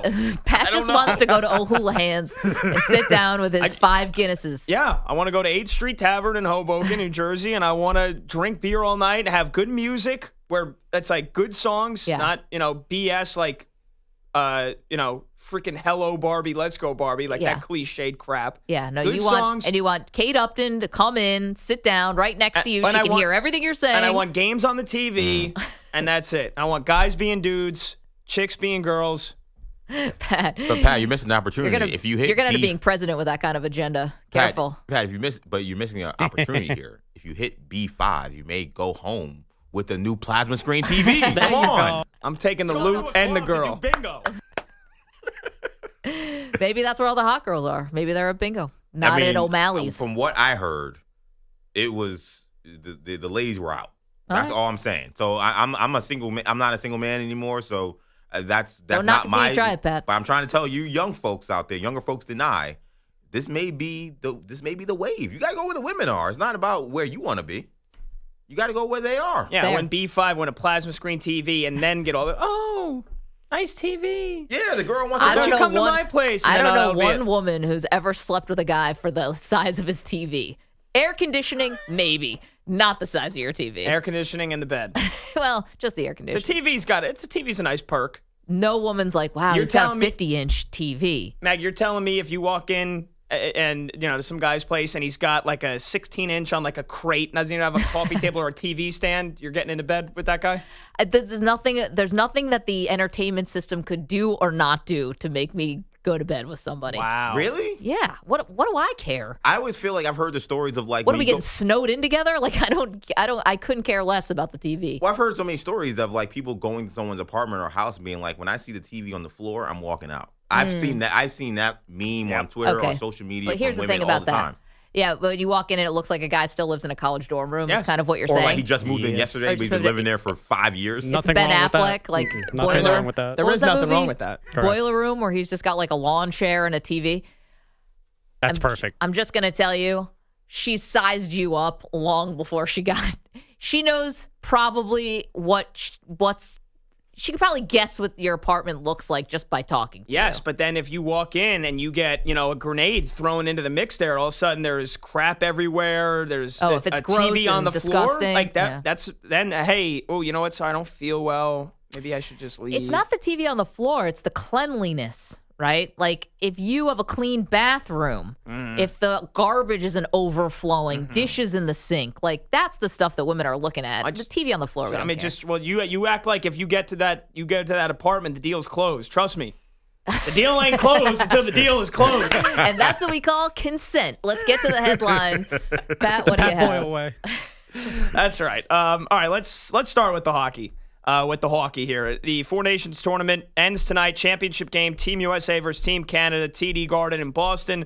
You guys we're talking about it. Will there be booing during the Canadian anthem after the USA anthem got booed in Montreal last weekend? Will there be more fights? Political tension in the air as well. Canada coach John Cooper was asked about all of that and what a win would mean for them. Everybody should be proud, and the U.S. team included, in how their passion and want and will to win and compete on such an organic level has galvanized not only the political world, the sports world, everybody.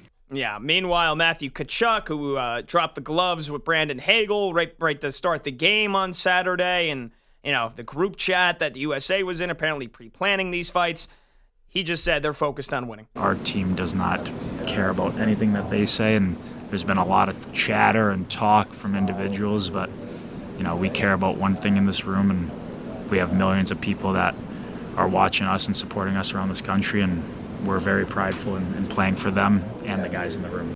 Broadcast coverage begins here in the States at 8 Eastern. I'm sure the same for Canada. Puck drop probably 20, 25 minutes after that.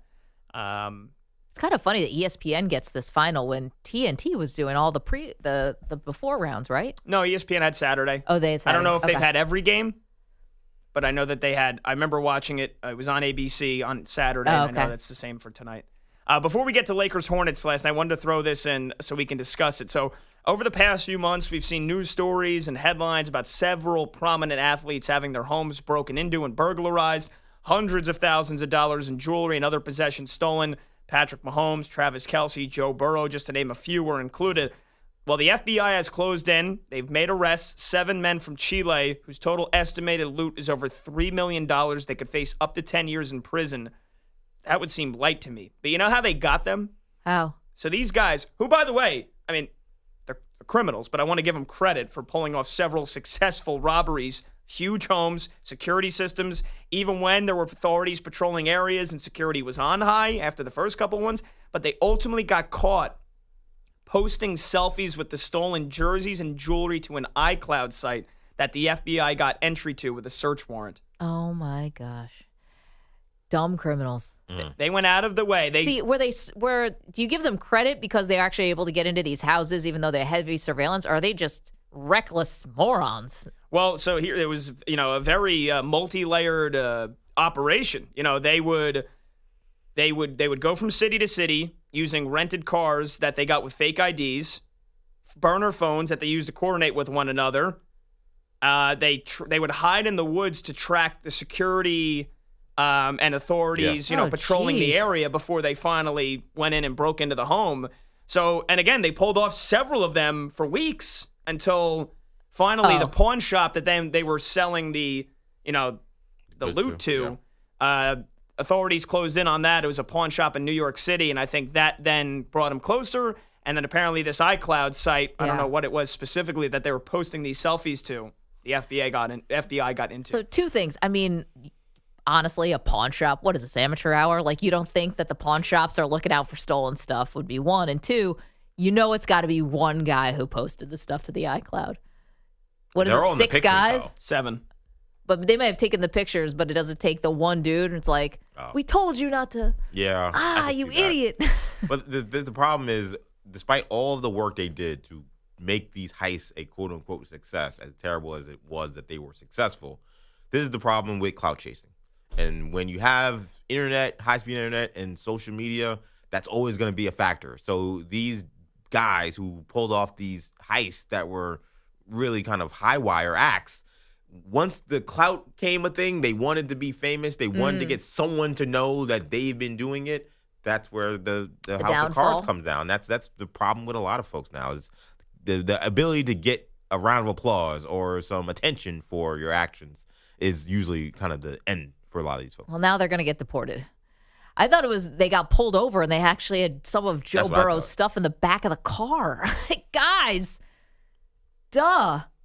I mean, maybe they couldn't. I mean, the only thing with that was, I guess, maybe they couldn't move that stuff in time. Maybe like they were trying to get that stuff out of there, and they just happened to have it on them. I don't know. It is crazy that it was so coordinated because it was Burrow, it was Travis Kelce, Mahomes. Was Bobby Portis? I know was robbed. I don't know if he was in this mix, but Yep. Yeah, so like, and there's a couple like Luka Doncic had his home broken into. They're not sure. The they're saying they're not sure whether or not all of them were connected to this one group. But yeah, you're right. So late January, some of them were stopped in Florida rental car by police on an Ohio highway. So they're a Florida rental car in Ohio, and body cam video from the Ohio Highway Patrol had one of the men wearing a Bengals stocking cap. It's basically you might as well put a catch me sign out in front of yourself. Well, Pat, thank you for that. Glad those people got caught, and hopefully everyone gets their stuff back. Yeah, and then Hornets beat the Lakers 197. I mean, at this point, if you missed it, we did it every hour. Yeah, and also LeBron taking the last shots, Luka, a bystander. Mm-hmm. That's the headline. 855-212-4227. Nice job, Pat. Coming up, we have to get to one of the big NFL rumors that's going around. We'll tell you about it next. You're in a 5-minute break.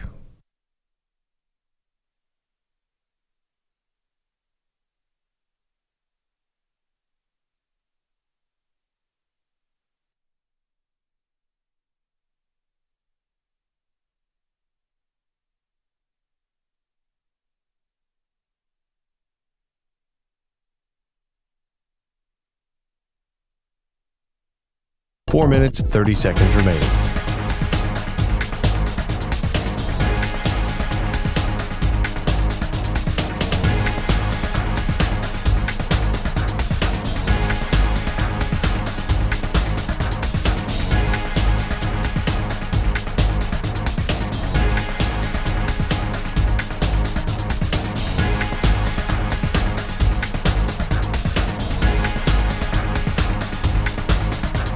Four minutes remaining.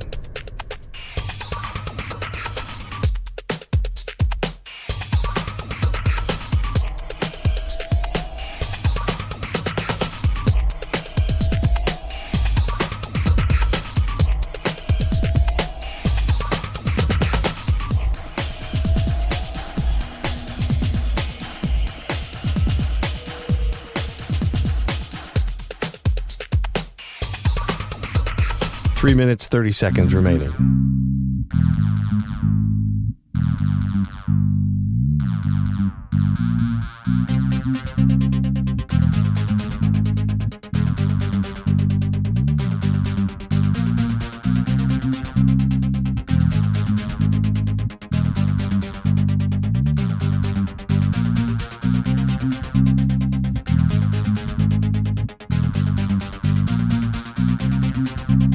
Three minutes remaining.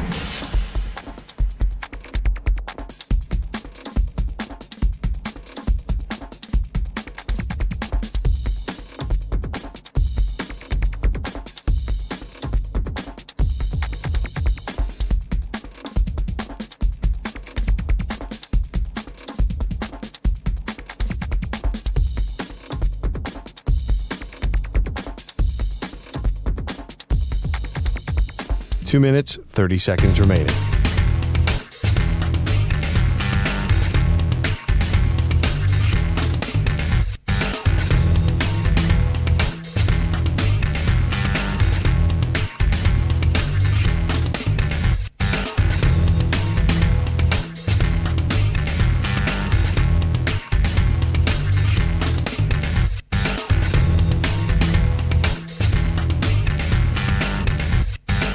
Two minutes remaining.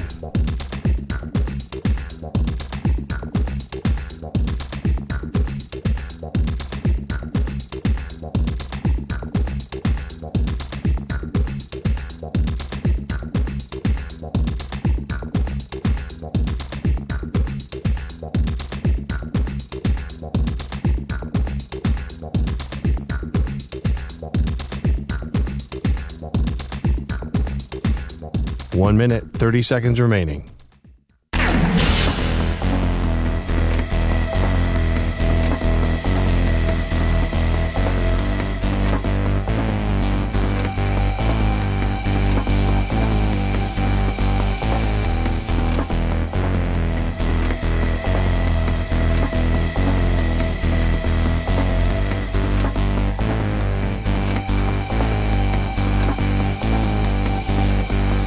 One minute remaining.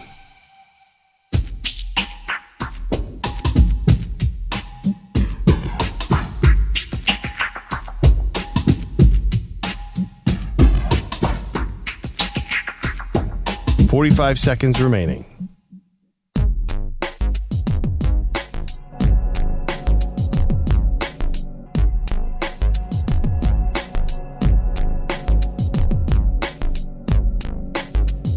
$30 seconds remaining.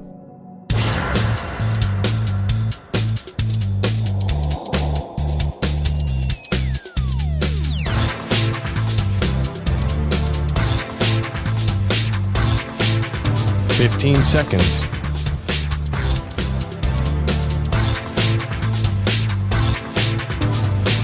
Break ends in 5 seconds.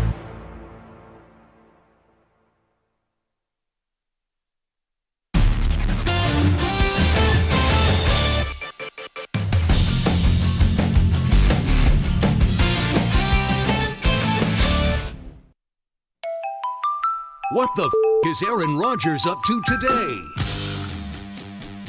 Well, looking for a new address. That's for sure. Welcome back to the show. Maggie Gray, Andrew Perloff. I didn't mean that as a diss. EJ's in for Perloff. Parting ways with the New York Jets. And unless he goes to the Giants, he's going to need a new address. So here is Adam Schefter on the Adam Schefter podcast saying Aaron Rodgers could be headed to L.A.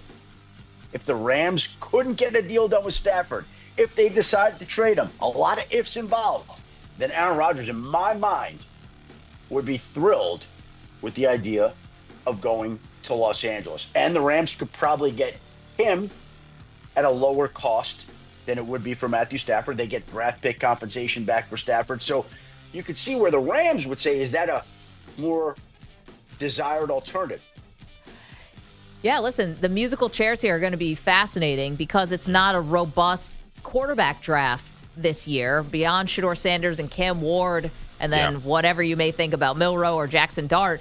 These veteran guys are going to be in high demand. And I think even Rodgers, coming off a subpar season by his standards, is going to be in the mix. LA, the Rams seem like a perfect fit if Stafford decides to move on. Yeah, I mean, he gets to play indoors for half a season, so you think that would help. He's playing in the West, so it means you get some other indoor games, maybe some nice weather games. So I get it from that standpoint. I do wonder, though, the Rams have had a benefit of the personality and identity of the team being Sean McVay. Him being front and center, him being kind of the star of the team in many ways, because the stars that they've had haven't really been big personalities. What happens when we add Aaron Rodgers to that mix and when it becomes more of a cult of Aaron Rodgers? We saw how in New York, so many of those players really took to Aaron Rodgers as their Obi-Wan Kenobi, so to speak. Like, you know, they have an Obi in LA. It's all about Sean McVay. Yeah. How do they mesh would be my question. You know, I think that's probably better, to be honest, because here's the thing about Rodgers. You know, if you're turned off by how outsized of, you know, I guess personality he is or whatever you want to call it, you know, maybe they need to go to a place that already has a clear identity. The Jets did not. The Jets didn't. So Rodgers filled the void. Yes. And they kind of became a team molded in his image, and that didn't go that great.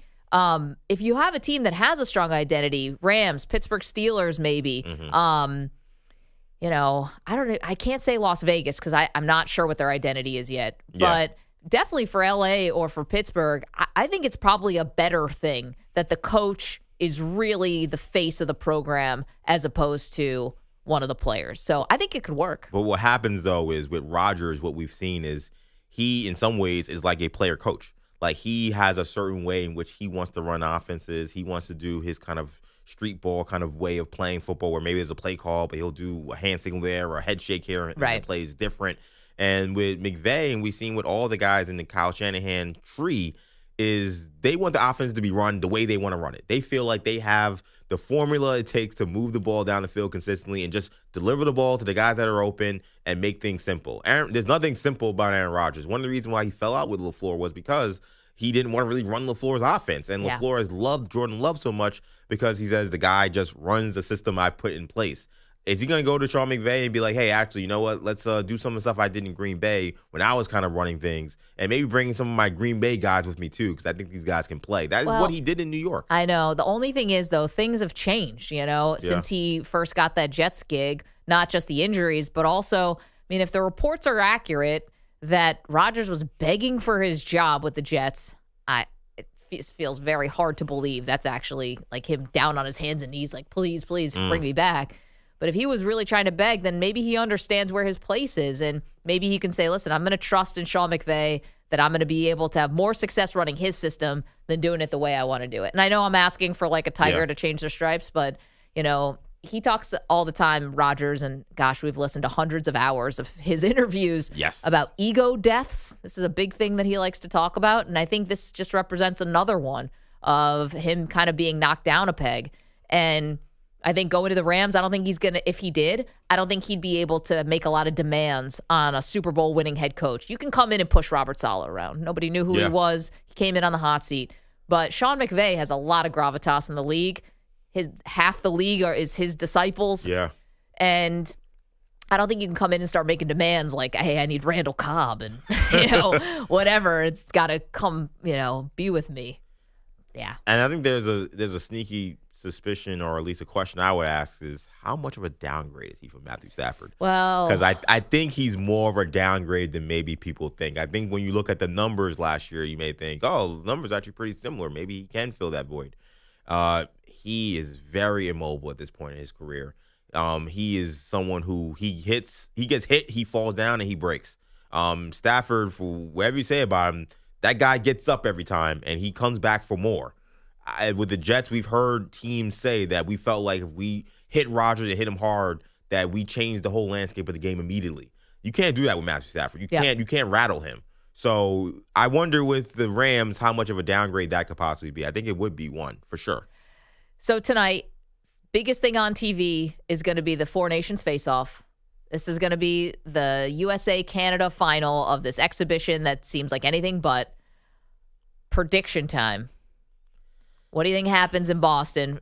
Anthem, fights, final score. Oh, Canada. Oh, EJ. We stand on guard. I don't know any of the other words, but it is a banger. I'm standing on that. No, I think Canada rolls. I think this was an exhibition, so to speak, that the U.S. ratcheted up to a level that I think Canada's like, okay, that's how we're going to play this. All right, let's play. I'm very concerned about the U.S. tonight. Poke Canada, the bear, found another gear. 4-2 Canada. Yeah, vengeful Canadian teams. I got the same final score, 4-2. Canada clinches it on an empty netter. Okay. I'm going to start this thing from the beginning. I think the anthem does get booed, which probably doesn't help anything between our two nations, but whatever. What makes you say that? Tariffs going up. No, gosh. 51st state, baby. Yeah, yikes. I think they drop the gloves within the first 90 seconds. Wow. And I'm going to go USA. 3-2 final. USA emerges victorious. I hope so. I'm rooting so hard for the U.S., but I don't feel good about this. Free bird. You can call us tomorrow and you'll tell us how wrong we were. Thank you to Manny. Thanks, Alex. Thank you to Pat Boyle, Andrew Kaplan, and EJ.